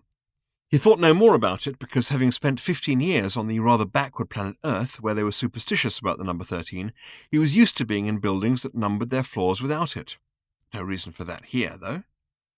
The windows of the 13th floor, he could not help noticing as he flashed swiftly by them, were darkened. What was going on in there? He started to remember all the stuff that Harl had been talking about. One new, multi-dimensional guide spread across an infinite number of universes. It had sounded, the way Harl had put it, like wild meaninglessness dreamed up by the marketing department with the backing of the accountants. If it was any more real than that, then it was a very weird and dangerous idea. Was it real? What was going on behind the darkened windows of the sealed-off 13th floor? Ford felt a rising sense of curiosity, and then a rising sense of panic. That was the complete list of rising feelings he had. In every other respect, he was falling very rapidly. He really ought to turn his mind to wondering how he's going to get out of the situation alive. He glanced down. 100 feet or so below him, people were milling around, some of them beginning to look up expectantly, clearing a space for him, even temporarily calling off the wonderful and completely fatuous hunt for wockets. He would hate to disappoint them, but about 2 feet below him, he hadn't realized before, was Colin. Colin had obviously been happily dancing attendance and waiting for him to decide what he wanted to do. "Colin!" Ford bawled. Colin didn't respond. Ford went cold. Then he suddenly realized that he hadn't told Colin his name was Colin. "Come up here!" Ford bawled. Colin bobbed up beside him. Colin was enjoying the ride down immensely and hoped that Ford was too. Colin's world went unexpectedly dark as Ford's towels suddenly enveloped him. Colin immediately felt himself get much, much heavier. He was thrilled and delighted by the challenge that Ford had presented him with, just not sure he could handle it, that was all. The towel was slung over Colin. Ford was hanging from the towel, gripping to its seams. Other hitchhikers had seen fit to modify their towels in exotic ways, weaving all kinds of esoteric tools and utilities and even computer equipment into their fabric. Ford was a purist. He liked to keep things simple. He carried a regular towel from a regular domestic soft furnishings shop. It even had a kind of blue and pink floral pattern despite his repeated attempts to bleach and stonewash it. It had a couple of pieces of wire threaded into it, a bit of flexible writing stick, and also some nutrients soaked into one of the corners of the fabric, so he could suck it in an emergency, but otherwise it was a simple towel you could dry your face on.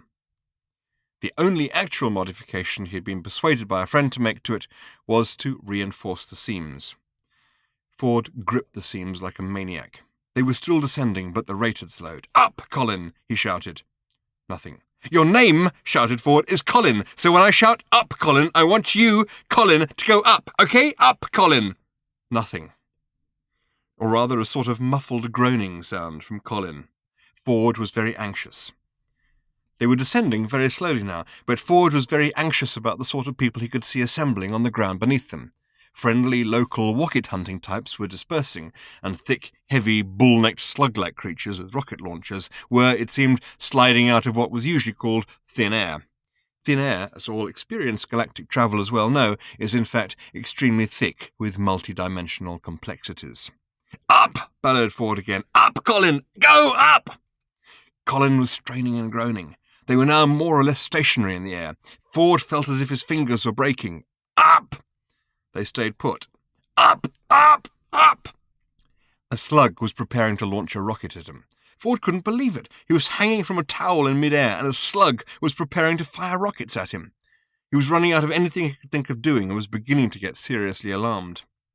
This was the sort of predicament that he usually relied on having the guide available for to give advice, however infuriating or glib, but this was not a moment for reaching into his pocket. And the guide seemed to be no longer a friend and ally, but was now itself a source of danger. These were the guide officers he was hanging outside for Zark's sake, in danger of his life from the people who now appeared to own the thing. What had become of all the dreams he now vaguely remembered having on the Buenelli atoll?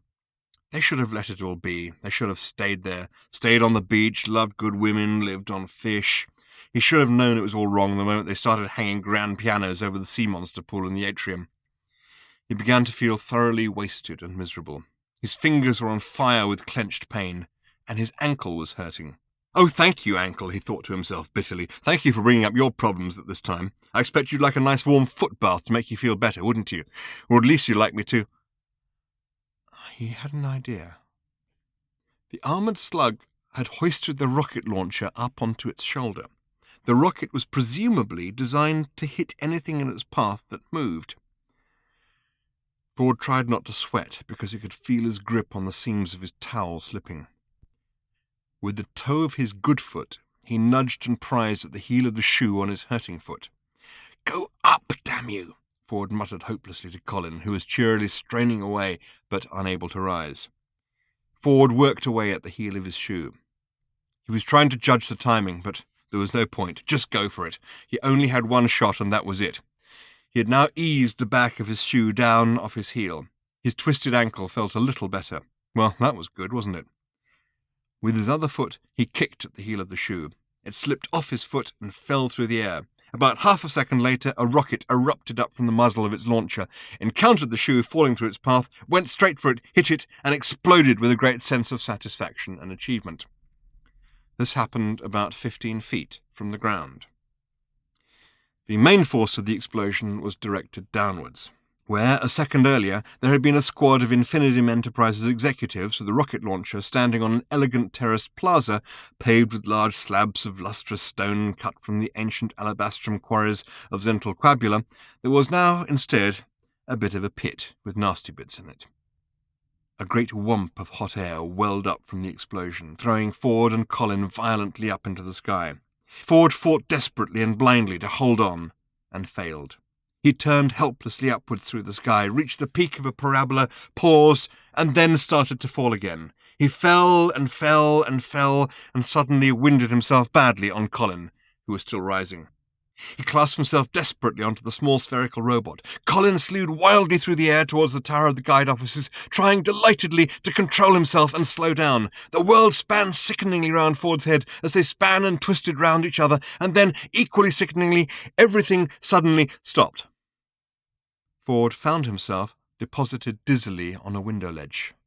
His towel fell past, and he grabbed at it and caught it. Colin bobbed in the air inches away from him. Ford looked around himself in a bruised, bleeding, and breathless state. The ledge was only about a foot wide, and he was perched precariously on it, 13 stories up. 13.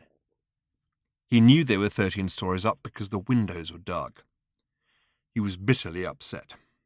He had bought those shoes for some absurd price in a store on the Lower East Side in New York. He had, as a result, written an entire essay on the joys of great footwear, all of which had been jettisoned in the mostly harmless debacle. Damn everything. And now one of the shoes was gone. He threw his head back and stared at the sky. It wouldn't be such a grim tragedy if the planet in question hadn't been demolished, which meant that he wouldn't even be able to get another pair. Yes, given the infinite sideways extension of probability, there was, of course, an almost infinite multiplicity of planets Earth, but when you came down to it, a major pair of shoes wasn't something you could just replace by mucking about in multidimensional space-time. He sighed. Oh well, he'd better make the best of it. At least it saved his life, for the time being. He was perched on a foot-wide ledge, 13 stories up the side of a building, and he wasn't at all sure that was worth a good shoe. He stared in woozily through the darkened glass. It was as dark and silent as the tomb. No, that was a ridiculous thing to think. He'd been to some great parties in tombs. Could he detect some movement? He wasn't quite sure. It seemed that he could see some kind of weird flapping shadow. Perhaps it was just blood dribbling over his eyelashes. He wiped it away. Boy, he'd love to have a farm somewhere, keep some sheep. He peered into the window again, trying to make out what the shape was. But he had the feeling, so common in today's universe, that he was looking into some kind of optical illusion, and that his eyes were just playing silly buggers with him. Was there a bird of some kind in there? Was that what they had hidden away up here in a concealed floor behind darkened, rocket-proof glass? Someone's aviary? There was certainly something flapping about in there, but it seemed like not so much a bird, more a sort of bird-shaped hole in space. He closed his eyes, which he'd been wanting to do for a bit anyway. He wondered what the hell to do next. Jump? Climb? He didn't think there was going to be any way of breaking in. OK, the supposedly rocket-proof glass hadn't stood up, when it came to it, to an actual rocket, but then that had been a rocket that had been fired at very short range from inside, which probably wasn't what the engineers who designed it had had in mind. It didn't mean he was going to be able to break the window here by wrapping his fist in his towel and punching. What the hell, he tried anyway, and hurt his fist. It was just as well he couldn't get a good swing from where he was sitting, or he might have hurt it quite badly. The building had been sturdily reinforced when it was completely rebuilt after the Frogstar attack, and was probably the most heavily armoured publishing company in the business. But there was always, he thought, some weakness in any system designed by a corporate committee. He had already found one of them. The engineers who designed the windows had not been expecting them to be hit by a rocket from short range from the inside, so the window had failed. So, what would the engineers not be expecting someone sitting on the ledge outside the window to do? He racked his brains for a moment or so before he got it. The thing they wouldn't be expecting him to do was to be there in the first place. Only an absolute idiot would be sitting where he was, so he was winning already. A common mistake that people make when trying to design something completely foolproof was to underestimate the ingenuity of complete fools. He pulled his newly acquired credit card from his pocket, slid it into the crack where the window met the surrounding frame, and did something a rocket would not have been able to do. He wiggled it around a bit. He felt a catch slip. He slid the window open, and almost fell backwards off the ledge, laughing, giving thanks as he did so for the great ventilation and telephone riots of SRDT 3454. The great ventilation and telephone riots of SRDT 3454 had started off as just a lot of hot air. Hot air was, of course, the problem that ventilation was supposed to solve, and generally it had solved the problem reasonably well, up to the point that someone had invented air conditioning, which solved the problem far more throbbingly. And that was all well and good, provided you could stand the noise and the dribbling, until someone else came up with something even sexier and smarter than air conditioning, which was called in-building climate control. Now this was quite something. The major differences from just ordinary air conditioning were that it was thrillingly more expensive, involved a huge amount of sophisticated measuring and regulating equipment, which was far better at knowing moment by moment what kind of air people wanted to breathe than mere people did. It also meant that to be sure that mere people didn't muck up the sophisticated calculations which the system was making on their behalf, all the windows in the buildings were built sealed shut. This is true. While the systems were being installed, a number of the people who were going to work in the buildings found themselves having conversations with BreathoSmart systems fitters, which went something like this. But what if we want to have the windows open? You won't want to have the windows open with new BreathoSmart. Yes, but suppose we just wanted to have them open, for a little bit. You won't want to have them open even for a little bit. The new BreathoSmart system will see to that. Enjoy BreathoSmart. Okay, so what if the BreathoSmart breaks down or goes wrong or something? Aha! One of the smartest features of the BreathoSmart is that it cannot possibly go wrong. So, no worries on that score. Enjoy your breathing now and have a nice day. It was, of course, as a result of the great ventilation and telephone riots of SRDT 3454 that all mechanical or electrical or quantum mechanical or hydraulic or even wind, steam or piston-driven devices are now required to have a certain legend emblazoned on them somewhere. It doesn't matter how small the object is, the designers of the object have got to find a way of squeezing the legend in somewhere, because it is their attention which is being drawn to it, rather than necessarily that of the users. The legend is this. The major difference between a thing that might go wrong and a thing that cannot possibly go wrong is that when a thing that cannot possibly go wrong goes wrong, it usually turns out to be impossible to get at or repair. Major heat waves started to coincide with almost magical precision with major failures of the BreathoSmart systems. To begin with, this merely caused simmering resentment and only a few deaths by asphyxiation. The real horror erupted on the day that 3 events happened simultaneously. The first event was that BreathoSmart Inc. issued a statement to the effect that best results were achieved by using their systems in temperate climates. The second event was the breakdown of a breather-smart system on a particularly hot and humid day, with the resulting evacuation of many hundreds of office staff into the street, where they met the third event, which was a rampaging mob of long-distance telephone operators who had got so twisted with having to say all day and every day, "Thank you for using BSNS," to every single idiot who picked up a phone, that they had finally taken to the streets with trash cans, megaphones, and rifles.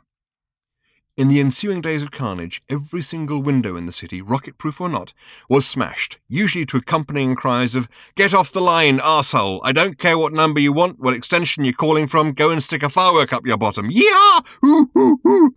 Balloon! Squawk!" And a variety of other animal noises that they didn't get a chance to practice in the normal line of their work.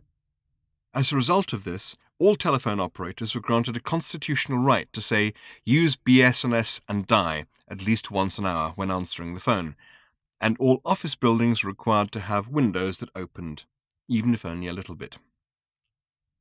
Another unexpected result was a dramatic lowering of the suicide rate. All sorts of stressed and rising executives who had been forced during the dark days of the breather-smart tyranny to jump in front of trains or stab themselves could now just clamber out onto their own window ledges and leap off at their leisure.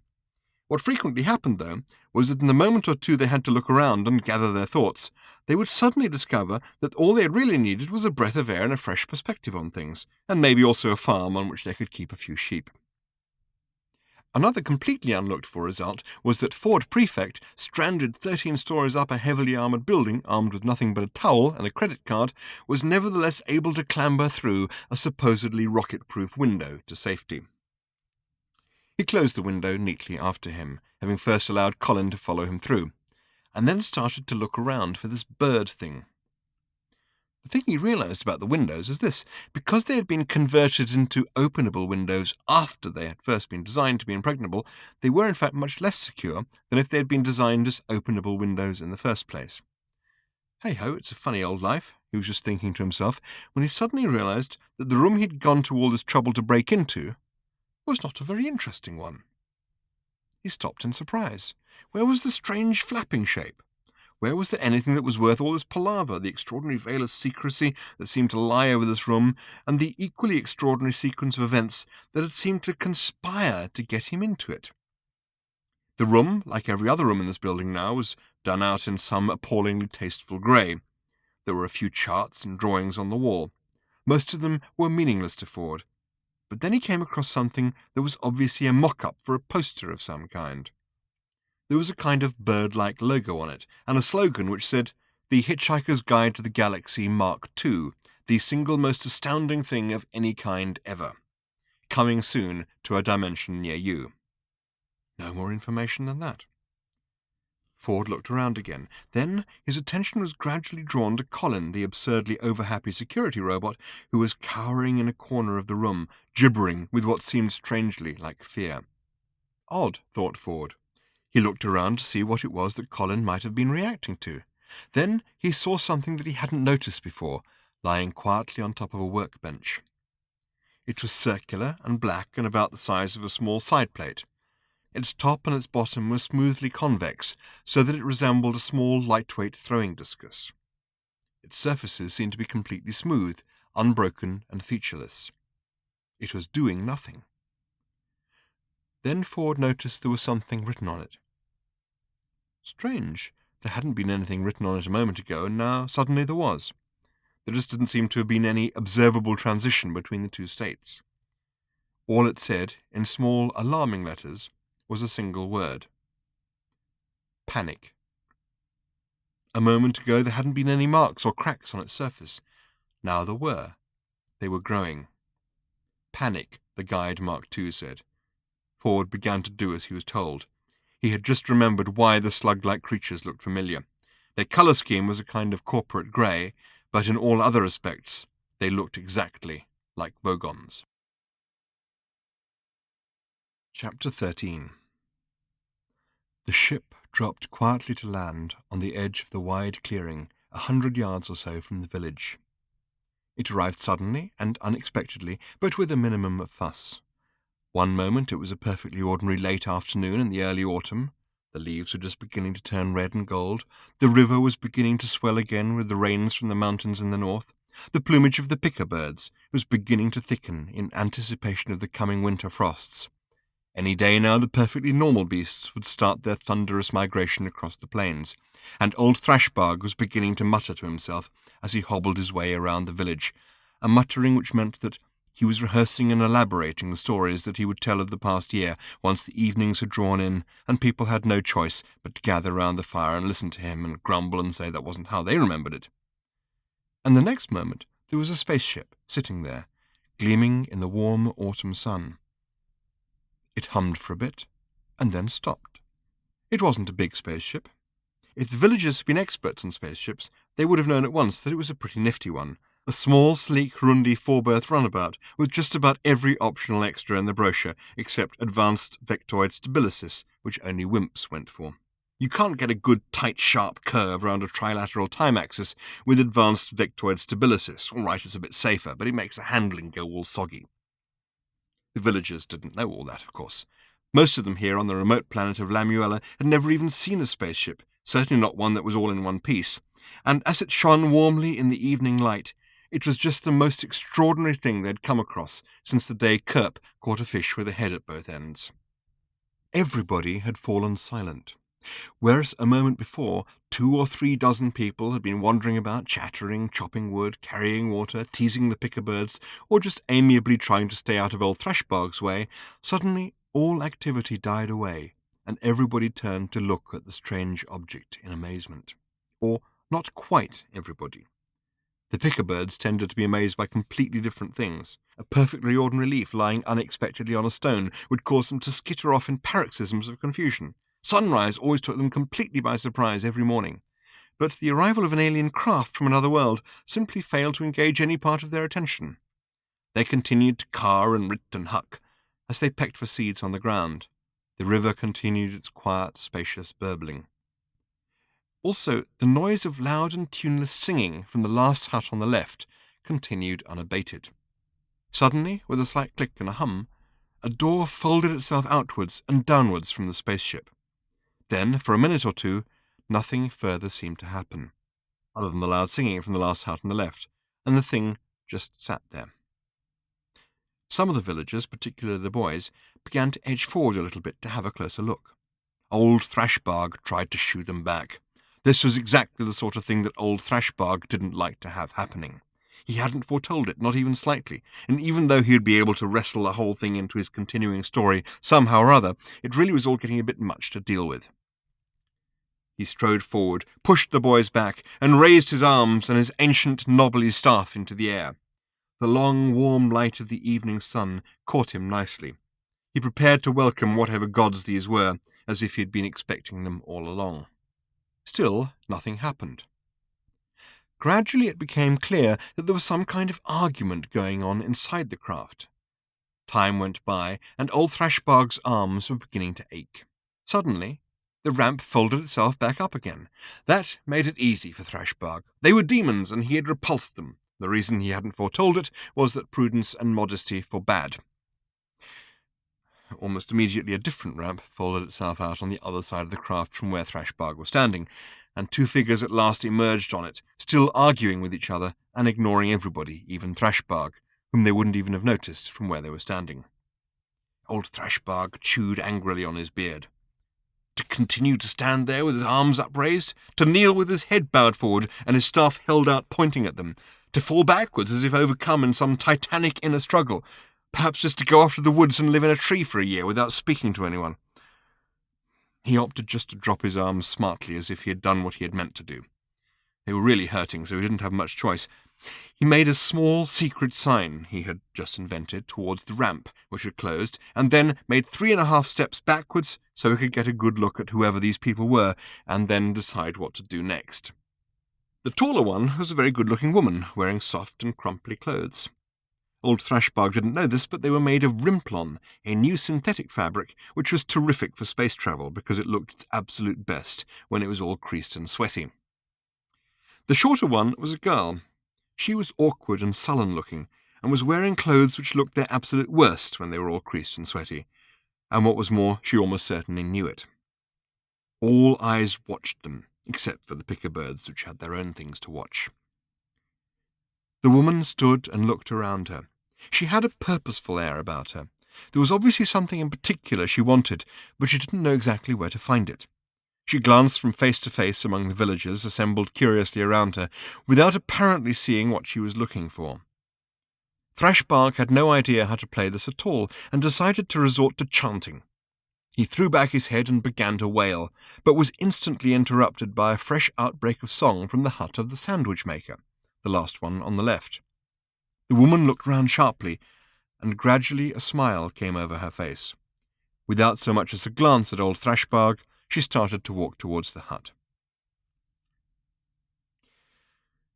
There is an art to the business of making sandwiches which it is given to few ever to find the time to explore in depth. It is a simple task, but the opportunities for satisfaction are many and profound. Choosing the right bread, for instance. The sandwich maker had spent many months in daily consultation and experiment with Grap the baker, and eventually they had, between them, created a loaf of exactly the consistency that was dense enough to slice thinly and neatly, while still being light, moist, and having the best of that fine nutty flavour which best enhanced the savour of roast, perfectly normal beast flesh. There was also the geometry of the slice to be refined, the precise relationships between the width and height of the slice, and also its thickness, which would give the proper sense of bulk and weight to the finished sandwich. Here again, lightness was a virtue, but so too were firmness, generosity, and that promise of succulence and savour that is the hallmark of a truly intense sandwich experience. The proper tools, of course, were crucial, and many were the days that the sandwich maker, when not engaged with the baker at his oven, would spend with Strinder the tool-maker, weighing and balancing knives, taking them to the forge and back again. Suppleness, strength, keenness of edge, length and balance were all enthusiastically debated, theories put forward, tested, refined, and many was the evening when the sandwich maker and the tool-maker could be seen silhouetted against the light of the setting sun and the tool-maker's forge, making slow sweeping movements through the air, trying one knife after another, comparing the weight of this with the balance of another, the suppleness of a third, and the handle-binding of a fourth. 3 knives altogether were required. First, there was the knife for the slicing of the bread, a firm, authoritative blade which imposed a clear and defining will on a loaf. Then there was the butter-spreading knife, which was a whippy little number, but still with a firm backbone to it. Early versions have been a little too whippy, but now the combination of flexibility with a core of strength was exactly right to achieve the maximum smoothness and grace of spread. The chief amongst the knives, of course, was the carving knife. This was the knife that would not merely impose its will on the medium through which it moved, as did the bread knife. It must work with it, be guided by the grain of the meat, to achieve slices of the most exquisite consistency and translucency, that would slide away in filmy folds from the main hunk of meat. The sandwich maker would then flip each sheet with a smooth flick of the wrist onto the beautifully proportioned lower bread slice, trim it with 4 deft strokes, and then at last perform the magic that the children of the village so longed to gather round and watch with rapt attention and wonder. With just 4 more dexterous flips of the knife, he would assemble the trimmings into a perfectly fitting jigsaw of pieces on top of the primary slice. For every sandwich, the size and shape of the trimmings were different, but the sandwich maker would always effortlessly and without hesitation assemble them into a pattern which fitted perfectly. A second layer of meat and a second layer of trimmings, and the main act of creation would now be accomplished. The sandwich maker would pass what he had made to his assistant, who would then add a few slices of newcumber and fladdish and a touch of splagberry sauce, and then apply the topmost layer of bread and cut the sandwich with a 4th and altogether plainer knife. It was not that these were not also skilful operations, but they were lesser skills to be performed by a dedicated apprentice, who would, one day, when the sandwich maker finally laid down his tools, take over from him. It was an exalted position, and that apprentice, Drimple, was the envy of his fellows. There were those in the village who were happy chopping wood, those who were content carrying water, but to be the sandwich maker was very heaven. And so the sandwich maker sang as he worked. He was using the last of the year's salted meat. It was a little past its best now, but still the rich savour of perfectly normal beast meat was something unsurpassed in any of the sandwich maker's previous experience. Next week it was anticipated that the perfectly normal beasts would appear again for their regular migration.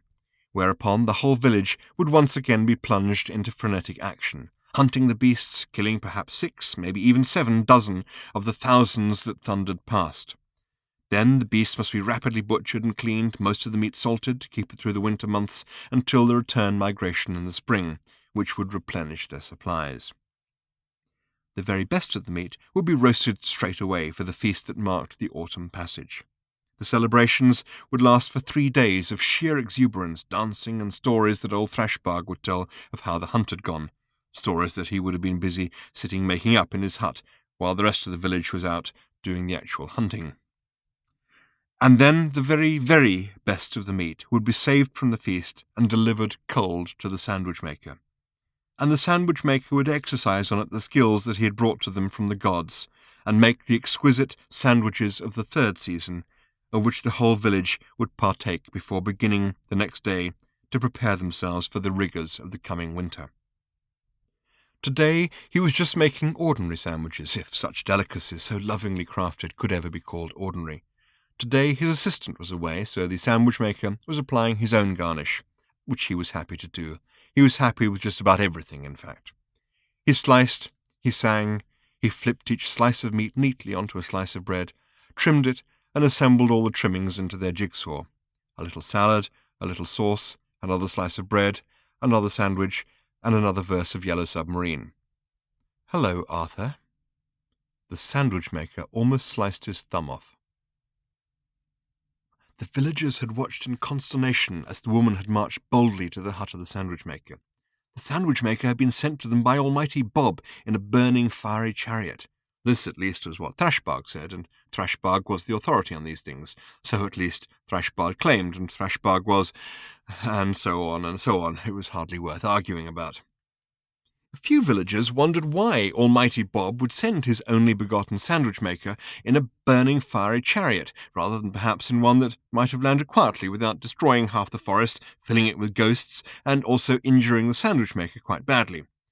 Old Thrashbog said that it was the ineffable will of Bob, and when they asked him what ineffable meant, he said, "Look it up." This was a problem, because old Thrashbog had the only dictionary, and he wouldn't let them borrow it. They asked him why not, and he said that it was not for them to know the will of Almighty Bob. And when they asked him why not again, he said because he said so. Anyway, somebody sneaked into old Thrashbog's hut one day while he was out having a swim and looked up ineffable. Ineffable apparently meant unknowable, indescribable, unutterable, not to be known or spoken about. So that cleared that up. At least they'd got the sandwiches. One day old Thrashbog said that Almighty Bob had decreed that he, Thrashbog, was to have the first pick of the sandwiches. The villagers asked him when this had happened exactly, and Thrashbog said it had happened yesterday when they weren't looking. "Have faith," old Thrashbog said, "or burn." They let him have the first pick of the sandwiches. It seemed easiest. And now this woman had just arrived out of nowhere and gone straight for the sandwich maker's hut. His fame had obviously spread, though it was hard to know where to, since, according to old Thrashbog, there wasn't anywhere else. Anyway, wherever it was she'd come from, presumably somewhere ineffable, she was here now, and was in the sandwich maker's hut. Who was she? And who was the strange girl who was hanging around outside the hut moodily and kicking at stones and showing every sign of not wanting to be there? It seemed odd that someone should come all the way from somewhere ineffable in a chariot that was obviously a vast improvement on the burning fiery one which had brought them the sandwich maker, if she didn't even want to be here. They all looked to Thrashbog, but he was on his knees, mumbling and looking very firmly up into the sky and not catching anybody else's eye until he had thought of something. "Trillion," said the sandwich maker, sucking his bleeding thumb. "What? Who? When? Where?" "Exactly the questions I was going to ask you," said Trillion, looking around Arthur's hut. It was neatly laid out with his kitchen utensils. There were some fairly basic cupboards and shelves and a basic corner in the bed. A door at the back of the room led to something that Trillion couldn't see because the door was closed. "Nice?" she said, in an inquiring tone of voice. She couldn't quite make out what the setup was. "Very nice," said Arthur. "Wonderfully nice. I don't know when I've ever been anywhere nicer. I'm happy here. They like me, I make sandwiches for them, and... well, that's it, really. They like me and I make sandwiches for them." Sounds, idyllic," said Arthur firmly. "It is, it really is. I don't expect you'd like it very much, but for me it's perfect. Look, sit down, please, make yourself comfortable. Can I get you anything? A sandwich?" Trillian picked up a sandwich and looked at it. She sniffed it carefully. "Try it," said Arthur. "It's good." Trillian took a nibble, then a bite, and munched on it thoughtfully. "It is good," she said, looking at it. "My life's work," said Arthur, trying to sound proud and hoping he didn't sound like a complete idiot. He was used to being revered a bit and was having to go through some unexpected mental gear changes. "What's the meat in it?" asked Trillian. "Ah, yes, that's perfectly normal beast." "It's what?" "Perfectly normal beast. It's a bit like a cow, or rather a bull. Kind of like a buffalo, in fact. Large, charging sort of animal." "So what's odd about it?" "Nothing. It's perfectly normal." "I see," said Trillian. "It's just a bit odd where it comes from," said Arthur. Tricia frowned and stopped chewing. "Where does it come from?" she said, with her mouth full. She wasn't going to swallow until she knew. "Well, it's not just a matter of where it comes from, it's also where it goes to. It's all right, it's perfectly safe to swallow. I've eaten tons of it. It's great. Very succulent, very tender, slightly sweet flavour with a long, dark finish." Trillian still hadn't swallowed. "Where," she said, "does it come from, and where does it go to?" "They come from a point just slightly to the east of the Hondo Mountains. They're the big ones behind us here. You must have seen them as you came in. And then they sweep in their thousands across the great Anhondo Plains, and, well, that's it, really. That's where they come from. That's where they go." Trillian frowned. There was something she wasn't quite getting about this. "I probably haven't made it quite clear," said Arthur. "When I say they come from a point to the east of the Hondo Mountains, I mean that's where they suddenly appear. Then they sweep across the Anhondo Plains and, well, vanish, really. We have about 6 days to catch as many of them as we can before they disappear. In the spring they do it again, only the other way round, you see." Reluctantly, Trillian swallowed. It was either that or spit it out, and it did in fact taste pretty good. "I see," she said, once she had reassured herself that she didn't seem to be suffering any ill effects. "And why are they called perfectly normal beasts?" "Well, I think because otherwise people might think it was a bit odd. I think old Thrashbarg called them that. He says that they come from where they come from, and they go to where they go to, and that it's Bob's will, and that's all there is to it." "Who?" "Just don't even ask." "Well, you look well on it," said Trillian. "I feel well. You look well." "I'm well. I'm very well." "Well, that's good," said Arthur. "Yes. Good. Good. Nice of you to drop in." "Thanks." Well, said Arthur, casting around himself. Astounding how hard it was to think of anything to say to someone after all this time. "I expect you're wondering how I found you," said Trillian. "Yes," said Arthur. "I was wondering exactly that. How did you find me?" "Well, as you may or may not know, I now work for one of the big sub-ether broadcasting networks that—" "I did know that," said Arthur, suddenly remembering. "Yes, you've done very well. That's terrific. Very exciting. Well done. Must be a lot of fun." "It's exhausting." "All that rushing around, I expect it must be, yes."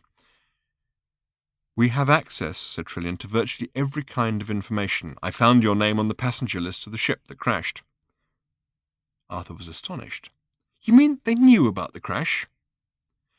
"Well, of course they knew," said Trillian. "You don't have a whole space liner disappear without someone knowing about it." "But you mean they knew where it had happened? They knew I'd survived?" "Yes." "But nobody's ever been to look or search or rescue. There's been absolutely nothing." "Well, there wouldn't be," said Trillian. "It's a whole complicated insurance thing. They just bury the whole thing, pretend it never happened. The insurance business is completely screwy now. You know they've reintroduced the death penalty for insurance company directors." "Really?" said Arthur. "No, I didn't. For what offence?" Trillian frowned. "What do you mean, offence?" "I see." Trillian gave Arthur a long look, and then, in a new tone of voice, said, "It's time for you to take responsibility, Arthur." Arthur tried to understand this remark. He found it often took a moment or so before he saw exactly what it was that people were driving at, so he let a moment or two pass at a leisurely rate. Life was so pleasant and relaxed these days, there was time to let things sink in. He let it sink in. He still didn't quite understand what she meant, though, so in the end he had to say so. Trillian gave him a cool smile, and then turned back to the door of the hut.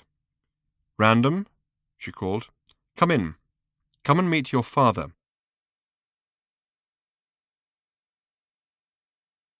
Chapter 14. As the guide folded itself back into a smooth, dark disk, Ford realized some pretty hectic stuff. Or at least he tried to realize it, but it was too hectic to take in all in one go.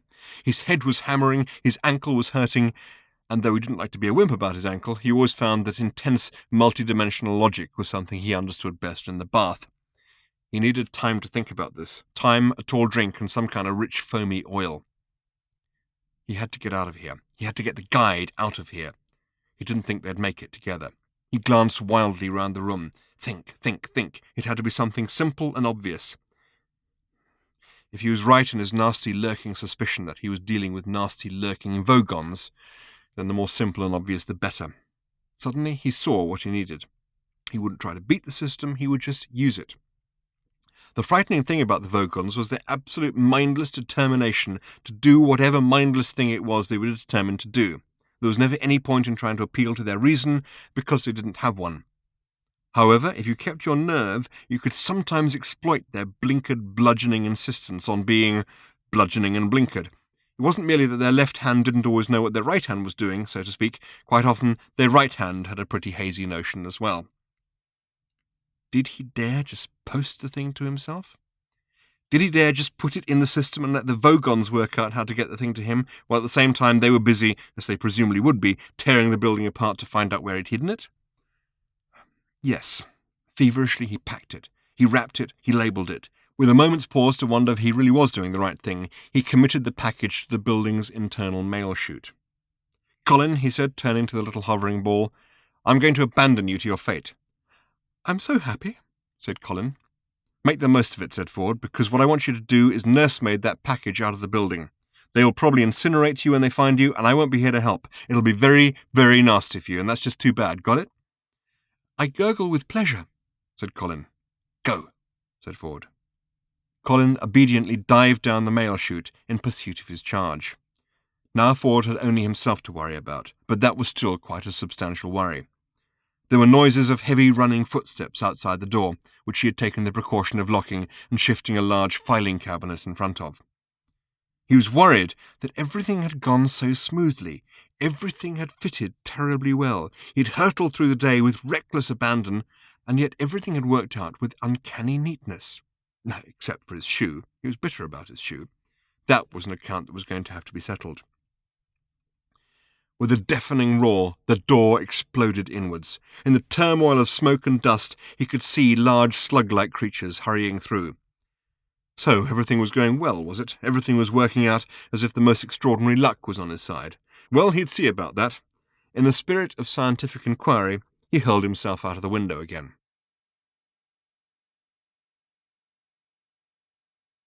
Chapter 15. The first month, getting to know each other, was a little difficult. The second month, trying to come to terms with what they'd got to know about each other in the first month, was much easier. The third month, when the box arrived, was very tricky indeed. At the beginning, it was a problem even trying to explain what a month was. This had been a pleasantly simple matter for Arthur here on Lamuella. The days were just a little over 25 hours long, which basically meant an extra hour in bed every single day, and of course having regularly to reset his watch, which Arthur rather enjoyed doing. He also felt at home with the number of suns and moons which Lamuella had, one of each, as opposed to some of the planets he'd fetched up on from time to time, which had had ridiculous numbers of them. The planet orbited its single sun every 300 days, which was a good number because it meant the year didn't drag by. The moon orbited Lamuella just over 9 times a year, which meant that a month was a little over 30 days, which was absolutely perfect because it gave you a little more time to get things done in. It was not merely reassuringly like Earth, it was actually rather an improvement. Random, on the other hand, thought she was trapped in a recurring nightmare. She would have crying fits and think the moon was out to get her. Every night it was there, and then, when it went, the sun came out and followed her, over and over again. Trillian had warned Arthur that Random might have some difficulty in adjusting to a more regular lifestyle than she had been used to up till now, but Arthur hadn't been ready for actual howling at the moon. He hadn't been ready for any of this, of course. His daughter? His daughter? He and Trillian had never even... had they? He was absolutely convinced he would have remembered. What about the Zaphod? Not the same species, Arthur, Trillian had answered. When I decided I wanted a child, they ran all sorts of genetic tests on me and could find only one match anywhere. It was only later that it dawned on me. I double-checked and I was right. They don't usually like to tell you, but I insisted. You mean you went to a DNA bank? Arthur had asked, pop-eyed. Yes, but she wasn't quite as random as her name suggests, because of course you were the only Homo sapiens donor. I must say, though, it seems you were quite a frequent flyer. Arthur had stared wide-eyed at the unhappy-looking girl who was slouching awkwardly in the doorframe looking at him. But when? How long? You mean what age is she? Said Trillian. Yes, the wrong one. What do you mean? I mean, said Trillian, that I haven't any idea. What? Well, in my timeline, I think it's about 10 years since I had her, but she's obviously quite a lot older than that. I spend my life going backwards and forwards in time, you see, with the job.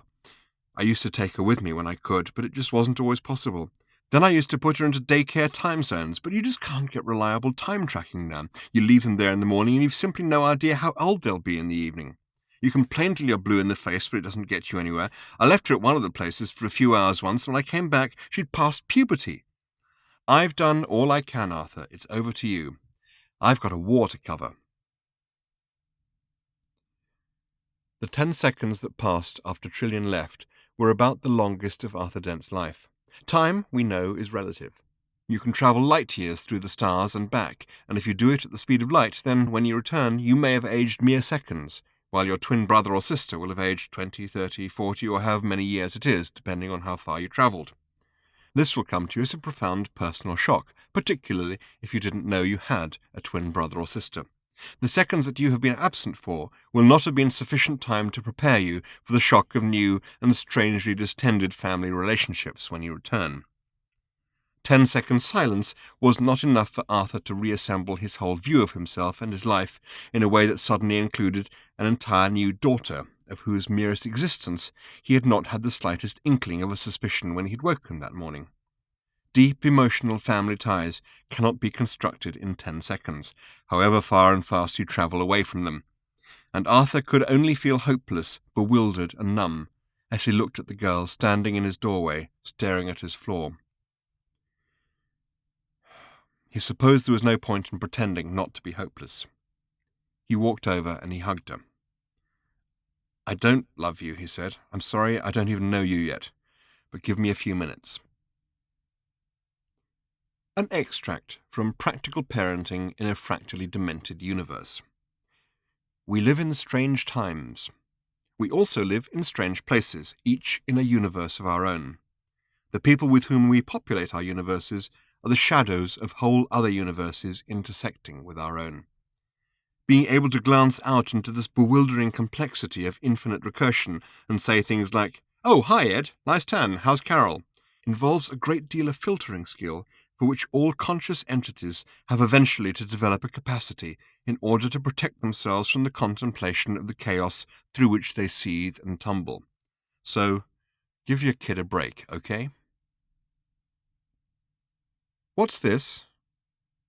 Arthur had almost given up. That is to say, he was not going to give up. He was absolutely not going to give up. Not now, not ever. But if he had been the sort of person who was going to give up, this was probably the time he would have done it.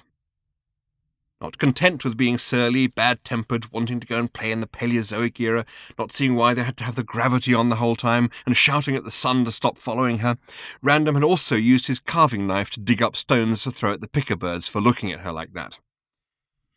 Arthur didn't even know if Lamuella had a Paleozoic era. According to old Thrashbog, the planet had been found fully formed in the navel of a giant earwig at 4:30 one Brunei afternoon, and although Arthur, as a seasoned galactic traveller with good O-level passes in physics and geography, had fairly serious doubts about this, it was rather a waste of time trying to argue with old Thrashbog, and there had never been much point before. He sighed as he sat nursing the chipped and bent knife. He was going to love her if it killed him, or her, or both. It wasn't easy being a father. He knew that no one had ever said it was going to be easy, but that wasn't the point, because he'd never asked about being one in the first place. He was doing his best. Every moment he could wrest away from making sandwiches he was spending with her, talking to her, walking with her, sitting on the hill with her, watching the sun go down over the valley in which the village nestled, trying to find out about her life, trying to explain to her about his. It was a tricky business. The common ground between them, apart from the fact that they had almost identical genes, was about the size of a pebble. Or rather, it was about the size of Trillian, and of her they had slightly differing views. "What's this?" He suddenly realized she had been talking to him, and he hadn't noticed. Or rather, he had not recognized her voice. Instead of the usual tone of voice in which she spoke to him, which was bitter and truculent, she was just asking him a simple question. He looked round in surprise. She was sitting there on a stool in the corner of the hut, in that rather hunched way she had, knees together, feet splayed out, with her dark hair hanging down over her face, as she looked at something she had cradled in her hands. Arthur went over to her, a little nervously. Her mood swings were very unpredictable, but so far they'd all been between different types of bad ones. Outbreaks of bitter recrimination would give way without warning to abject self-pity, and then long bouts of sullen despair, which were punctuated with sudden acts of mindless violence against inanimate objects, and demands to go to electric clubs.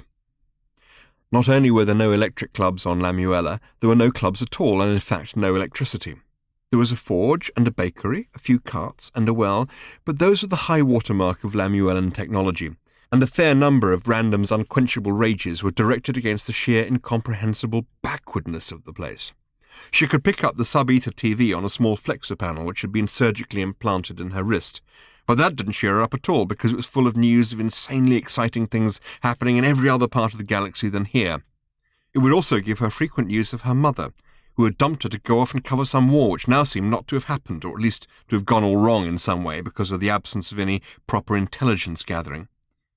It also gave her access to lots of great adventure shows featuring all kinds of fantastically expensive spaceships crashing into each other. The villagers were absolutely hypnotized by all these wonderful magic images flashing over her wrist. They had only ever seen one spaceship crash, and had been so frightening, violent, and shocking, and had caused so much horrible devastation, fire, and death, that, stupidly, they'd never realized it was entertainment. Old Thrashbark had been so astonished by it that he had instantly seen Random as an emissary from Bob, but had fairly soon afterwards decided that in fact she had been sent as a test of his faith, if not of his patience.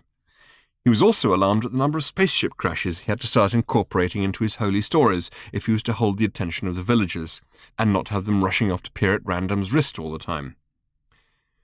At the moment she was not peering at her wrist. Her wrist was turned off. Arthur squatted down quietly beside her to see what she was looking at. It was his watch.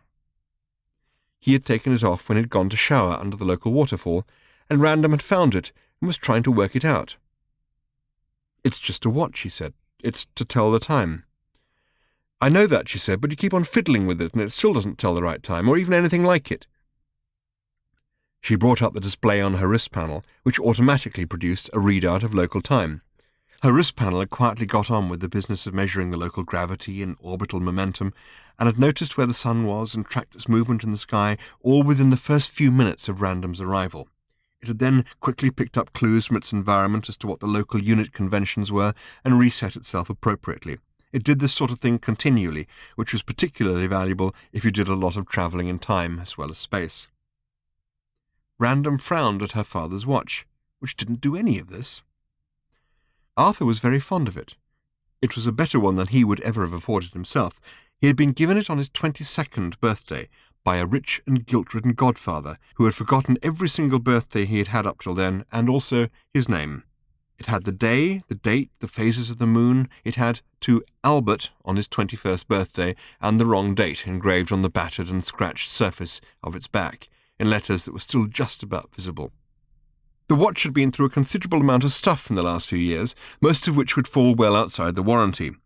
He didn't suppose, of course, that the gravity had especially mentioned that the watch was guaranteed to be accurate only within the very particular gravitational and magnetic fields of the Earth, and so long as the day was 24 hours long and the planet didn't explode, and so on. These were such basic assumptions that even the lawyers would have missed them. Luckily, his watch was a wind-up one, or at least a self-winder. Nowhere else in the galaxy would he have found batteries of precisely the dimensions and power specifications that were perfectly standard on Earth. "So what are all these numbers?" asked Random. Arthur took it from her. These numbers around the edge mark the hours. In the little window on the right it says THU, which means Thursday, and the number is 14, which means it's the 14th day of the month of May, which is what it says in this window over here.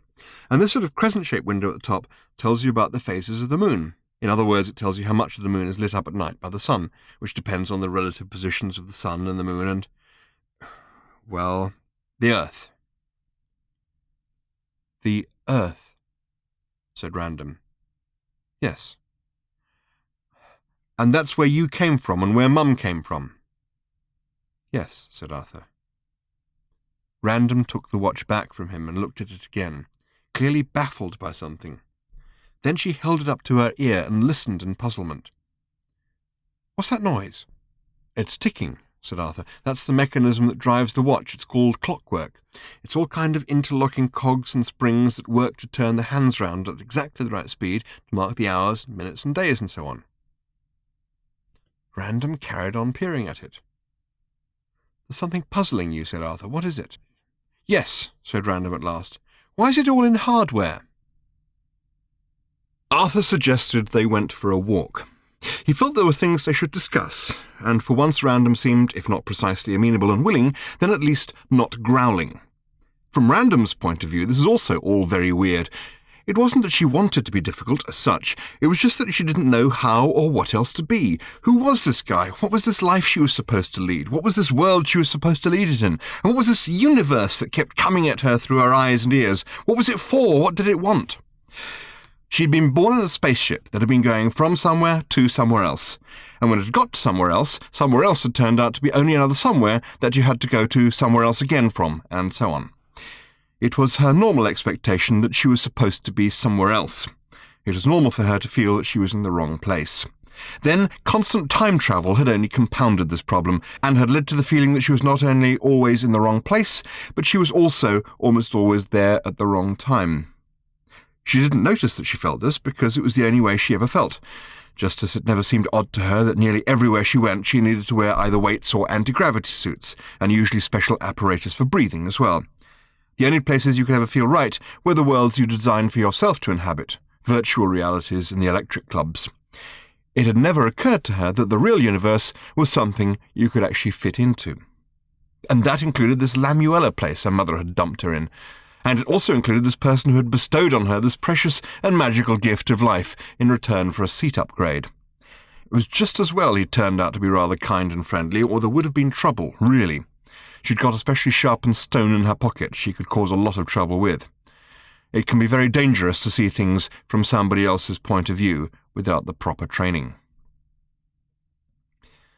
They sat on the spot that Arthur particularly liked, on the side of a hill overlooking the valley. The sun was going down over the village.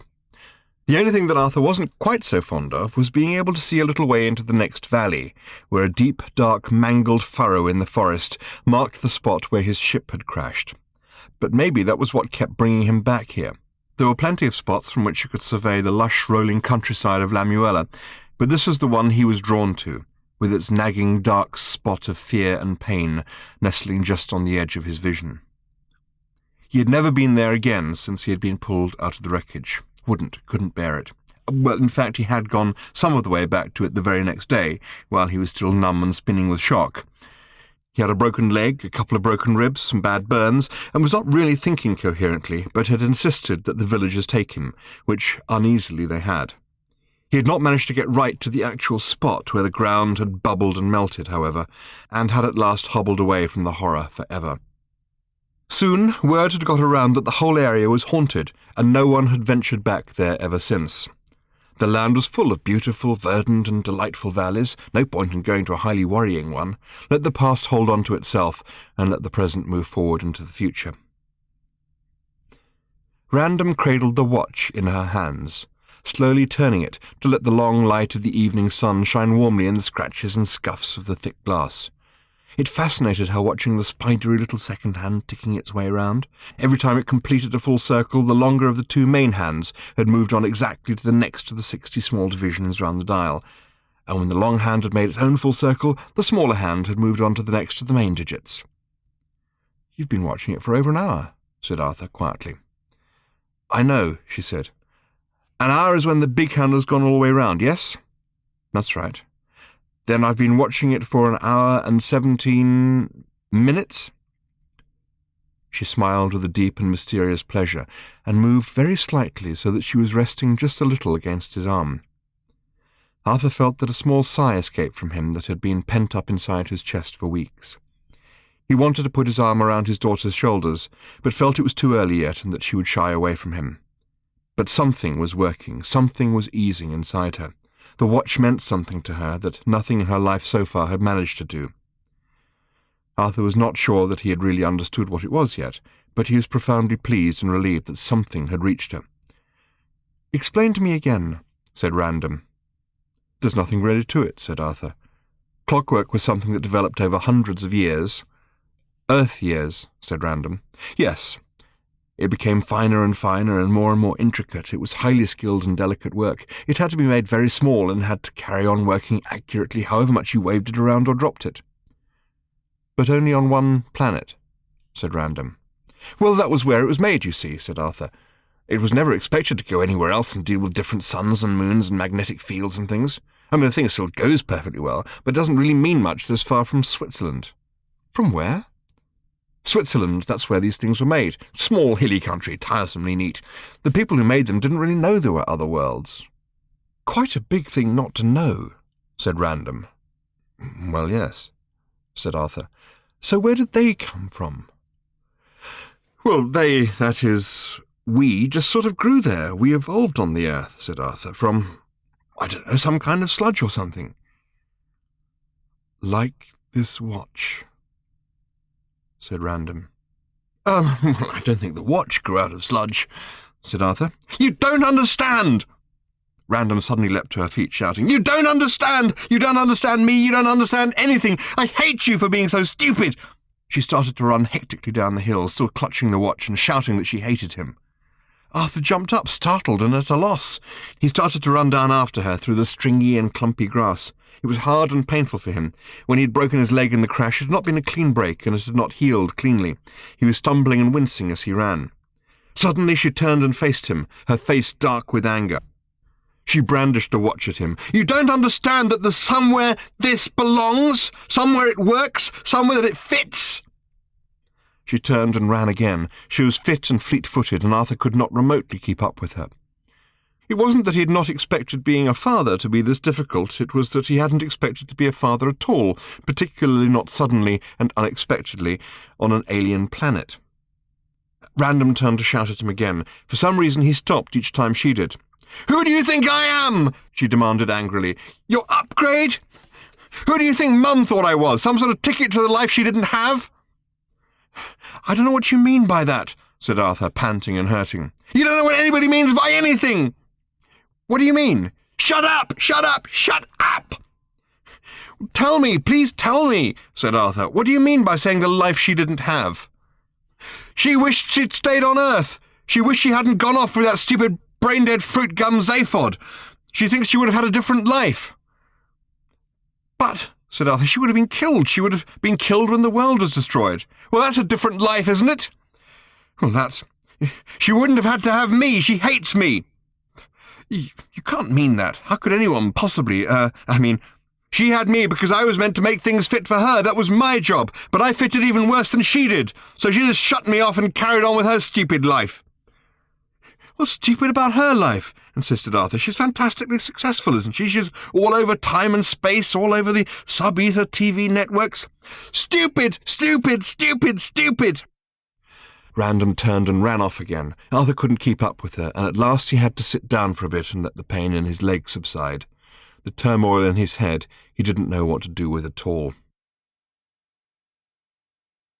He hobbled into the village an hour later. It was getting dark.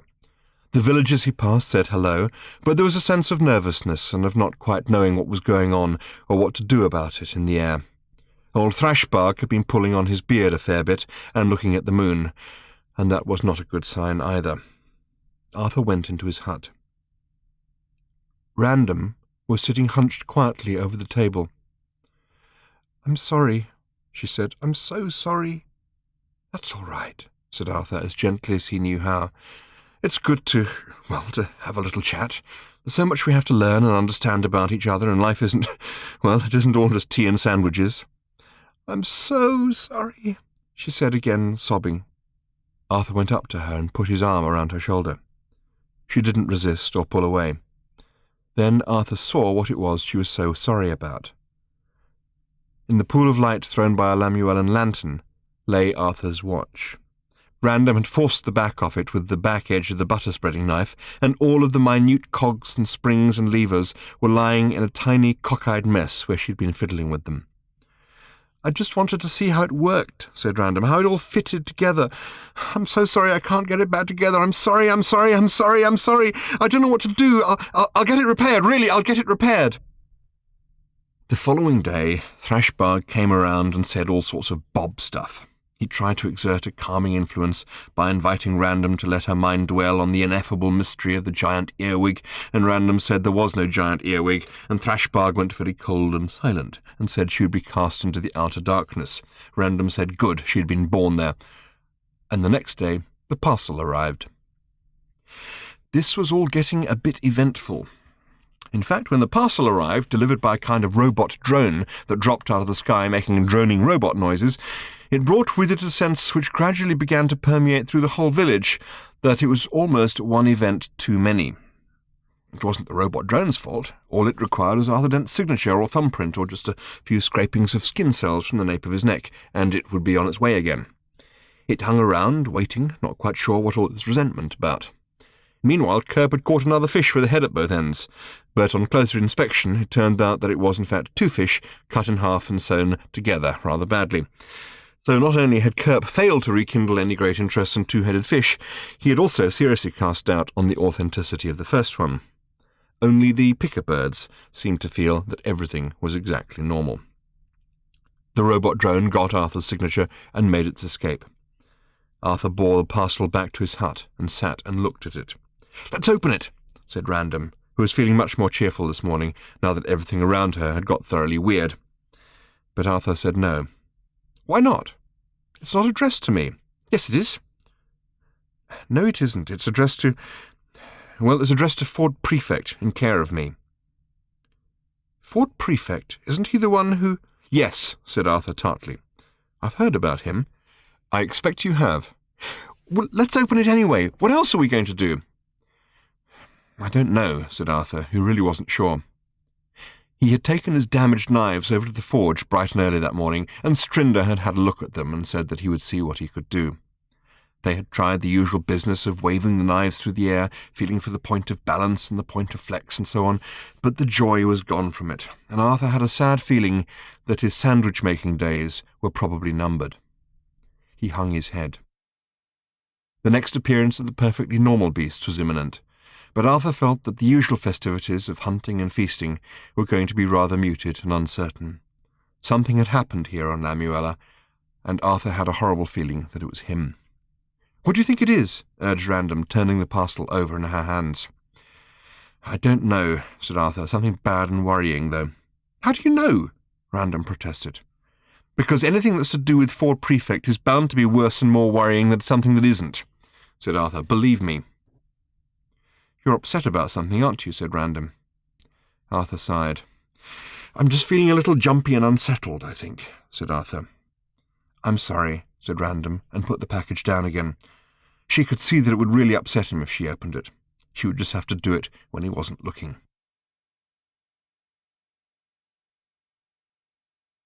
Chapter 16.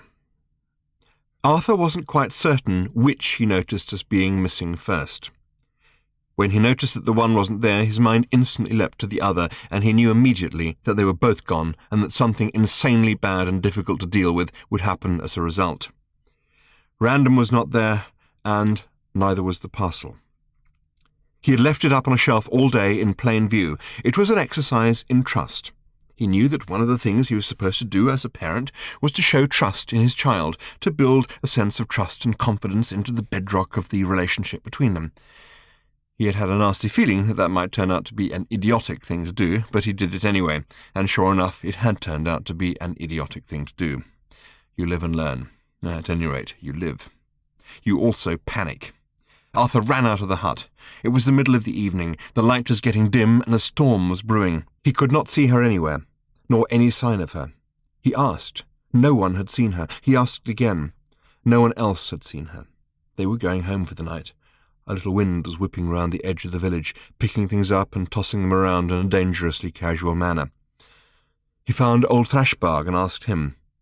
Thrashbarg looked at him stonily, and then pointed in the one direction that Arthur had dreaded, and had therefore instinctively known was the way she would have gone. So now he knew the worst. She had gone where she thought he would not follow her. He looked up at the sky, which was sullen, streaked, and livid, and reflected that it was the sort of sky that the 4 horsemen of the apocalypse wouldn't feel like a bunch of complete idiots riding out of. With a heavy sense of the utmost foreboding, he set off on the track that led to the forest in the next valley. The first heavy blobs of rain began to hit the ground, as Arthur tried to drag himself to some sort of run. Random reached the crest of the hill and looked down into the next valley. It had been a longer and harder climb than she had anticipated. She was a little worried that doing the trip at night was not that great an idea, but her father had been mooching around near the hut all day, trying to pretend to either her or himself that he wasn't guarding the parcel. At last he'd had to go over to the forge to talk with Strinder about the knives, and Random had seized her opportunity and done a runner with the parcel. It was perfectly clear that she couldn't just open the thing there in the hut or even in the village. He might have come across her at any moment, which meant that she had to go where she wouldn't be followed. She could stop where she was now. She'd gone this way in the hope that he wouldn't follow her, and even if he did, he would never find her up in the wooded parts of the hill with the night drawing in and the rain starting. All the way up, the parcel had been jiggling under her arm. It was a satisfyingly hunky sort of thing, a box with a square top about the length of her forearm on each side and about the length of her hand deep, wrapped up in brown plasper, with an ingenious new form of self-knotting string. It didn't rattle as she shook it, but she sensed that its weight was concentrated excitingly at the centre. Having come so far, though, there was a certain satisfaction in not stopping here, but carrying on down into what seemed to be almost a forbidden area, where her father's ship had come down. She wasn't exactly certain what the word haunted meant, but it might be fun to find out. She would keep going and save the parcel up for when she got there. It was getting darker, though. She hadn't used her tiny electric torch yet, because she didn't want to be visible from a distance. She would have to use it now, but it probably didn't matter now, since she would be on the other side of the hill which divided the valleys from each other. She turned her torch on. Almost at the same time, a fork of lightning ripped across the valley into which she was heading, and startled her considerably. As the darkness shuddered back around her and a clap of thunder rolled out across the land, she felt suddenly rather small and lost, with just a feeble pencil of light bobbing in her hand. Perhaps she would stop after all and open the parcel here, or maybe she should go back and come out again tomorrow. It was only a momentary hesitation, though. She knew there was no going back tonight, and sensed that there was no going back ever. She headed on down the side of the hill. The rain was beginning to pick up now. Where a short while ago it had been a few heavy blobs, it was settling in for a good pour now, hissing in the trees, and the ground was getting slippery under her feet. At least she thought it was the rain hissing in the trees. Shadows were leaping and leering at her as her light bobbed through the trees, onwards and downwards. She hurried on for another 10 or 15 minutes, soaked to the skin now and shivering, and gradually became aware that there seemed to be some other light somewhere ahead of her. It was very faint, and she wasn't certain if she was imagining it or not. She turned off her torch to see. There did seem to be some sort of dim glow ahead. She couldn't tell what it was. She turned her torch back on and continued down the hill towards whatever it was. There was something wrong with the woods, though. She couldn't immediately say what it was, but they didn't seem like sprightly, healthy woods looking forward to a good spring. The trees were lolling at sickly angles and had a sort of pallid, blighted look about them. Random more than once had the worrying sensation that they were trying to reach towards her as she passed them, but it was just a trick of the way that her light caused the shadows to flicker and lurch. Suddenly something fell out of a tree in front of her. She leapt backwards with alarm, dropping both the torch and the box as she did so. She went down into a crouch, pulling the specially sharpened rock out of her pocket. The thing that had fallen out of the tree was moving. The torch was lying on the ground and pointing towards it, and a vast, grotesque shadow was slowly lurching through the light towards her. She could hear faint rustling and screeching noises over the steady hiss of the rain. She scrabbled on the ground for the torch, found it, and shone it directly at the creature. At the same moment, another dropped from a tree just a few feet away. She swung the torch wildly from one to another. She held her rock up, ready to throw. They were quite small, in fact. It was the angle of the light that had made them loom so large. Not only small, but small, furry, and cuddly. And there was another dropping from the trees. It fell through the beam of light so that she saw it quite clearly. It fell neatly and precisely, turned, and then, like the other two, started slowly and purposefully to advance on random. She stayed rooted to the spot. She still had her rock poised and ready to throw, but was increasingly conscious of the fact that the things she had it poised and ready to throw at were squirrels. Oh, or at least squirrel-like things. Soft, warm, cuddly, squirrel-like things, advancing on her in a way she wasn't at all certain she liked. She shone her torch directly on the first of them. It was making aggressive, hectoring, screeching noises, and carrying in one of its little fists a small, tattered piece of wet pink rag. Random hefted her rock menacingly in her hand, but it made no impression at all on the squirrel advancing on her with its wet piece of rag. She backed away. She didn't at all know how to deal with this. If they had been vicious, snarling, slavering beasts with glistening fangs, she would have pitched into them with a will, but squirrels behaving like this she couldn't quite handle. She backed away again. The second squirrel was starting to make a flanking maneuver round to her right, carrying a cup, some kind of acorn thing. The third was right behind it and making its own advance. What was it carrying? Some little scrap of soggy paper, Random thought. She stepped back again, caught her ankle against the root of a tree, and fell over backwards. Instantly, the first squirrel darted forward and was on top of her, advancing along her stomach with cold purpose in its eyes, and a piece of wet rag in its fist. Random tried to jump up, but only managed to jump about an inch. The startled movement of the squirrel on her stomach startled her in return. The squirrel froze, gripping her skin through her soaking shirt with its tiny claws. Then, slowly, inch by inch, it made its way up her, stopped, and proffered her the rag. She felt almost hypnotized by the strangeness of the thing and its tiny, glinting eyes. It proffered her the rag again. It pushed it at her repeatedly, screeching insistently, till at last, nervously, hesitantly, she took the thing from it. It continued to watch her intently, its eyes darting all over her face. She had no idea what to do. Rain and mud were streaming down her face, and she had a squirrel sitting on her. She wiped some mud out of her eyes with the rag. The squirrel shrieked triumphantly, grabbed the rag back, leapt off her, ran scampering into the dark and closing night, darted up into a tree, dived into a hole in the trunk, settled back, and lit a cigarette. Meanwhile, Random was trying to fend off the squirrel with the acorn cup full of rain, and the one with the paper. She shuffled backwards on her bottom. "No!" she shouted. "Go away!"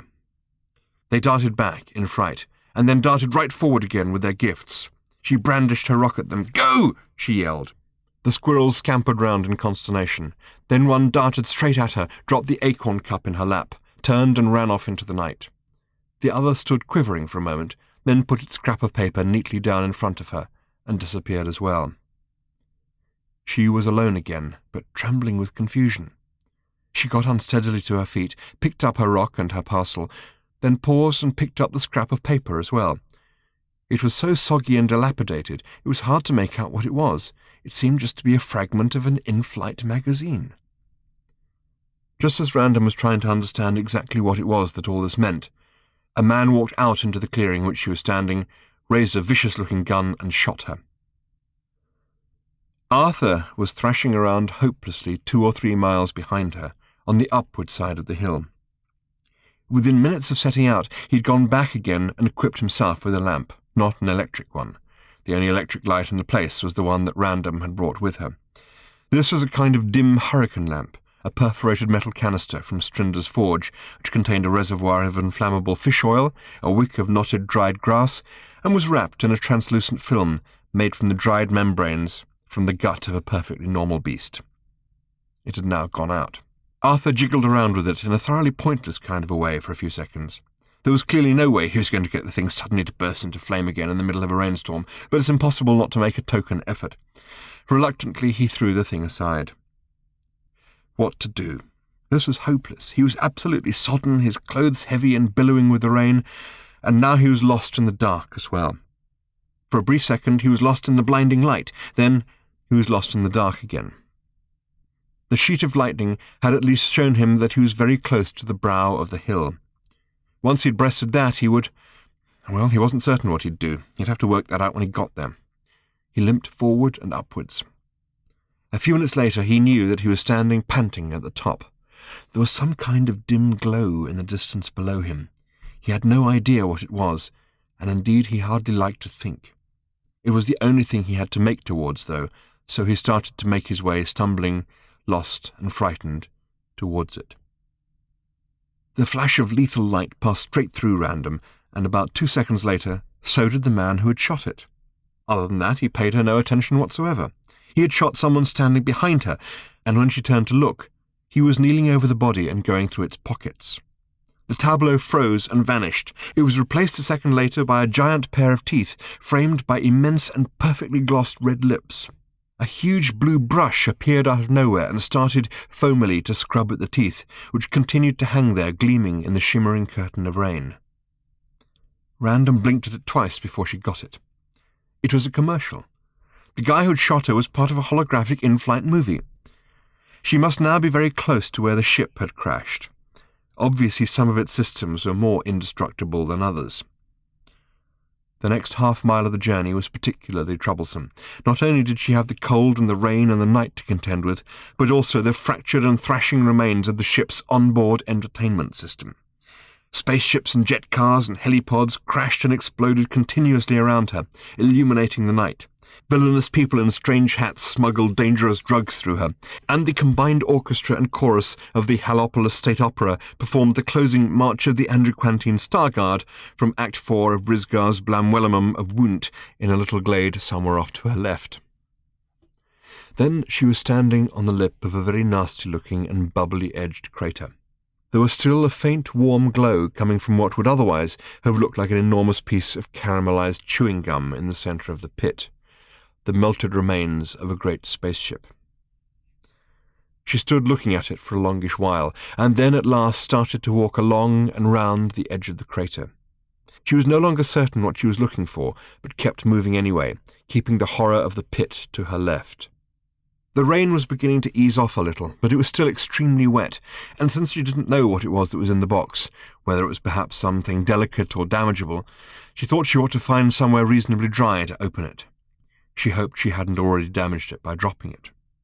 She played her torch around the surrounding trees, which were thin on the ground here and mostly charred and broken.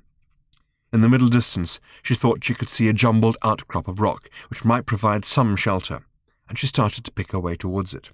All around she found the detritus that had been ejected from the ship as it broke up before the final fireball.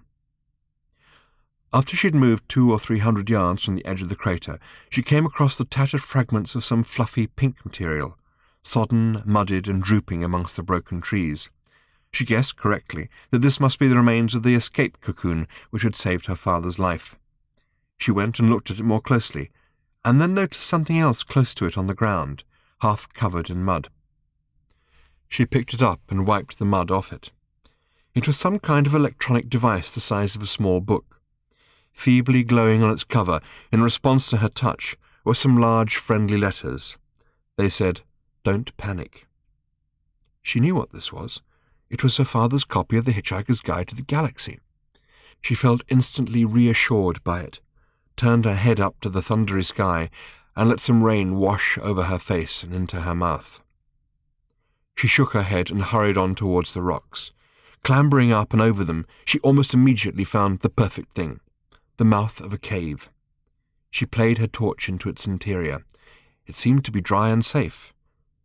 Picking her way carefully, she walked in. It was quite spacious, but didn't go that deep. Exhausted and relieved, she sat on a convenient rock, put the box down in front of her, and started immediately to open it. Chapter 17.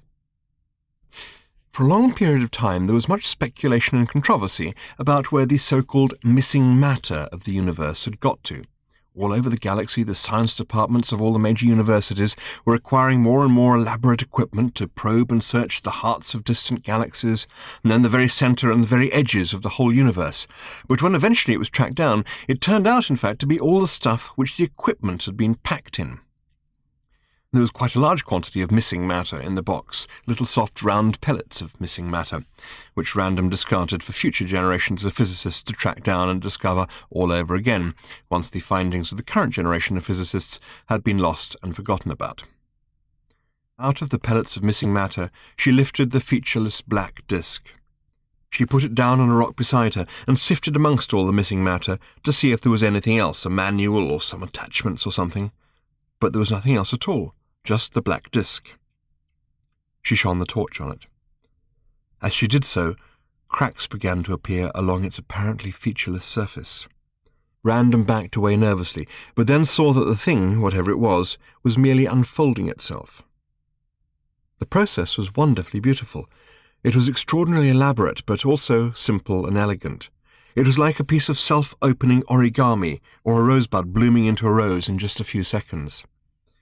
Where, just a few moments earlier, there had been a smoothly curved black disk, there was now a bird hovering there. Random continued to back away from it carefully and watchfully. It was a little like a picker-bird, only rather smaller. That is to say, in fact, it was larger, or to be more exact, precisely the same size, or at least not less than twice the size. It was also both a lot bluer and a lot pinker than picker-birds, while at the same time being perfectly black. There was also something very odd about it, which Random couldn't immediately make out. It certainly shared with picker-birds the impression it gave that it was watching something that you couldn't see. Suddenly it vanished. Then, just as suddenly, everything went black. Random dropped into a tense crouch, feeling for the specially sharpened rock in her pocket again. Then the blackness receded and rolled itself up into a ball, and then the blackness was the bird again. It hung in the air in front of her, beating its wings slowly and staring at her. "Excuse me," it said suddenly, "I just have to calibrate myself. Can you hear me when I say this?"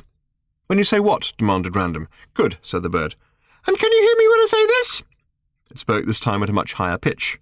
"Yes, of course I can," said Random. "And can you hear me when I say this?" it said, this time in a sepulchrally deep voice. "Yes!" Then there was a pause. "No, obviously not," said the bird after a few seconds. "Good, well, your hearing range is obviously between 16 and 20 kilohertz. So, is this comfortable for you?" it said in a pleasant light tenor. "No uncomfortable harmonics screeching away in the upper register?" "Obviously not. Good, I can use those as data channels. Now, how many of me can you see?" Suddenly the air was full of nothing but interlocking birds. Random was well used to spending time in virtual realities, but this was something far weirder than anything she had previously encountered. It was as if the whole geometry of space was redefined in seamless bird shapes. Random gasped and flung her arms around her face, her arms moving through bird-shaped space. Obviously way too many," said the bird. "How about now?" It concertinaed into a tunnel of birds, as if it was a bird caught between parallel mirrors, reflecting infinitely into the distance. "What are you?" shouted Random. "We'll come to that in a minute," said the bird. "Just how many, please?" "Well, you're sort of—" Random gestured helplessly off into the distance. "I see, still infinite in extent, but at least we're homing in on the right dimensional matrix. Good. No, the answer is an orange and 2 lemons. "Lemons?" said Random. "If I have 3 lemons and 3 oranges, and I lose 2 oranges and a lemon, what do I have left?" "Huh?" "Okay, so you think that time flows that way, do you? Interesting. Am I still infinite?" it asked, ballooning this way and that in space. "Am I infinite now? How yellow am I?" Moment by moment, the bird was going through mind-mangling transformations of shape and extent. I can't," said Random, bewildered. "You don't have to answer. I can tell from watching you now. So, am I your mother? Am I a rock? Do I seem huge, squishy, and sinuously intertwined? No? How about now? Am I going backwards?" For once the bird was perfectly still and steady. "No," said Random. "Well, I was, in fact, but I was moving backwards in time. Well, I think we sorted all that out now. If you'd like to know, I can tell you that in your universe you move freely in 3 dimensions that you call space. You move in a straight line in a 4th, which you call time, and stay rooted to one place in a 5th, which is the first fundamental of probability. After that it gets a bit complicated, and there's all sorts of stuff going on in dimensions 13 to 22 that you really wouldn't want to know about." All you really need to know for the moment is that the universe is a lot more complicated than you might think, even if you start from a position of thinking it's pretty damn complicated in the first place. I can easily not say words like damn if it offends you. Say what you damn well like, said Random. I will. What the hell are you? Demanded Random. I am the guide. In your universe, I am your guide. In fact, I inhabit what is technically known as the whole sort of general mishmash, which means, well, let me show you. It turned in midair and swooped out of the cave, and then perched on a rock, just beneath an overhang out of the rain, which was getting heavier again. Go on, it said. Watch this. Random didn't like being bossed around by a bird, but she followed it to the mouth of the cave anyway, still fingering the rock in her pocket. Rain, said the bird. You see? Just rain. I know what rain is, said Random. Sheets of the stuff were sweeping through the night, moonlight sifting through it. So what is it? What do you mean, what is it? Look, who are you? What were you doing in that box? Why have I spent a night running through the forest fending off demented squirrels to find that all I've got at the end is a bird asking me what rain is? It's just water falling through the bloody air, that's what it is. Anything else you want to know, or can we go home now? There was a long pause before the bird answered, You want to go home? I haven't got a home! Random almost shocked herself. She screamed the word so loudly. Look into the rain, said the bird guide. I'm looking into the rain. What else is there to look at? What do you see? What do you mean, you stupid bird? I just see a lot of rain. It's just water falling. What shapes do you see in the water? Shapes? There aren't any shapes. It's just a mishmash, said the bird guide. Yes. Now what do you see? Just on the very edge of visibility, a thin, faint beam fanned out of the bird's eyes. In the dry air beneath the overhang, there was nothing to see.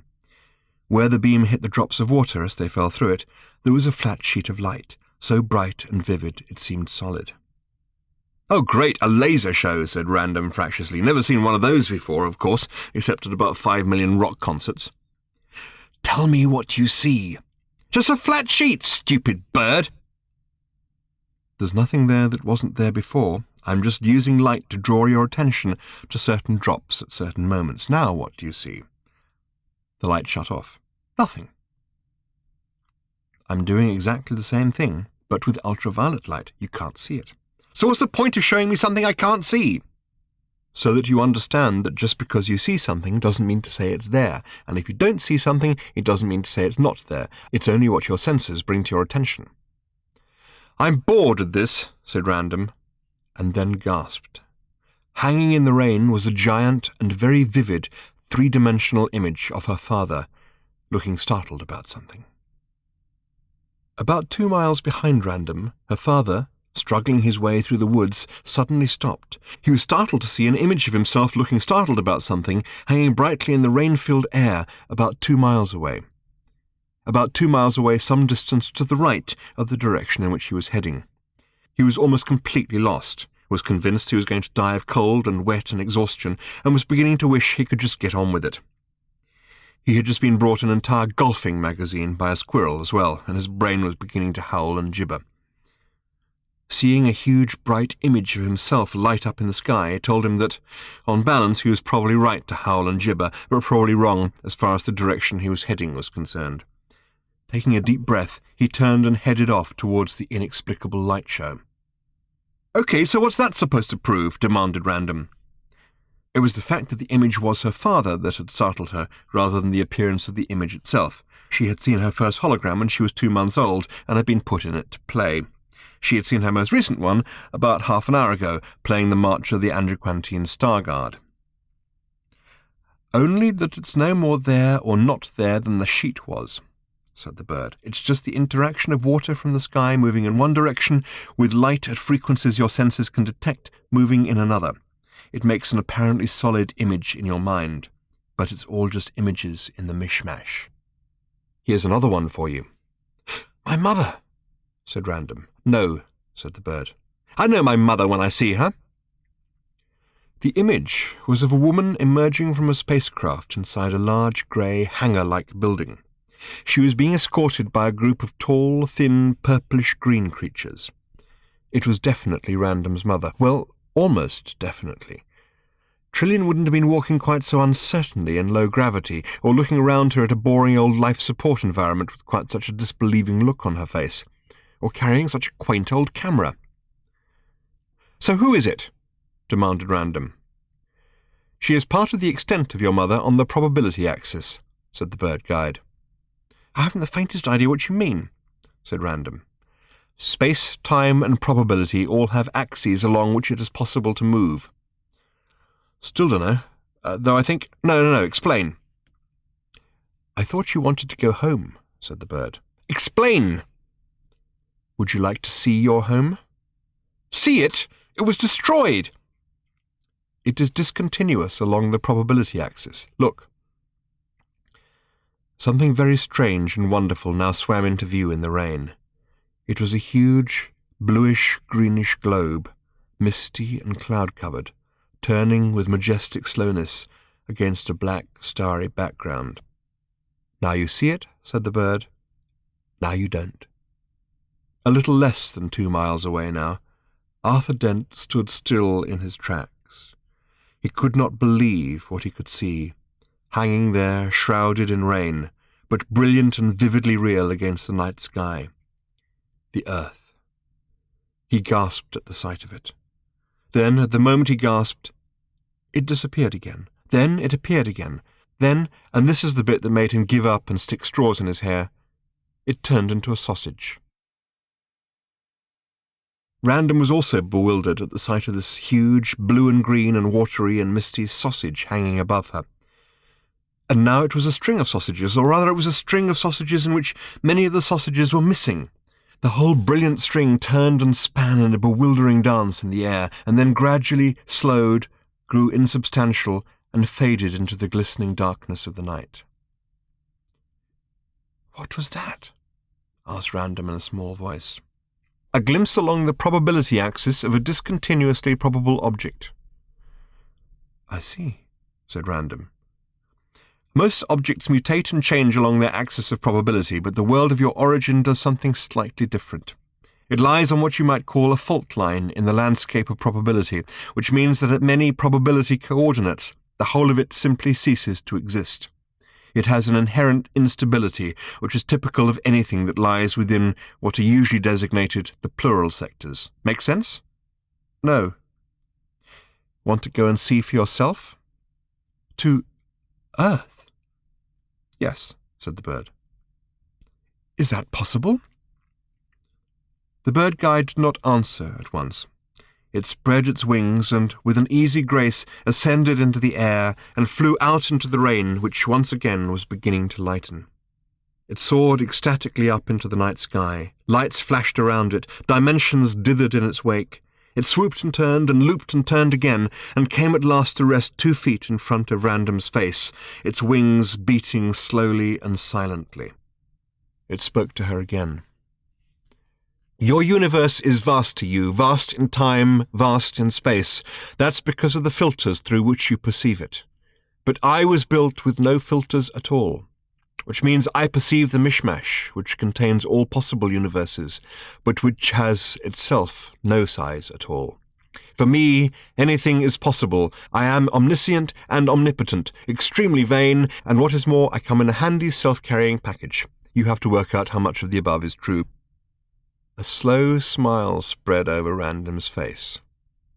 You bloody little thing, you've been winding me up. As I said, anything is possible. Random laughed. Okay, she said. Let's try and go to Earth. Let's go to Earth at some point on its, probability axis? Yes, where it hasn't been blown up. Okay, so you're the guide. How do we get a lift? Reverse engineering, said the bird. What? Reverse engineering. To me, the flow of time is irrelevant. You decide what you want. I then merely make sure that it has already happened. You're joking. Anything is possible. Random frowned. You are joking, aren't you? Let me put it another way, said the bird. Reverse engineering enables us to shortcut all the business of waiting for one of the horribly few spaceships that passes through your galactic sector every year or so to make up its mind about whether or not it feels like giving you a lift. You want a lift? A ship arrives and gives you one. The pilot may think he has any one of 1,000,000 reasons why he has decided to stop and pick you up. The real reason is that I have determined that he will." "This is you being extremely vain, isn't it, little bird?" said Random. The bird was silent. "Okay," said Random. "I want a ship to take me to Earth." "Will this one do?" It was so silent that Random had not noticed the descending spaceship until he was nearly on top of her. Arthur had noticed it. He was a mile away now and closing. Just after the illuminated sausage display had drawn to its conclusion, he had noticed the faint glimmerings of further lights coming down out of the clouds, and had, to begin with, assumed it to be another piece of flashy sonne-lumière. It took a moment or so for it to dawn on him that it was an actual spaceship, and a moment or two longer for him to realize that it was dropping directly down to where he assumed his daughter to be. That was when, rain or no rain, old leg injury or no leg injury, darkness or no darkness, he suddenly started really to run. He fell almost immediately, slid and hurt his knee quite badly on a rock. He slithered back up to his feet and tried again. He had a horrible cold feeling that he was about to lose Random forever. Limping and cursing, he ran. He didn't know what it was that had been in the box, but the name on it had been Ford Prefect, and that was the name he cursed as he ran. The ship was one of the sexiest and most beautiful ones that Random had ever seen. It was astounding, sleek, silver, ineffable. If she didn't know better, she would have said it was an RW6. As it settled silently beside her, she realized that it actually was an RW6, and she could scarcely breathe for excitement. An RW6 was the sort of thing you only saw in the sort of magazines that were designed to provoke civil unrest. She was also extremely nervous. The manner and timing of its arrival was deeply unsettling. Either it was the most bizarre coincidence, or something very peculiar and worrying was going on. She waited a little tensely for the ship's hatch to open. Her guide, she thought of it as hers now, was hovering lightly over her right shoulder, its wings barely fluttering. The hatch opened. Just a little dim light escaped. A moment or two passed, and a figure emerged.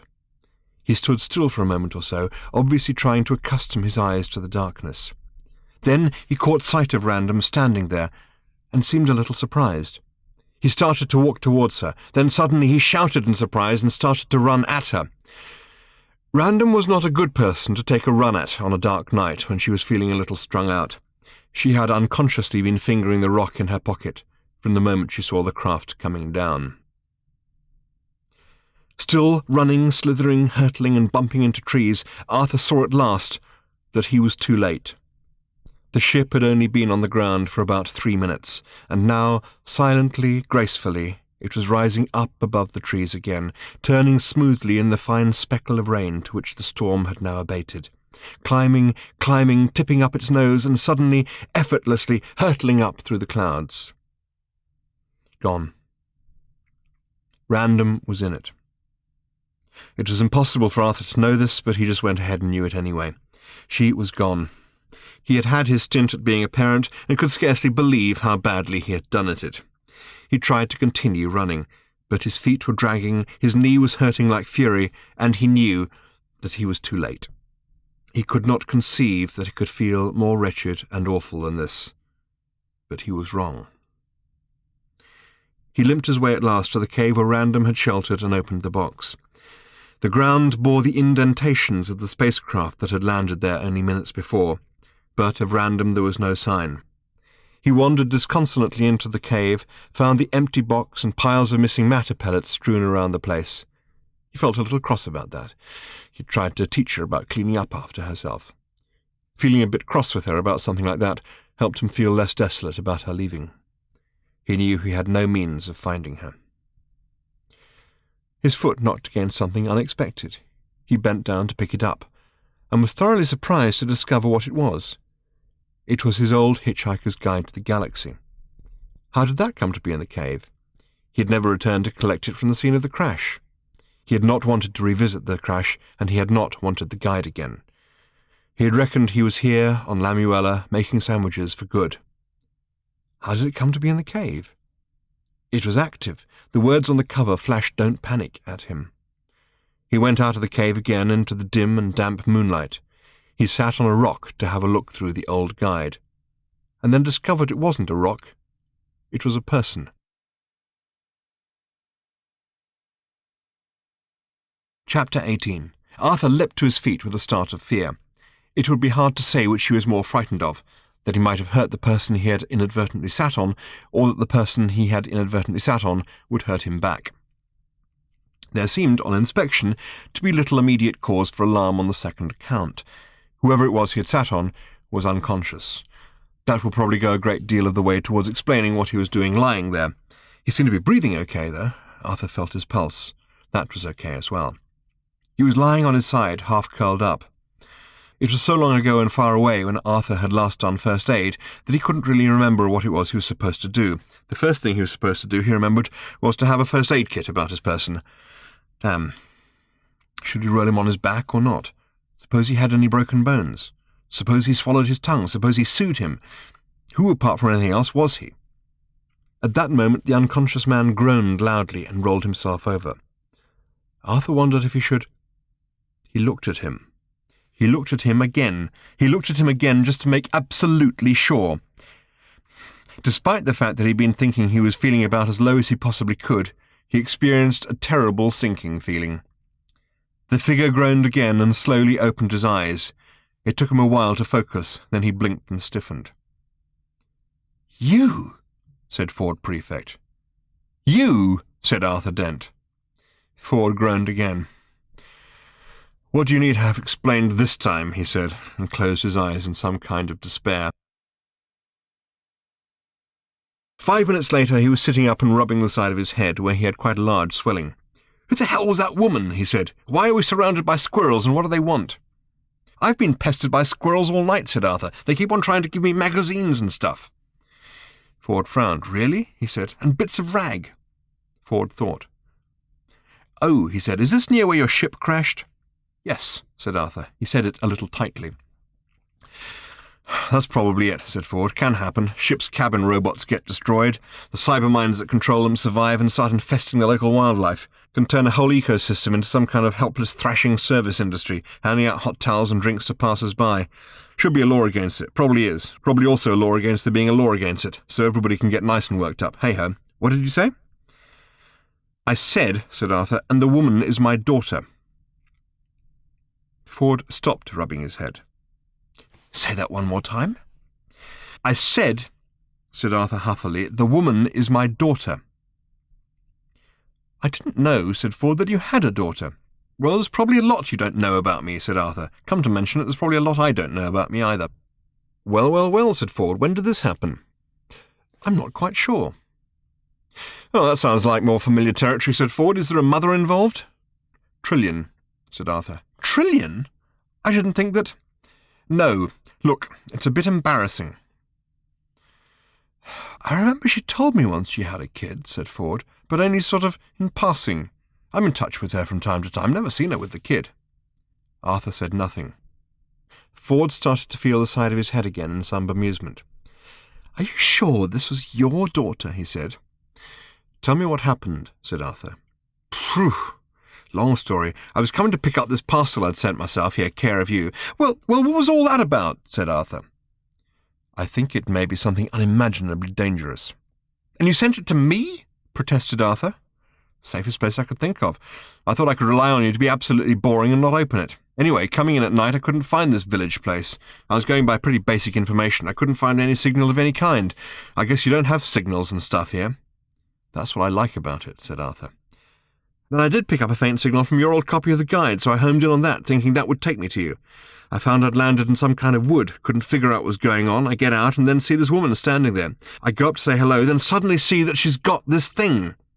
"What thing?" said Arthur. "The thing I sent you, the new guide, the bird thing. You were meant to keep it safe, you idiot, but this woman had the thing right there by her shoulder. I ran forward and she hit me with a rock." "I see," said Arthur. "What did you do?" "Well, I fell over, of course. I was very badly hurt. She and the bird started to make off towards my ship, and when I say my ship, I mean an RW6. "A what?" "An RW6, for Zark's sake. I've got this great relationship going now between my credit card and the guide's central computer. You would not believe that ship, Arthur. It's—" "So an RW6 is a spaceship, then?" "Yes, it's—" "Oh, never mind. Look, just get some kind of grip, will you, Arthur, or at least get some kind of catalogue. At this point, I was very worried, and I think semi-concussed. I was down on my knees and bleeding profusely, so I did the only thing I could think of, which was to beg. I said, "Please, for Zark's sake, don't take my ship, and don't leave me stranded in the middle of some primitive Zarking forest with no medical help and a head injury. I could be in serious trouble, and so could she." What did she say? "She hit me on the head with a rock again." I think I can confirm that was my daughter. "Ah, sweet kid." "You have to get to know her," said Arthur. "Oh, she eases up, does she?" "No," said Arthur, "but you get a better sense of when to duck." Ford held his head and tried to see straight. The sky was beginning to lighten in the west, which is where the sun rose. Arthur didn't particularly want to see it. The last thing he wanted after a hellish night like this one was some blasted day coming along and barging about the place. "What are you doing in a place like this, Arthur?" demanded Ford. "Well," said Arthur, "making sandwiches mostly." "What?" "I am, probably was, the sandwich maker for a small tribe.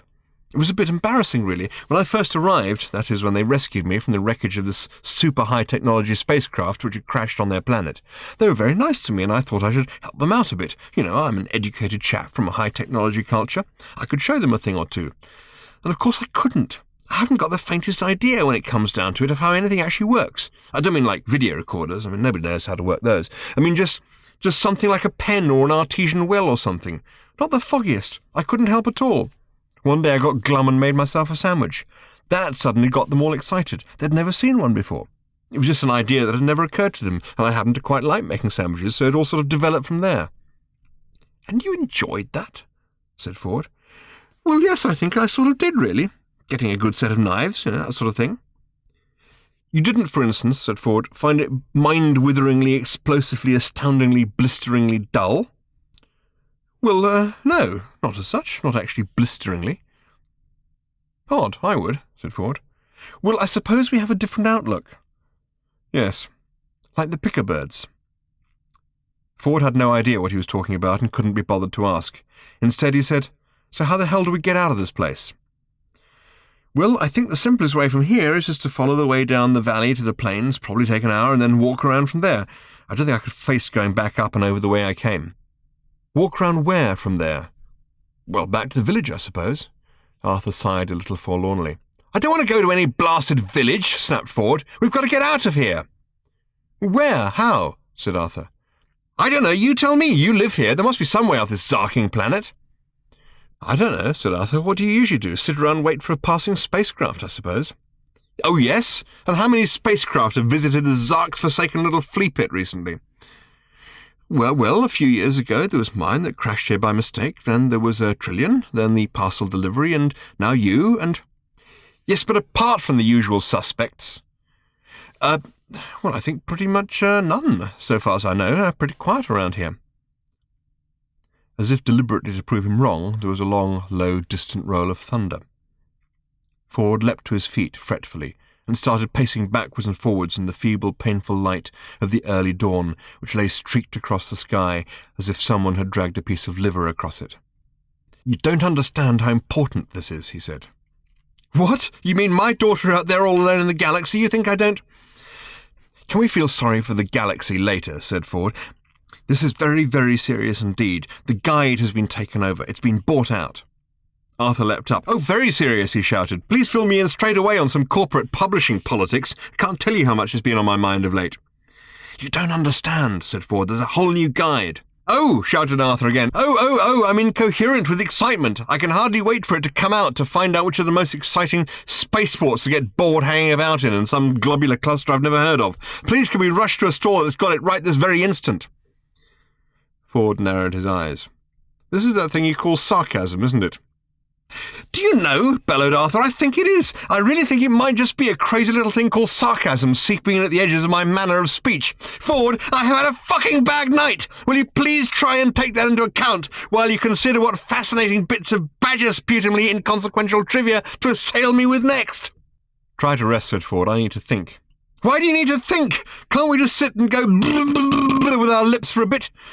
Couldn't we just dribble gently and loll a little bit to the left for a few minutes? I can't stand it, Ford. I can't stand all this thinking and trying to work things out anymore. You may think that I'm just standing here barking. Hadn't occurred to me, in fact. But I mean it. What is the point? We assume that every time we do anything we know what the consequences will be, i.e. more or less what we intend them to be. This is not only not always correct, it is wildly, crazily, stupidly, cross-eyed, blithering, insectly wrong. Which is exactly my point, said Ford. Thank you, said Arthur, sitting down again. What? Temporal reverse engineering. Arthur put his head in his hands and shook it gently from side to side. Is there any humane way, he moaned, in which I can prevent you from telling me what temporary reverse bloody what's-itting is? No, said Ford, because your daughter is caught up in the middle of it, and it is deadly, deadly serious. Thunder rolled in the pause. All right, said Arthur, tell me. I leapt out of a high-rise office window, said Ford. This cheered Arthur up. Oh, he said, why don't you do it again? I did. Said Arthur, disappointed. Obviously no good came of it. The first time, said Ford, I managed to save myself by the most astonishing and, I say this in all modesty, fabulous piece of ingenious, quick-thinking agility, fancy footwork and self-sacrifice. What was the self-sacrifice? Said Arthur. I jettisoned half of a much-loved and I think irreplaceable pair of shoes. Why was that self-sacrifice? Because they were mine, said Ford crossly. I think we have different value systems, said Arthur. Well, mine's better, said Ford. Well, that's according to your... Oh, never mind. So having saved yourself very cleverly once, you very sensibly went and jumped again. Please don't tell me why. Just tell me what happened, if you must.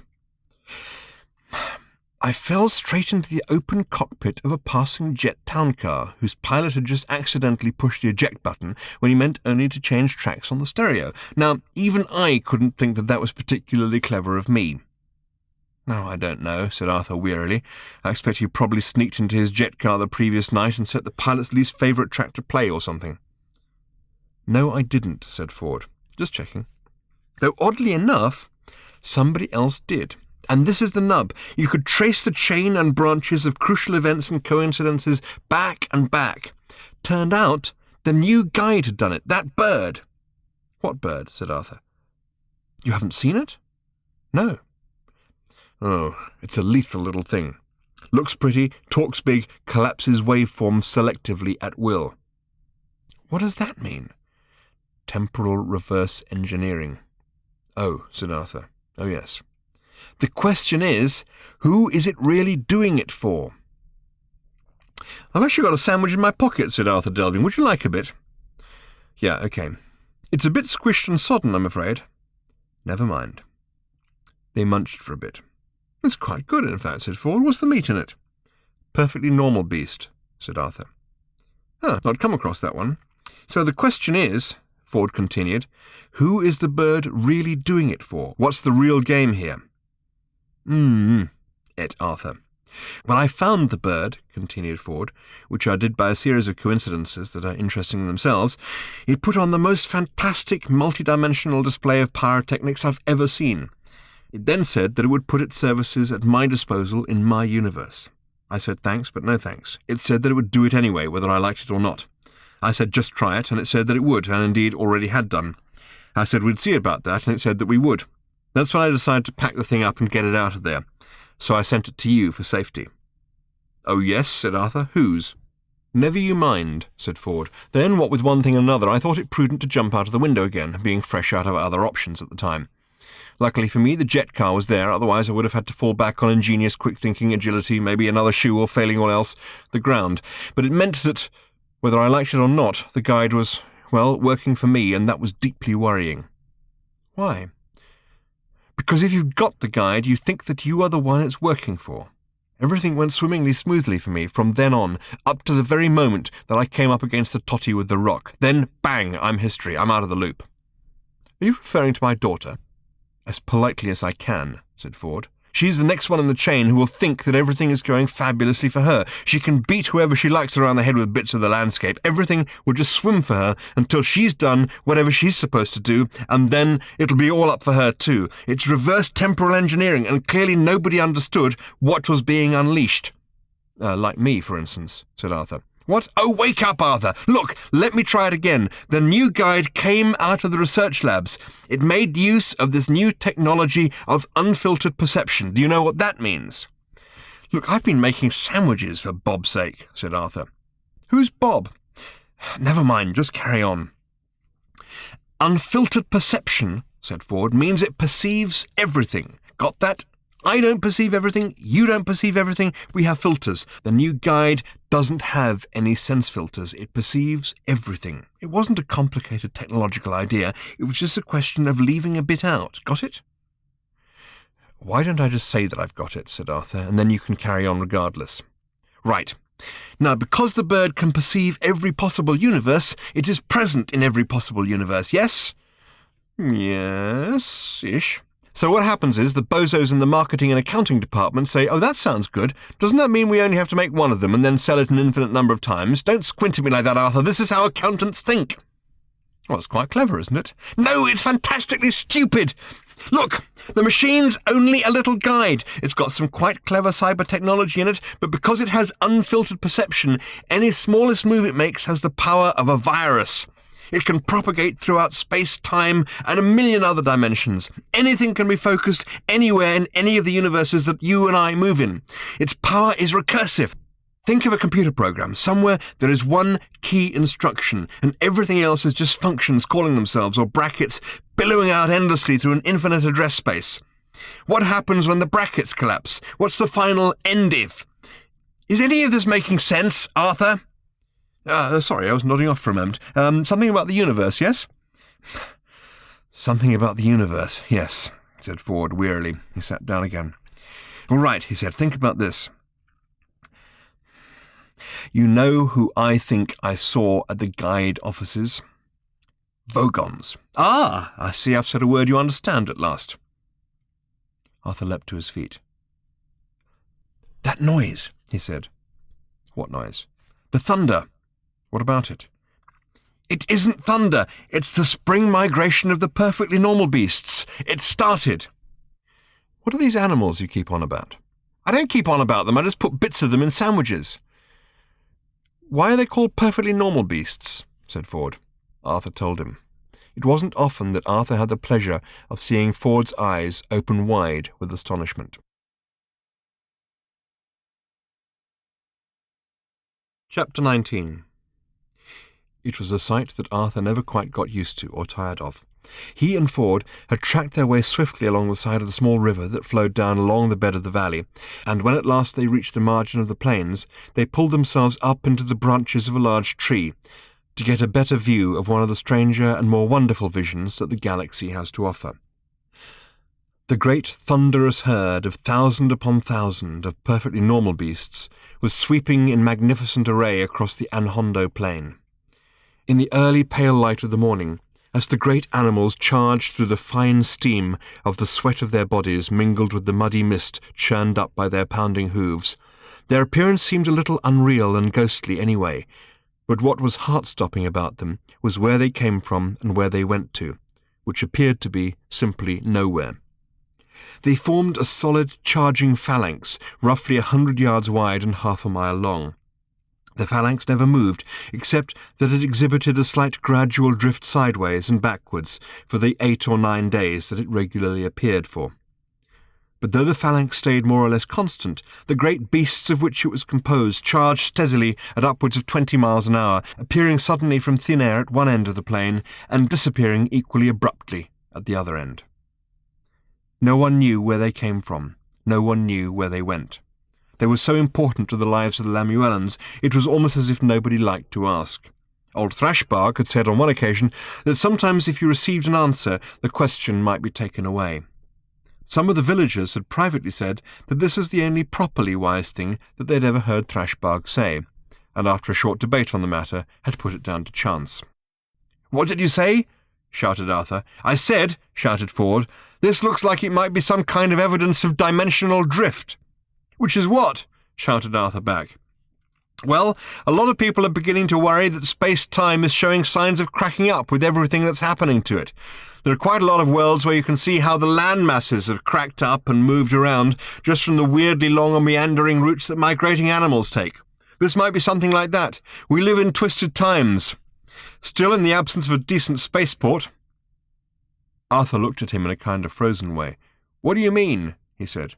"What do you mean, what do I mean?" shouted Ford. "You know perfectly well what I mean. We're going to ride our way out of here." "Are you seriously suggesting we try to ride a perfectly normal beast?" "Yeah. See where it goes to." "We'll be killed." "No," said Arthur suddenly. "We won't be killed, at least I won't. Ford, have you ever heard of a planet called Stavromula Beta?" Ford frowned. "Don't think so," he said. He pulled out his own battered old copy of The Hitchhiker's Guide to the Galaxy and accessed it. "Any funny spelling?" he said. "Don't know," said Arthur. "I've only ever heard it said, and that was by someone who had a mouthful of other people's teeth. You remember I told you about Agrajag?" Ford thought for a moment. "You mean the guy who was convinced you were getting him killed over and over again?"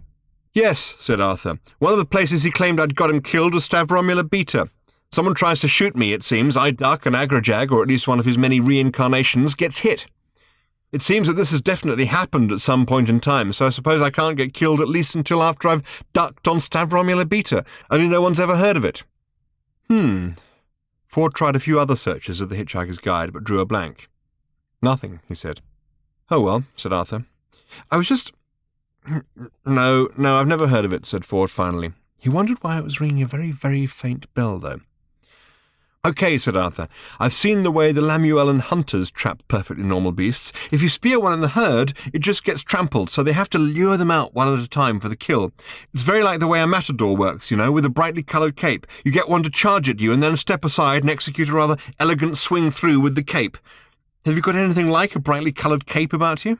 "This do," said Ford, handing him his towel.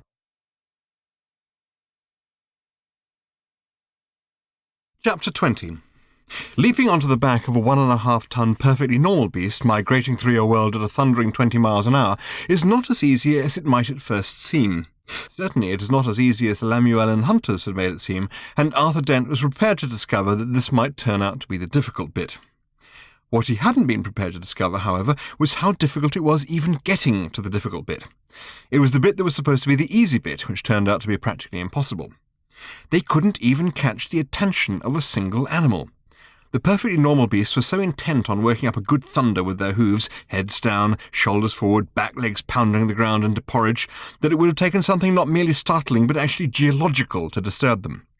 The sheer amount of thundering and pounding was, in the end, more than Arthur and Ford could deal with.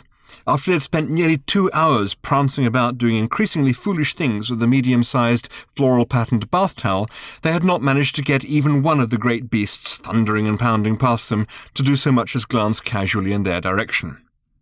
They were within 3 feet of the horizontal avalanche of sweating bodies. To have been much closer would have been to risk instant death, chronologic or no chronologic.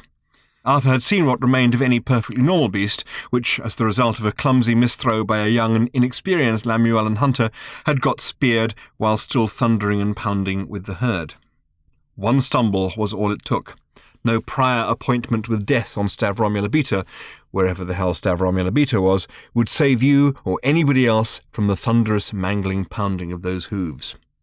At last, Arthur and Ford staggered back. They sat down, exhausted and defeated, and started to criticise each other's technique with the towel. "You've got to flick it more," complained Ford. "You need more follow-through from the elbow if you're going to get those blasted creatures to notice anything at all." "Follow-through?" protested Arthur. "You need more suppleness in the wrist."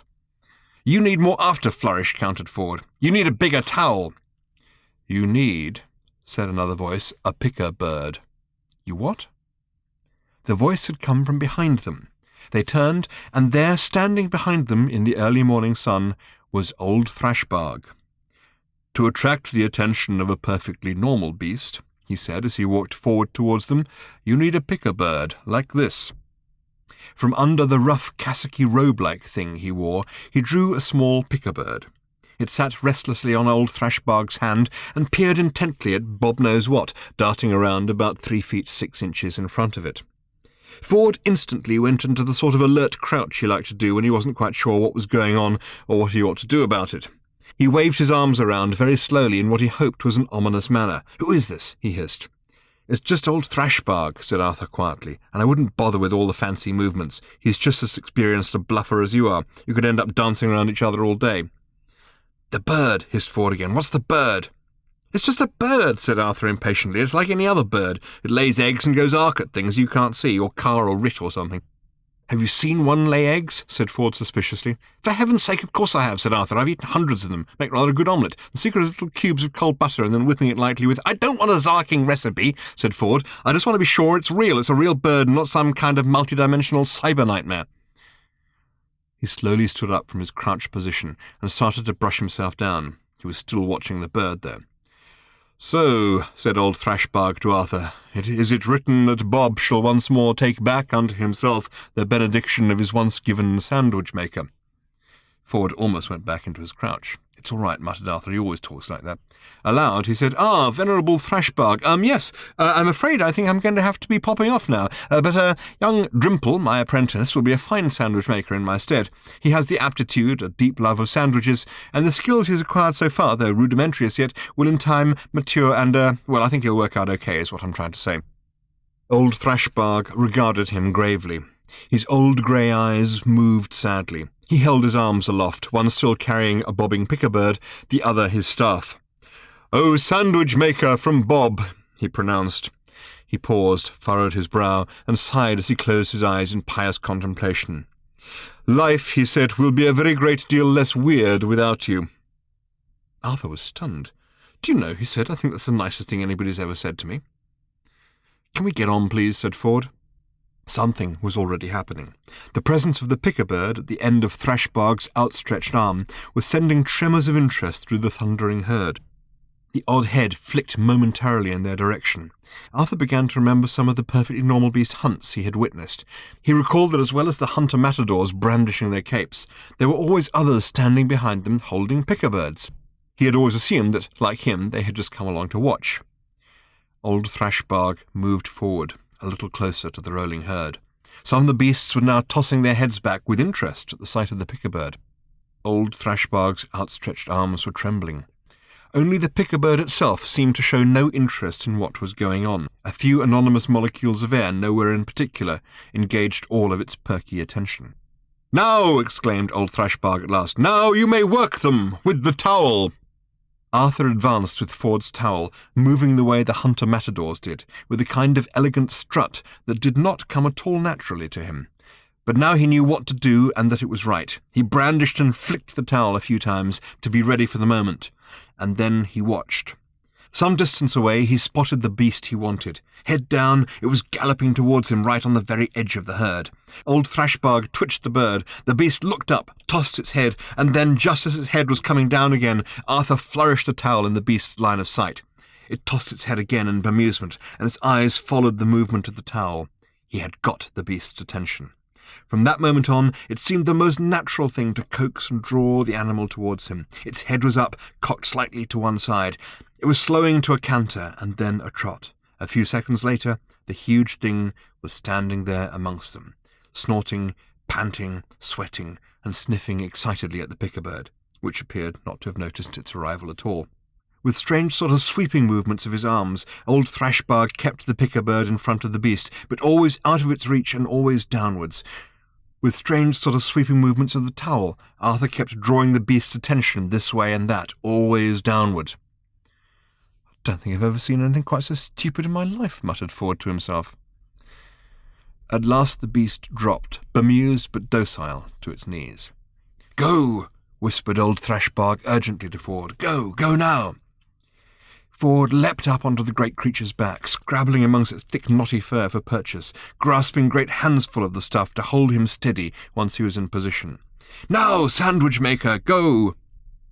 He performed some elaborate sign and ritual handshake, which Arthur couldn't quite get the hang of, because old Thrashbarg had obviously made it up on the spur of the moment. Then he pushed Arthur forward. Taking a deep breath, he clambered up behind Ford, onto the great hot heaving back of the beast, and held on tight. Huge muscles the size of sea lions rippled and flexed beneath him.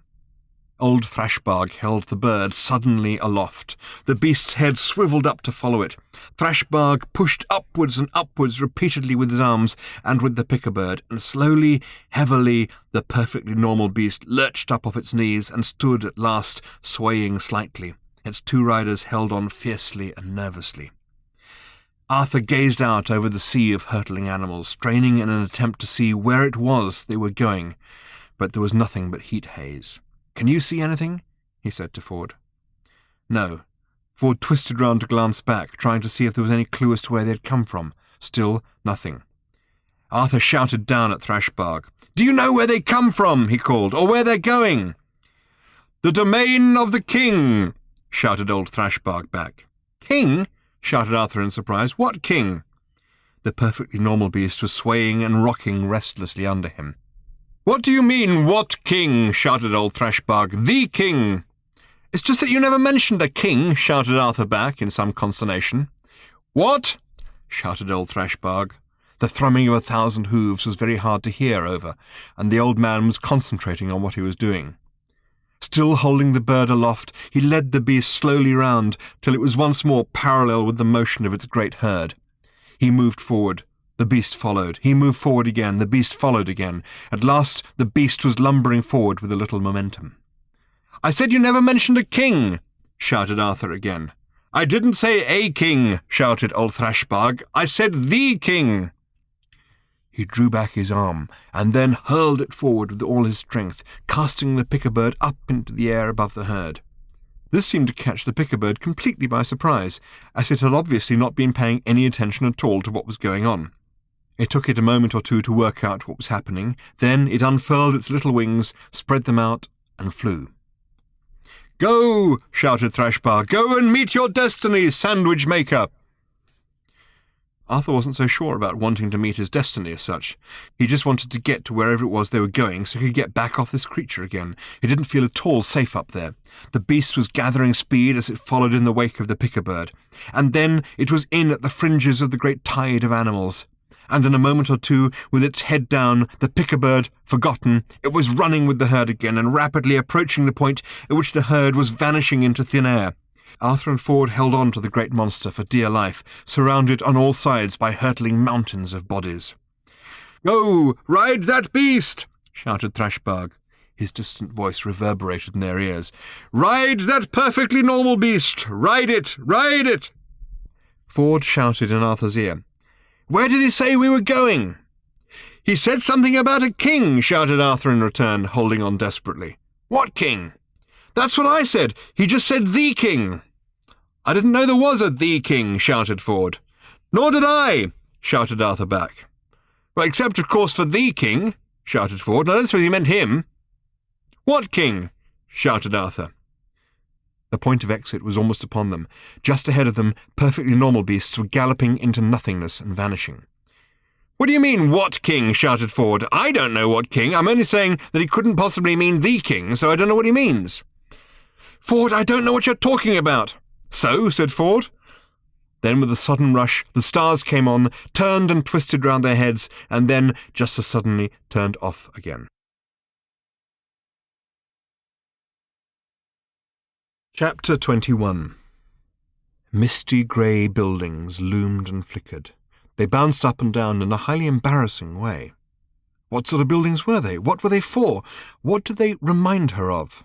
It's so difficult to know what things are supposed to be when you suddenly turn up unexpectedly on a different world which has a different culture, a different set of the most basic assumptions about life, and also incredibly dull and meaningless architecture. The sky above the buildings was a hostile and cold black.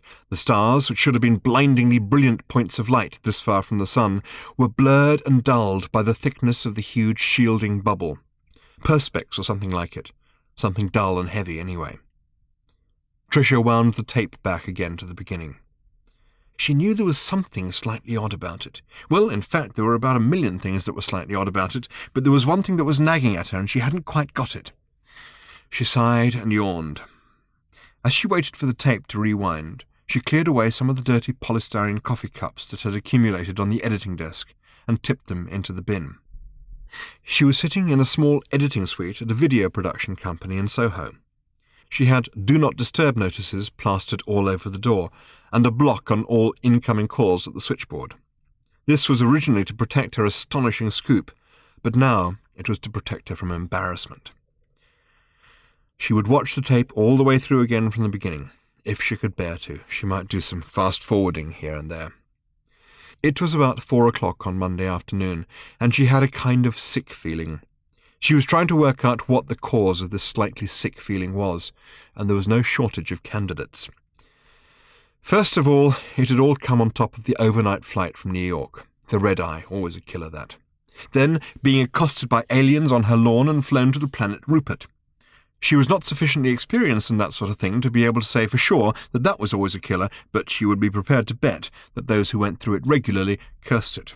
There were always stress charts being published in magazines, 50 stress points for losing your job, 75 points for a divorce or changing your hairstyle and so on. None of them ever mentioned being accosted on your lawn by aliens and then being flown to the planet Rupert, but she was sure it was worth a few dozen points. It wasn't that the journey had been particularly stressful. It had been extremely dull, in fact. Certainly it had been no more stressful than the trip she had just taken across the Atlantic, and it had taken roughly the same time, about 7 hours. Well, that was pretty astounding, wasn't it? Flying to the outer limits of the solar system in the same time that it took to fly from New York meant they must have some fantastic, unheard-of form of propulsion in the ship. She quizzed her hosts about it, and they agreed that it was pretty good. But how does it work? She had demanded excitedly. She was still quite excited at the beginning of the trip. She found that part of the tape and played it through to herself. The Grebulons, which is what they called themselves, were politely showing her which buttons they pressed to make the ship go. Yes, but what principle does it work on? She heard herself demand from behind the camera. Oh, you mean, is it something like a warp drive or something like that? They said. Yes, persisted Tricia, what is it? It probably is something of the kind, they said. Like what? Warp drive, photon drive, something like that. You'd have to ask the flight engineer. Which one is he? We don't know. We have all lost our minds, you see. Oh, yes, said Tricia a little faintly. So you said, how did you lose your minds exactly, then? We don't know, they said patiently. Because you've lost your minds, echoed Tricia glumly. Would you like to watch television? It is a long flight. We watch television. It is something we enjoy. All of this riveting stuff was on the tape, and fine viewing it made. First of all, the picture quality was extremely poor. Tricia didn't know why this was exactly. She had a feeling that the Grebulons responded to a slightly different range of light frequencies, and that there had been a lot of ultraviolet around, which was mucking up the video camera. There were a lot of interference patterns and video snow as well, probably something to do with the warp drive that none of them knew the first thing about. So what she had on tape, essentially, was a bunch of slightly thin and discoloured people sitting around watching televisions that were showing network broadcasts. She had also pointed the camera out of the very tiny viewport near her seat, and got a nice, slightly streaky effect of stars. She knew it was real, but it would have taken a good 3 or 4 minutes to fake. In the end, she had decided to save her precious videotape for Rupert itself, and had simply sat back and watched television with them. She even dozed off for a while. So, part of her sick feeling came from the sense that she had had all that time in an alien spacecraft of astounding technological design, and had spent most of it dozing in front of reruns of MASH and Cagney and Lacey. But what else was there to do? She had taken some photos as well, of course, all of which had subsequently turned out to be badly fogged when she got them back from the chemist. Another part of her sick feeling probably came from the landing on Rupert.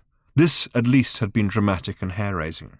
The ship had come sweeping in over a dark and sombre landscape, a terrain so desperately far removed from the heat and light of its parent sun, Sol, that it seemed like a map of the psychological scars of the mind of an abandoned child.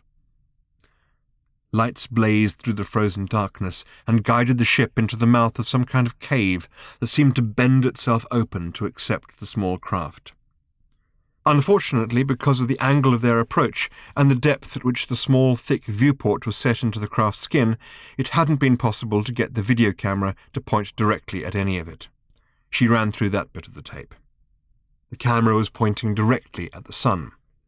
This is normally very bad for a video camera, but when the sun is roughly 1/3 of a billion miles away, it doesn't do any harm. In fact, it hardly makes any impression at all.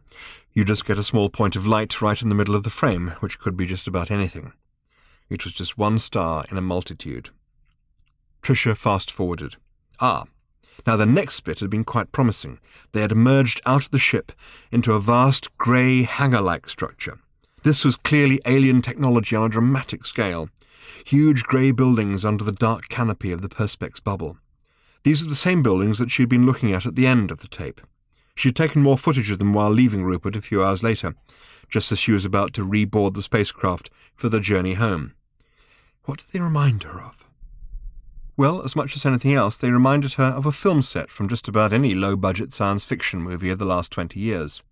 A lot larger, of course, but it all looked thoroughly tawdry and unconvincing on the video screen. Apart from the dreadful picture quality, she had been struggling with the unexpected effects of gravity that was appreciably lower than that on Earth, and she'd found it very hard to keep the camera from bouncing around in an embarrassingly unprofessional way. It was therefore impossible to make out any detail. And now, here was the leader coming forward to greet her, smiling and sticking his hand out. That was what he was called, the leader. None of the Grebulons had names, largely because they couldn't think of any. Tricia discovered that some of them had thought of calling themselves after characters from television programs they had picked up from Earth, but hard as they had tried to call each other Wayne and Bobby and Chuck, some remnant of something lurking deep in the cultural subconscious they had brought with them from the distant stars which were their home must have told them that this really wasn't right and wouldn't do. The leader had looked pretty much like all the others, possibly a little less thin. He said how much she enjoyed her shows on TV, that he was her greatest fan, how glad he was that she'd been able to come along and visit them on Rupert, and how much everybody had been looking forward to her coming, how he hoped the flight had been comfortable, and so on. There was no particular sense she could detect of being any kind of emissary from the stars or anything. Certainly, watching it now on videotape, he just looked like some guy in costume and makeup, standing in front of a set that wouldn't hold up too well if you leant against it. She sat staring at the screen with her face cradled in her hands and shaking her head in slow bewilderment. This was awful. Not only was this bit awful, but she knew what was coming next. It was the bit where the leader asked if she was hungry after the flight, and would she perhaps like to come and have something to eat. They could discuss things over a little dinner. She could remember what she was thinking at this point. Alien food. How was she going to deal with it? Would she actually have to eat it? Would she have access to some sort of paper napkin she could spit stuff out into? Wouldn't there be all sorts of differential immunity problems? It turned out to be hamburgers. Not only did it turn out to be hamburgers, but the hamburgers it turned out to be were very clearly and obviously McDonald's hamburgers, which had been reheated in a microwave. It wasn't just the look of them, it wasn't just the smell, it was the polystyrene clamshell packages they came in, which had McDonald's printed all over them. "Eat, enjoy," said the leader. "Nothing is too good for our honoured guest." This was in his private apartment. Tricia looked around it in bewilderment that had bordered on fear, but had nevertheless got it all on videotape. The apartment had a waterbed in it, and a MIDI hi-fi, and one of those tall electrically illuminated glass things which sit on tabletops and appear to have large globules of sperm floating about in them. The walls were covered in velvet. The leader lounged against a brown corduroy beanbag and squirted breath freshener into his mouth. Tricia began to feel very scared suddenly. She was further from Earth than any human being, to her knowledge, had ever been, and she was with an alien creature who was lounging against a brown corduroy beanbag and squirting breath freshener into his mouth. She didn't want to make any false moves. She didn't want to alarm him, but there were things she had to know. Where did you get this?" she asked, gesturing around the room nervously. "The decor?" asked the leader. "Do you like it? It is very sophisticated. We are a sophisticated people, we Grebulons. We buy sophisticated consumer durables by mail order." Tricia had nodded tremendously slowly at this point. "Mail order," she had said. The leader chuckled.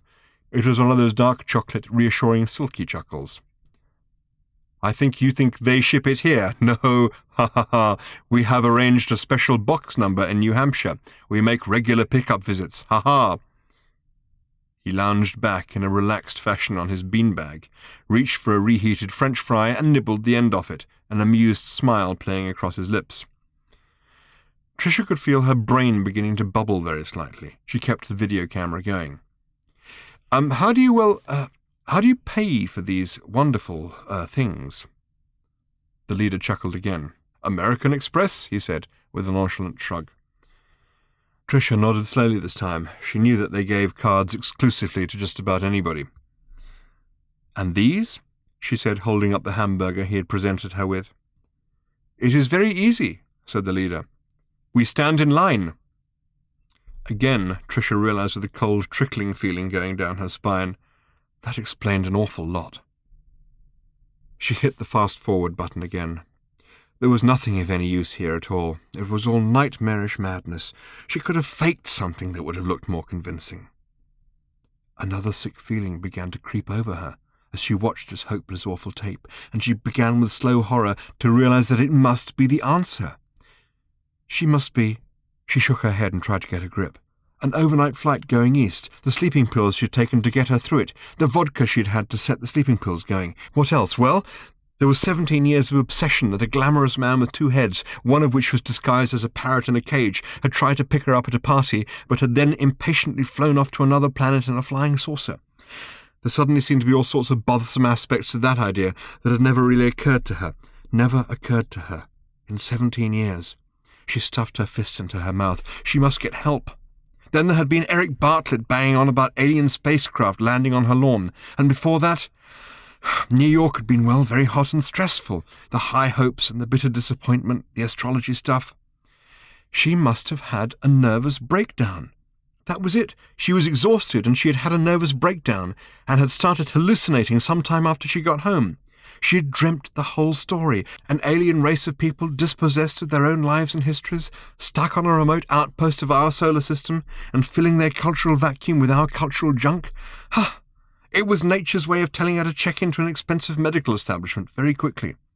She was very, very sick. She looked at how many large coffees she'd got through as well, and realized how heavily she was breathing and how fast. Part of solving any problem, she told herself, was realizing that you had it. She started to bring her breathing under control. She had caught herself in time. She had seen where she was. She was on the way back from whatever psychological precipice she had been on the brink of. She started to calm down, to calm down, to calm down. She sat back in the chair and closed her eyes. After a while, now that she was breathing normally again, she opened them again.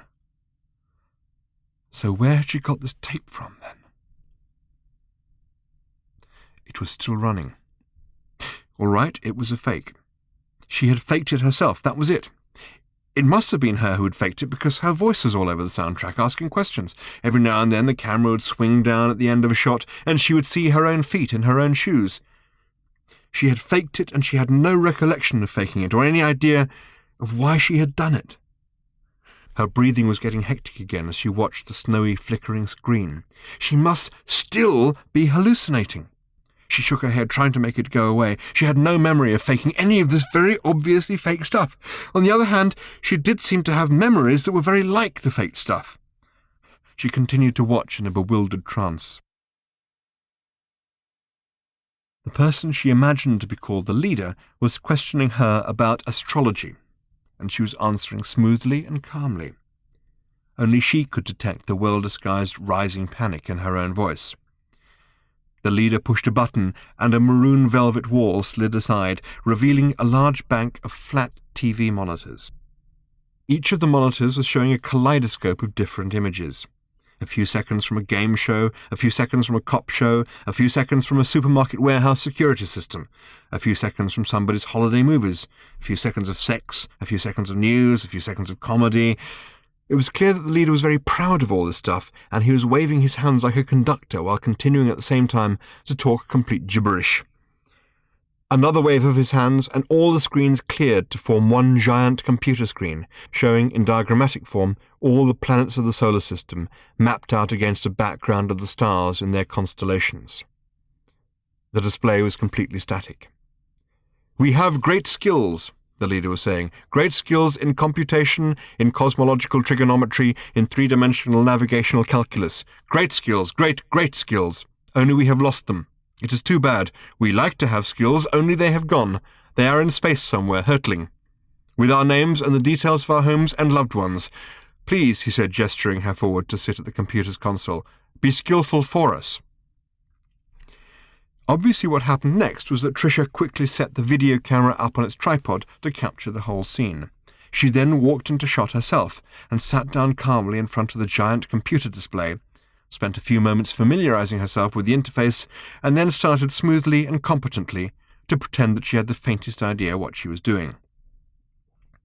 It hadn't been that difficult, in fact. She was, after all, a mathematician and astrophysicist by training, and a television presenter by experience, and what science she had forgotten over the years she is more than capable of making up by bluffing. The computer she was working on was clear evidence that the Grebulons came from a far more advanced and sophisticated culture than their current vacuous state suggested. and with its aid she was able, within about half an hour, to cobble together a rough working model of the solar system. It wasn't particularly accurate or anything, but it looked good. The planets were whizzing around in reasonably good simulations of their orbits, and you could watch the movement of the whole piece of virtual cosmological clockwork from any point within the system, very roughly.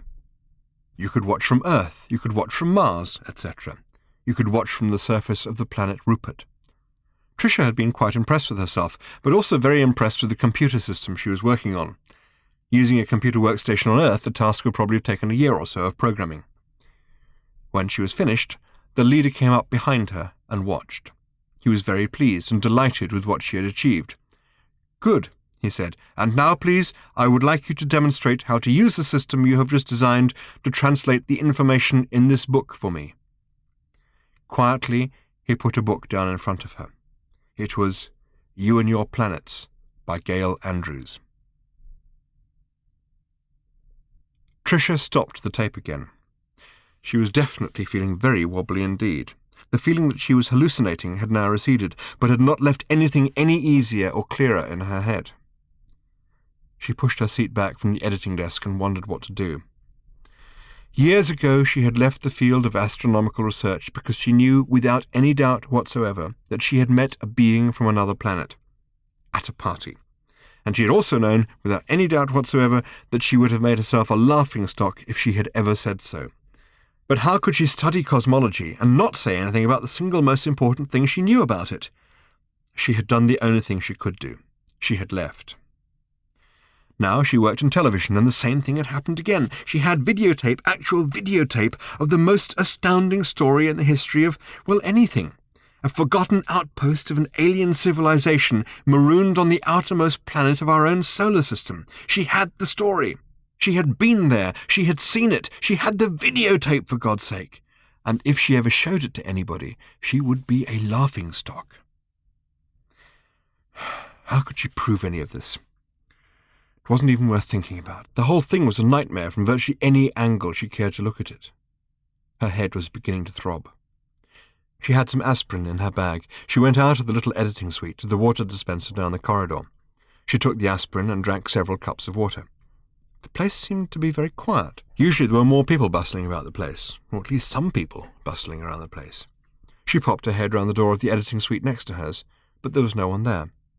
She had gone rather overboard keeping people out of her own suite. "Do not disturb," the notice read. "Do not even think of entering. I don't care what it is. Go away. I'm busy." When she went back in, she noticed that the message light on her phone extension was winking, and wondered how long it had been on. "Hello?" she said to the receptionist. "Oh, Miss Macmillan, I'm so glad you called. Everybody's been trying to reach you. Your TV company, they're desperate to reach you. Can you call them?" "Why didn't you put them through?" said Tricia. "You said I wasn't to put anybody through for anything. You said I was to deny that you were even here.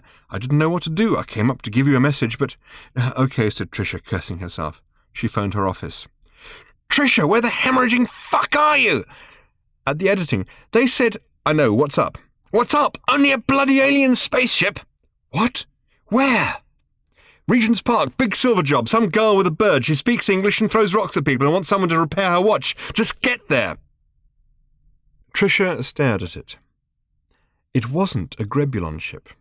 Not that she was certainly an expert on extraterrestrial craft, but this was a sleek and beautiful silver and white thing about the size of a large ocean-going yacht, which is what it most resembled. Next to this, the structures of the huge, half-dismantled Grebulon ship looked like gun turrets on a battleship. Gun turrets. That's what those blank grey buildings had looked like. And what was odd about them was that by the time she passed them again on her way to reboarding the small Grebulon craft, they had moved. These things flitted briefly through her head as she ran from the taxi to meet her camera crew. "Where's the girl?" she shouted above the noise of helicopters and police sirens. "There!" shouted the producer while the sound engineer hurried to clip a radio mic to her. "She says her mother and father came from here in some parallel dimension or something like that. And she's got her father's watch, and I don't know, what can I tell you? Busk it! Ask her what it feels like to be from outer space." "Thanks a lot, Ted," muttered Tricia, checked that her mic was securely clipped, gave the engineer some level, took a deep breath, tossed her hair back, and switched into her role of professional reporter on home ground, ready for anything. At least, nearly anything. She turned to look for the girl. That must be her with the wild hair and wild eyes. The girl turned towards her and stared. "Mother!" she screamed, and started to hurl rocks at Tricia. Chapter 22. Daylight exploded around them. Hot, heavy sun. A desert plain stretched out ahead in a haze of heat. They thundered out into it. "Jump!" shouted Ford Prefect. "What?" shouted Arthur Dent, holding on for dear life. There was no reply. "What did you say?" shouted Arthur again, then realized that Ford Prefect was no longer there. He looked around in panic and started to slip. Realizing he couldn't hold on any longer, he pushed himself sideways as hard as he could and rolled into a ball as he hit the ground, rolling away from the pounding hooves. What a day, he thought, as he started furiously coughing dust up out of his lungs. He hadn't had a day as bad as this since the earth had been blown up. He staggered up to his knees and then up to his feet and started to run away. He didn't know what from or what to, but running away seemed a prudent move. He ran straight into Ford Prefect, who was standing there surveying the scene.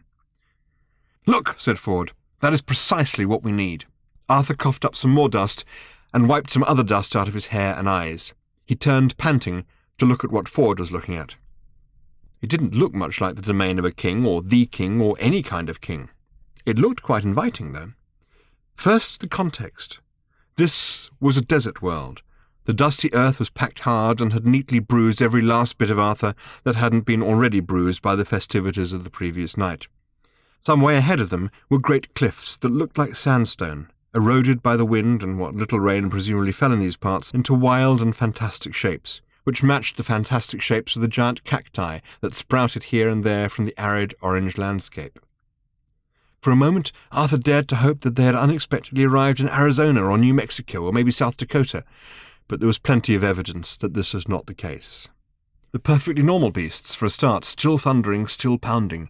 They swept up in their tens of thousands from the far horizon, disappeared completely for about half a mile, then swept off, thundering and pounding to the distant horizon opposite.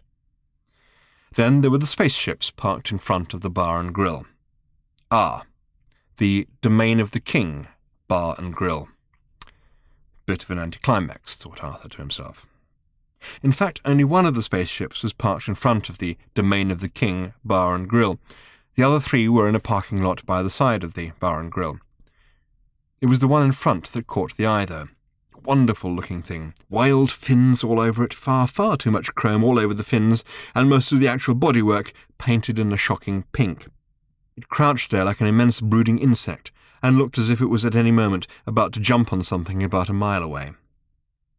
The domain of the king, bar and grill was slap bang in the middle of where the perfectly normal beasts would be charging if they didn't take a minor trans-dimensional diversion on the way. It stood on its own undisturbed. An ordinary bar and grill, a truck stop diner, somewhere in the middle of nowhere. Quiet. The domain of the king. "Gonna buy that spaceship," said Ford quietly. "Buy it," said Arthur. "That's not like you. I thought you usually pinched them." "Sometimes you have to show a little respect," said Ford. "Probably have to show a little cash as well," said Arthur. "How the hell much is that thing worth?" With a tiny movement, Ford brought his Dino Charge credit card up out of his pocket. Arthur noticed that the hand holding it was trembling very slightly. "I'll teach them to make me the restaurant critic," breathed Ford.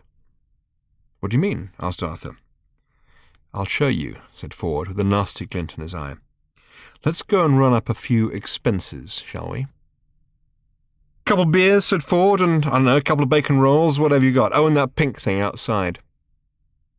He flipped his card onto the top of the bar and looked around casually. There was a kind of silence. There hadn't been a lot of noise before, but there was definitely a kind of silence now. Even the distant thunder of the perfectly normal beasts, carefully avoiding the domain of the king, seemed suddenly a little muted. "Just rode into town," said Ford, as if nothing was odd about that or about anything else. He was leaning against the bar at an extravagantly relaxed angle. There were about 3 other customers in the place, sitting at tables, nursing beers. About 3. Some people would have said there were exactly 3, but it wasn't that kind of a place. Not the kind of a place that you felt like being that specific in. There was some big guy setting up some stuff on the little stage as well, old drum kit, couple of guitars, country and western kind of stuff. The barman was not moving very swiftly to get in Ford's order. In fact, he wasn't moving at all. "Not sure they're the pink things for sale," he said at last in the kind of accent that went on for quite a long time. "Sure it is," said Ford. "How much do you want?" "Well, think of a number. I'll double it." "'Tain't mine to sell," said the barman. "So, whose?" The barman nodded at the big guy setting up on the stage. Big fat guy, moving slow, balding. Ford nodded. He grinned. "Okay," he said. "Get the beers, get the rolls, keep the tab open." Arthur sat at the bar and rested. He was used to not knowing what was going on. He felt comfortable with it. The beer was pretty good, and it made him feel a little sleepy, which he didn't mind at all. The bacon rolls were not bacon rolls. They were perfectly normal beef rolls. He exchanged a few professional roll-making remarks with the barman, and just let Ford get on with whatever Ford wanted to do. "Okay," said Ford, returning to his stool. "It's cool. We got the pink thing." The barman was very surprised. "He's selling it to you?" "He's giving it to us for free," said Ford, taking a gnaw at his roll. "Hey, no, keep the tab open, though. We have some items to add to it. Good roll." He took a deep pull of beer. "Good beer," he added. "Good ship, too," he said, eyeing the big pink and chrome insect-like thing, bits of which could be seen through the windows of the bar. "Good everything, pretty much. You know," he said, sitting back reflectively, "it's at times like this that you kind of wonder if it's worth worrying about the fabric of space-time and the causal integrity of the multidimensional probability matrix and the potential collapse of all waveforms and the whole sort of general mishmash and all that sort of stuff that's been bugging me. Maybe I feel that what the big guy says is right. Just let it all go. What does it matter? Let it go." "Which big guy?" said Arthur. Ford just nodded towards the stage. The big guy was saying, "1, 2," into the mic a couple of times. A couple other guys were on the stage now, drums, guitar. The barman, who had been silent for a moment or two, said, "You say he's letting you have his ship?" "Yeah," said Ford. Let it all go is what he said. Take the ship. Take it with my blessing. Be good to her. I will be good to her." He took a pull at his beer again. "Like I was saying," he said, "it's at times like this that you kind of think, let it all go, but then you think of guys like Infinitum Enterprises, and you think, they are not going to get away with it. They are going to suffer. It is my sacred and holy duty to see those guys suffer. Here, let me put something on the tab for the singer. I asked for a special request, and we agreed. It's to go on the tab, okay?" "Okay," said the barman cautiously. Then he shrugged. "Okay, however you want to do it. How much?" Ford named a figure. The barman fell over amongst the bottles and glasses. Ford vaulted quickly over the bar to check that he was all right and to help him back up to his feet. He'd cut his finger and his elbow a bit and was feeling a little woozy, but was otherwise fine. The big guy started to sing. The barman hobbled off with Ford's credit card to get authorization. "Is there stuff going on here that I don't know about?" said Arthur to Ford. "Isn't there usually?" said Ford. "No need to be like that," said Arthur. He began to wake up. "Shouldn't we be going?" he said suddenly. "Will that ship get us to Earth?" "Sure will," said Ford. "That's where Random will be going," said Arthur with a start. "We can follow her, but, Ford let Arthur get on with thinking things out for himself, while he got out his old edition of The Hitchhiker's Guide to the Galaxy. "But where are we on this probability axis thing?" said Arthur. "Will the Earth be there or not there? I spent so much time looking for it. All I found was planets that were a bit like it or not at all like it, though it was clearly the right place because of the continents. The worst version was called Now What, where I got bitten by some wretched little animal. That's how they communicated, by biting each other. Bloody painful. Then half the time, of course, the Earth isn't even there because it's been blown up by the bloody Vogons. How much sense am I making?" Ford didn't comment. He was listening to something. He passed the guide over to Arthur and pointed at the screen. The active entry read, "Earth, mostly harmless." "You mean it's there?" said Arthur excitedly. "The Earth is there! That's where Random will be going. The bird was showing her the Earth in the rainstorm." Ford motioned Arthur to shout a little less loudly. He was listening. Arthur was growing impatient. He'd heard bar singers sing Love Me Tender before. He was a bit surprised to hear it here, right in the middle of wherever the hell this was, certainly not Earth, but then things tended not to surprise him these days as much as formerly. The singer was quite good, as bar singers went, if you liked that sort of thing, but Arthur was getting fretful. He glanced at his watch. This only served to remind him that he didn't have his watch anymore. Random had it, or at least the remains of it. "Don't you think we should be going?" he said insistently. "Shh," said Ford. "I paid to hear this song." He seemed to have tears in his eyes, which Arthur found a bit disturbing. He'd never seen Ford moved by anything other than very, very strong drink. Probably the dust. He waited, tapping his fingers irritably, out of time with the music. The song ended. The singer went on to do Heartbreak Hotel. "Anyway," Ford whispered, "I've got to review the restaurant." "What?" "I have to write a review." "Write a review? Of this place?" "Filing the review validates the expenses claim. I fixed it so that it happens completely automatically and untraceably. This bill is going to need some validation," he added quietly, staring into his beer with a nasty smirk. "For a couple of beers and a roll?" "And a tip for the singer," said Ford. "Why, how much did you tip him?" Ford named a figure again. "I don't know how much that is," said Arthur. "What's it worth in pounds sterling? I mean, what would it buy you?" "It would probably buy you roughly, Ford screwed his eyes up as he did some calculations in his head. "Switzerland," he said at last. He picked up his Hitchhiker's Guide and started to type. Arthur nodded intelligently. There were times when he wished he understood what on earth Ford was talking about, and other times, like now, when he felt it was probably safer not even to try. He looked over Ford's shoulder. "This isn't going to take long, is it?" he said. "Nah," said Ford. "Piece of piss. Just mention that the rolls are quite good, the beer good and cold, local wildlife nicely eccentric, the bar singer the best in the known universe, and that's about it. Doesn't need much, just a validation." He touched an area on the screen marked Enter, and the message vanished into the sub-ether. "You thought the singer was pretty good, then?" said Arthur. "Yeah," said Ford. The barman was returning with a piece of paper which seemed to be trembling in his hand. He pushed it over to Ford with a kind of nervous, reverential twitch. "Funny thing," said the barman. "The system rejected it a couple of times. Can't say it surprised me." Beads of sweat were standing on his brow. "Then suddenly it's, 'Oh yeah, that's okay,' and the system validates it, just like that. You want to sign it?" Ford scanned the form quickly. He sucked his teeth. "This is going to hurt Infinitum a lot," he said, with an appearance of concern. "Oh well," he added softly, "screw 'em." He signed with a flourish and handed it back to the barman.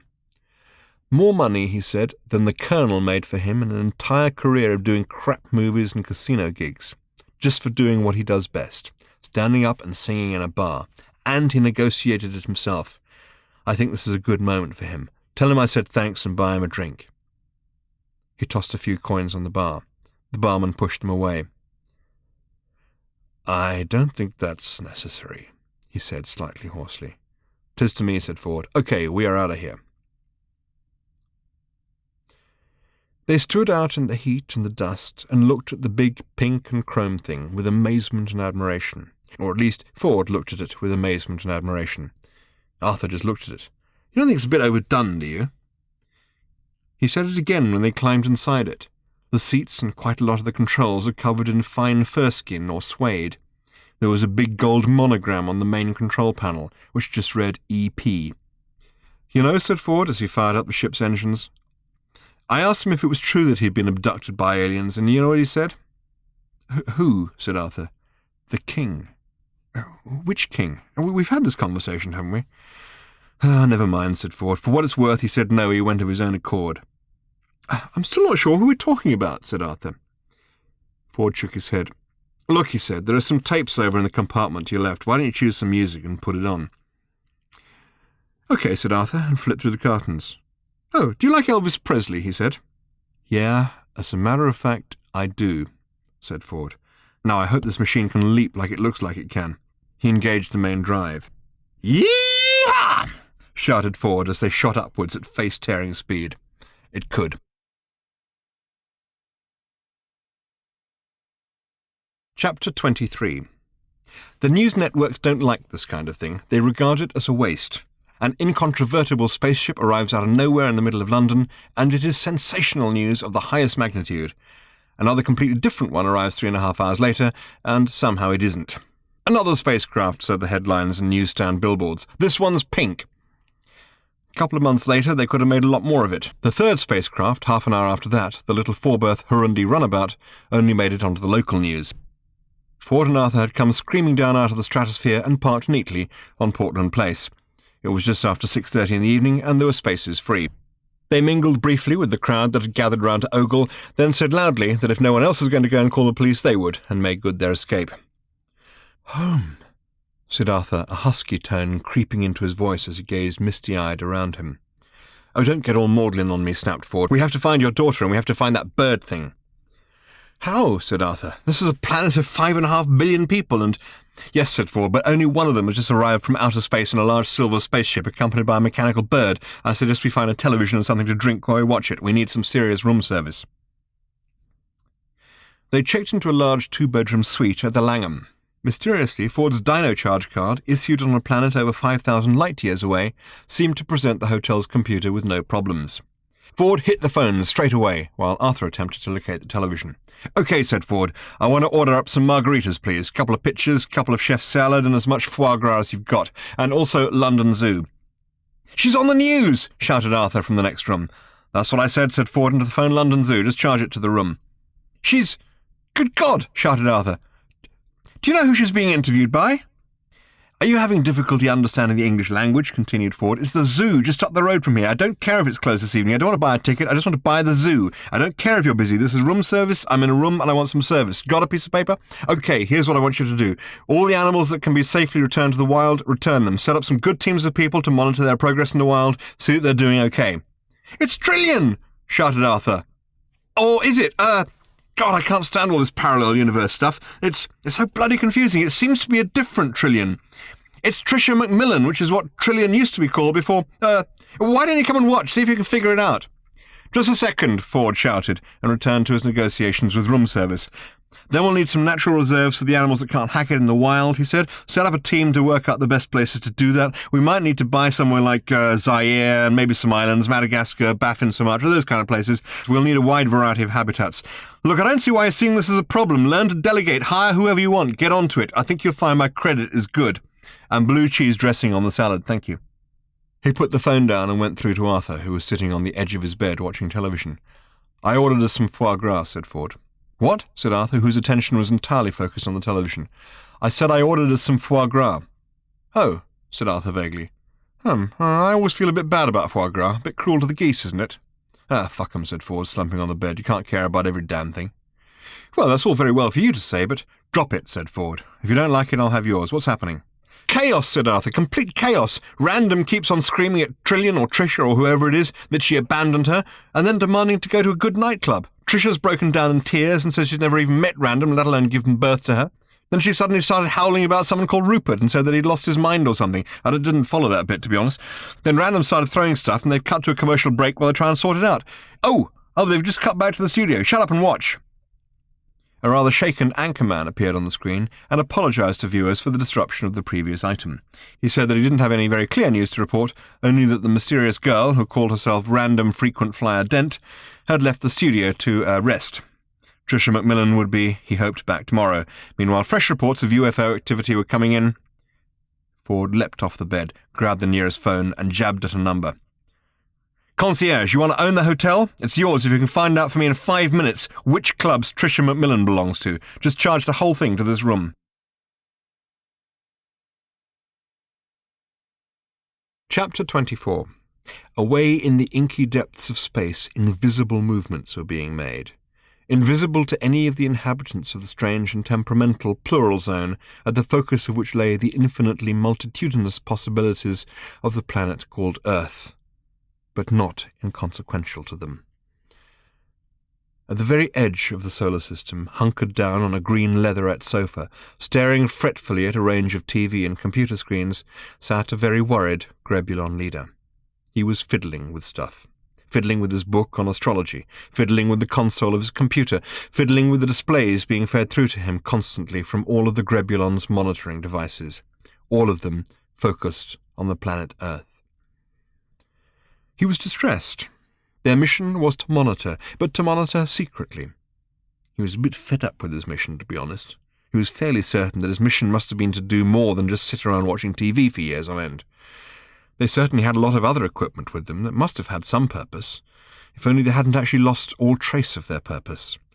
He needed a sense of purpose in life, which was why he had turned to astrology to fill the yawning gulf that existed in the middle of his mind and soul. That would tell him something, surely. Well, it was telling him something. It was telling him, as far as he could make out, that he was about to have a very bad month, that things were going to go from bad to worse if he didn't get a grip on things and start making some positive moves and think things out for himself. It was true. It was very clear from his star chart, which he had worked out using his astrology book, and the computer program which that nice Tricia Macmillan had designed for him to retriangulate all the appropriate astronomical data. Earth-based astrology had to be entirely recalculated to yield results that were meaningful to the Grebulons here on the 10th planet out on the frozen edges of the solar system. The recalculations showed absolutely clearly and unambiguously that he was going to have a very bad month indeed, starting with today. Because today, Earth was starting to rise into Capricorn, and that, for the Grebulon leader, who showed all the character signs of being a classic Taurus, was very bad indeed. Now was the time, his horoscope said, for taking positive actions, making tough decisions, seeing what needed to be done and doing it. This was all very difficult for him, but he knew that nobody ever said that doing tough stuff wasn't tough.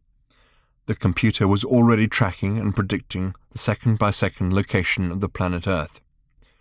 He ordered the great grey turrets to swivel. Because all of the Grebulon surveillance equipment was focused on the planet Earth, it failed to spot that there was now another source of data in the solar system. Its chances of accidentally spotting this other source of data, a massive yellow constructor ship, were practically nil.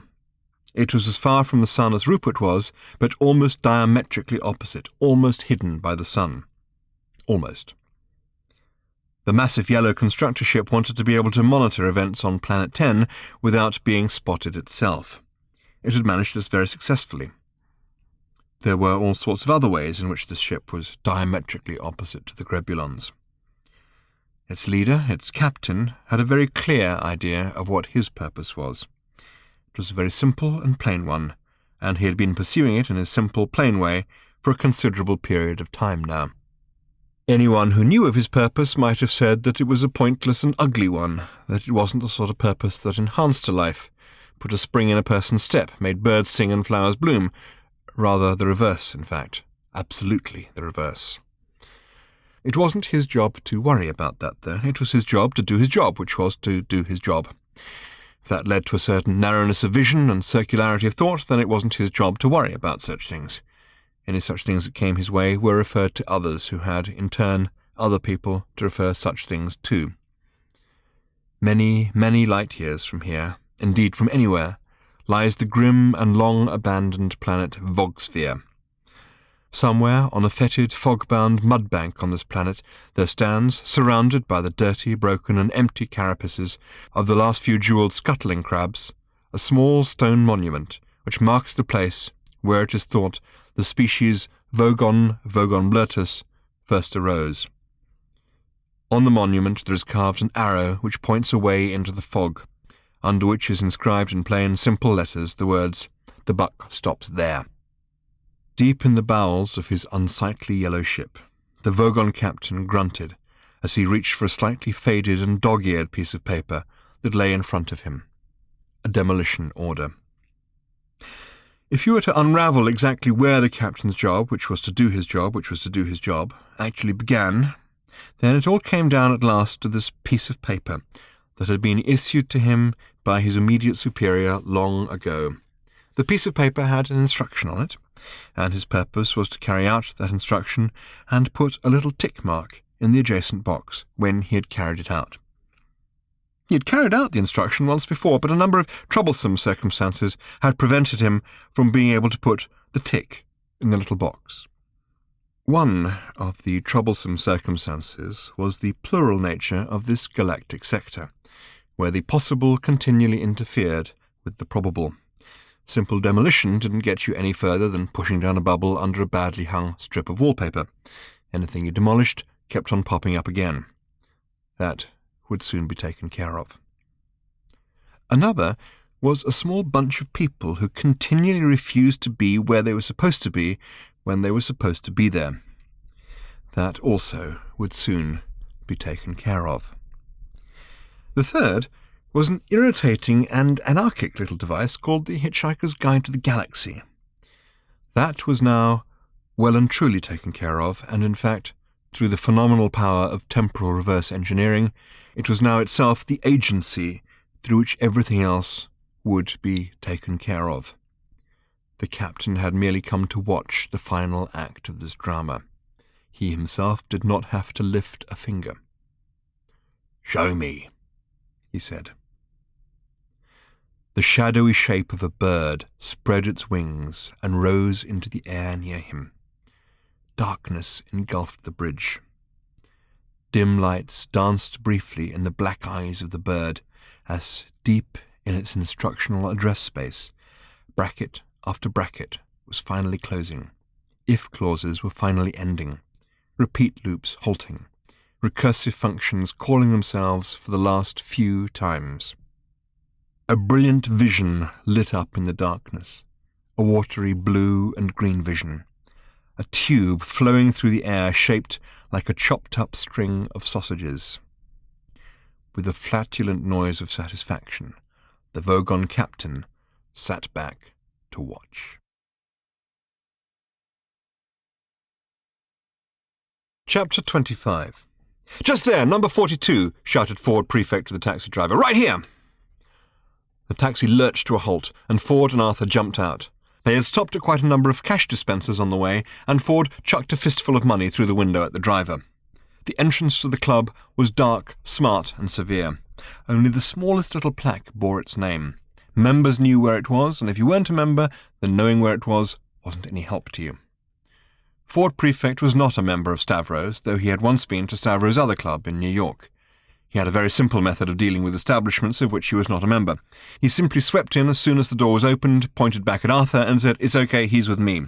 He bounded down the dark, glossy stairs, feeling very fruity in his new shoes.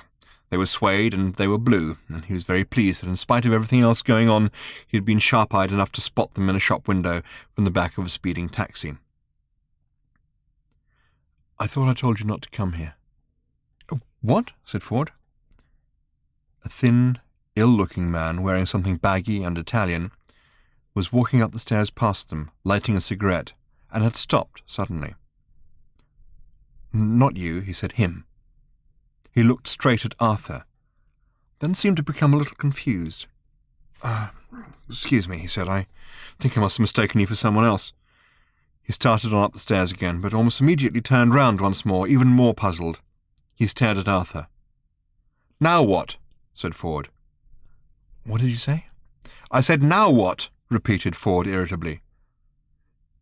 "Yes, I think so," said the man, and swayed slightly, and dropped the book of matches he'd been carrying. His mouth moved weakly, then he put his hand to his forehead.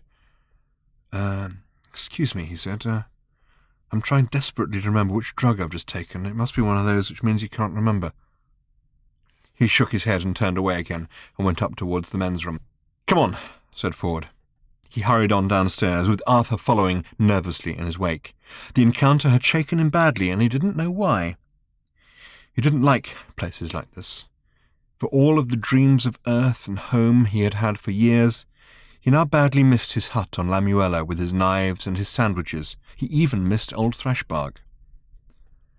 "Arthur!" It was the most astounding effect. His name was being shouted in stereo.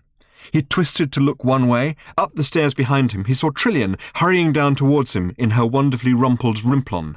She was looking suddenly aghast. He twisted the other way to see what she was looking suddenly aghast at. At the bottom of the stairs was Trillian wearing...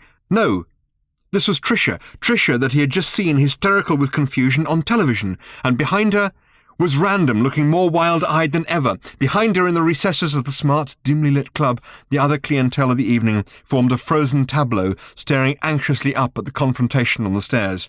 For a few seconds, everyone stood stock still. Only the music from behind the bar didn't know to stop throbbing. "The gun she is holding," said Ford quietly, nodding slightly towards Random, "is a Wabanata 3. It was in the ship she stole from me. It's quite dangerous, in fact. Just don't move for a moment. Let's everybody just stay calm and find out what's upsetting her." "Where do I fit?" screamed Random suddenly.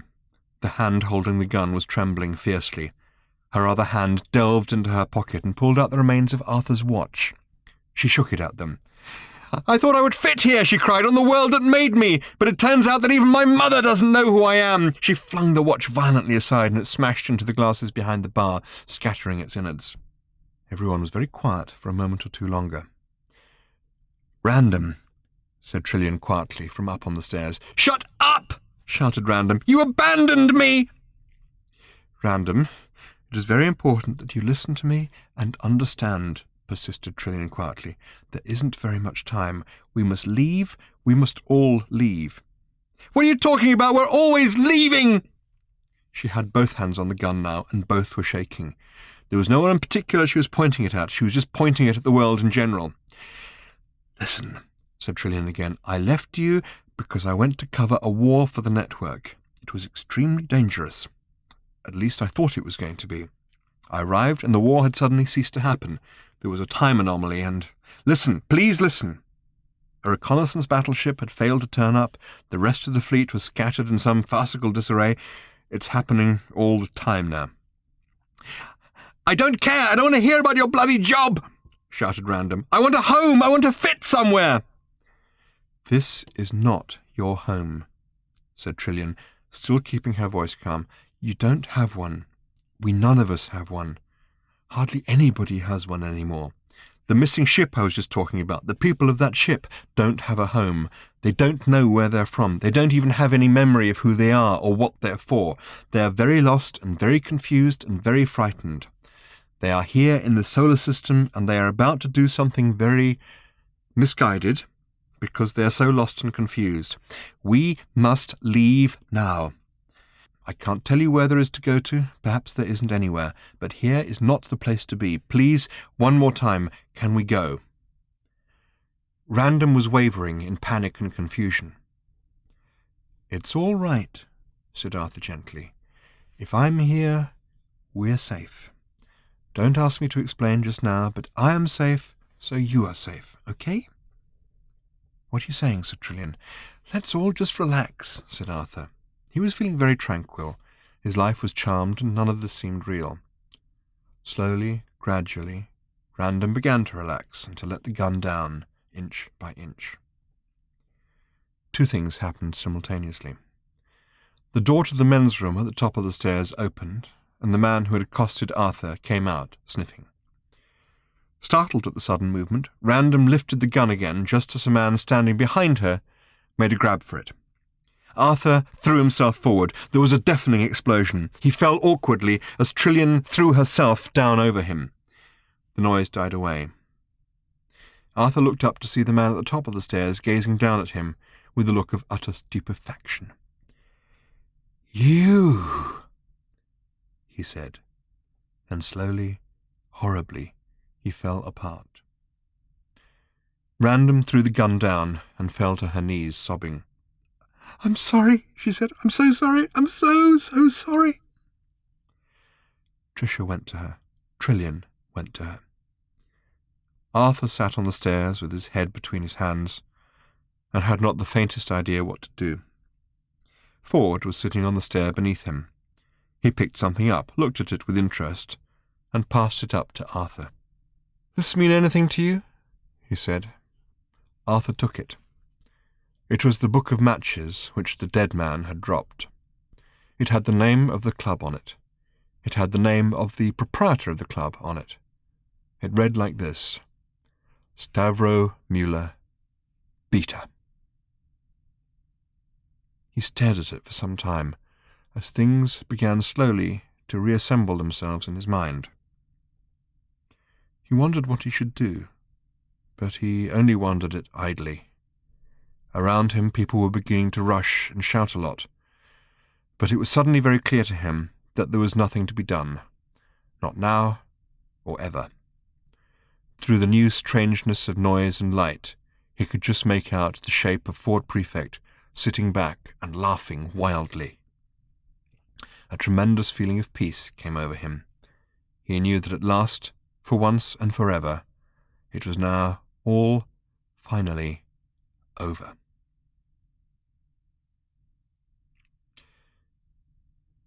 In the darkness of the bridge at the heart of the Vogon ship, Prostetnik Vogon Jeltz sat alone.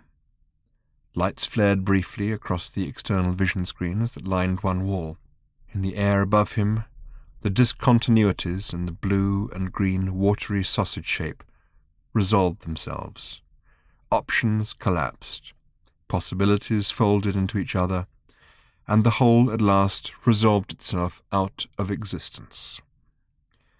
A very deep darkness descended.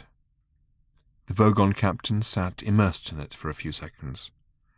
"Light," he said. There was no response. The bird, too, had crumpled out of all possibility. The Vogon turned on the light himself.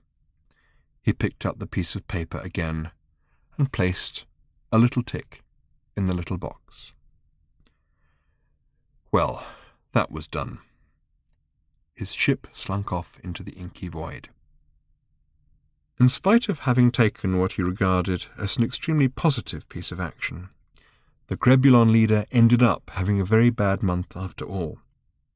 It was pretty much the same as all the previous months, except that there was now nothing on the television anymore. He put on a little light music instead.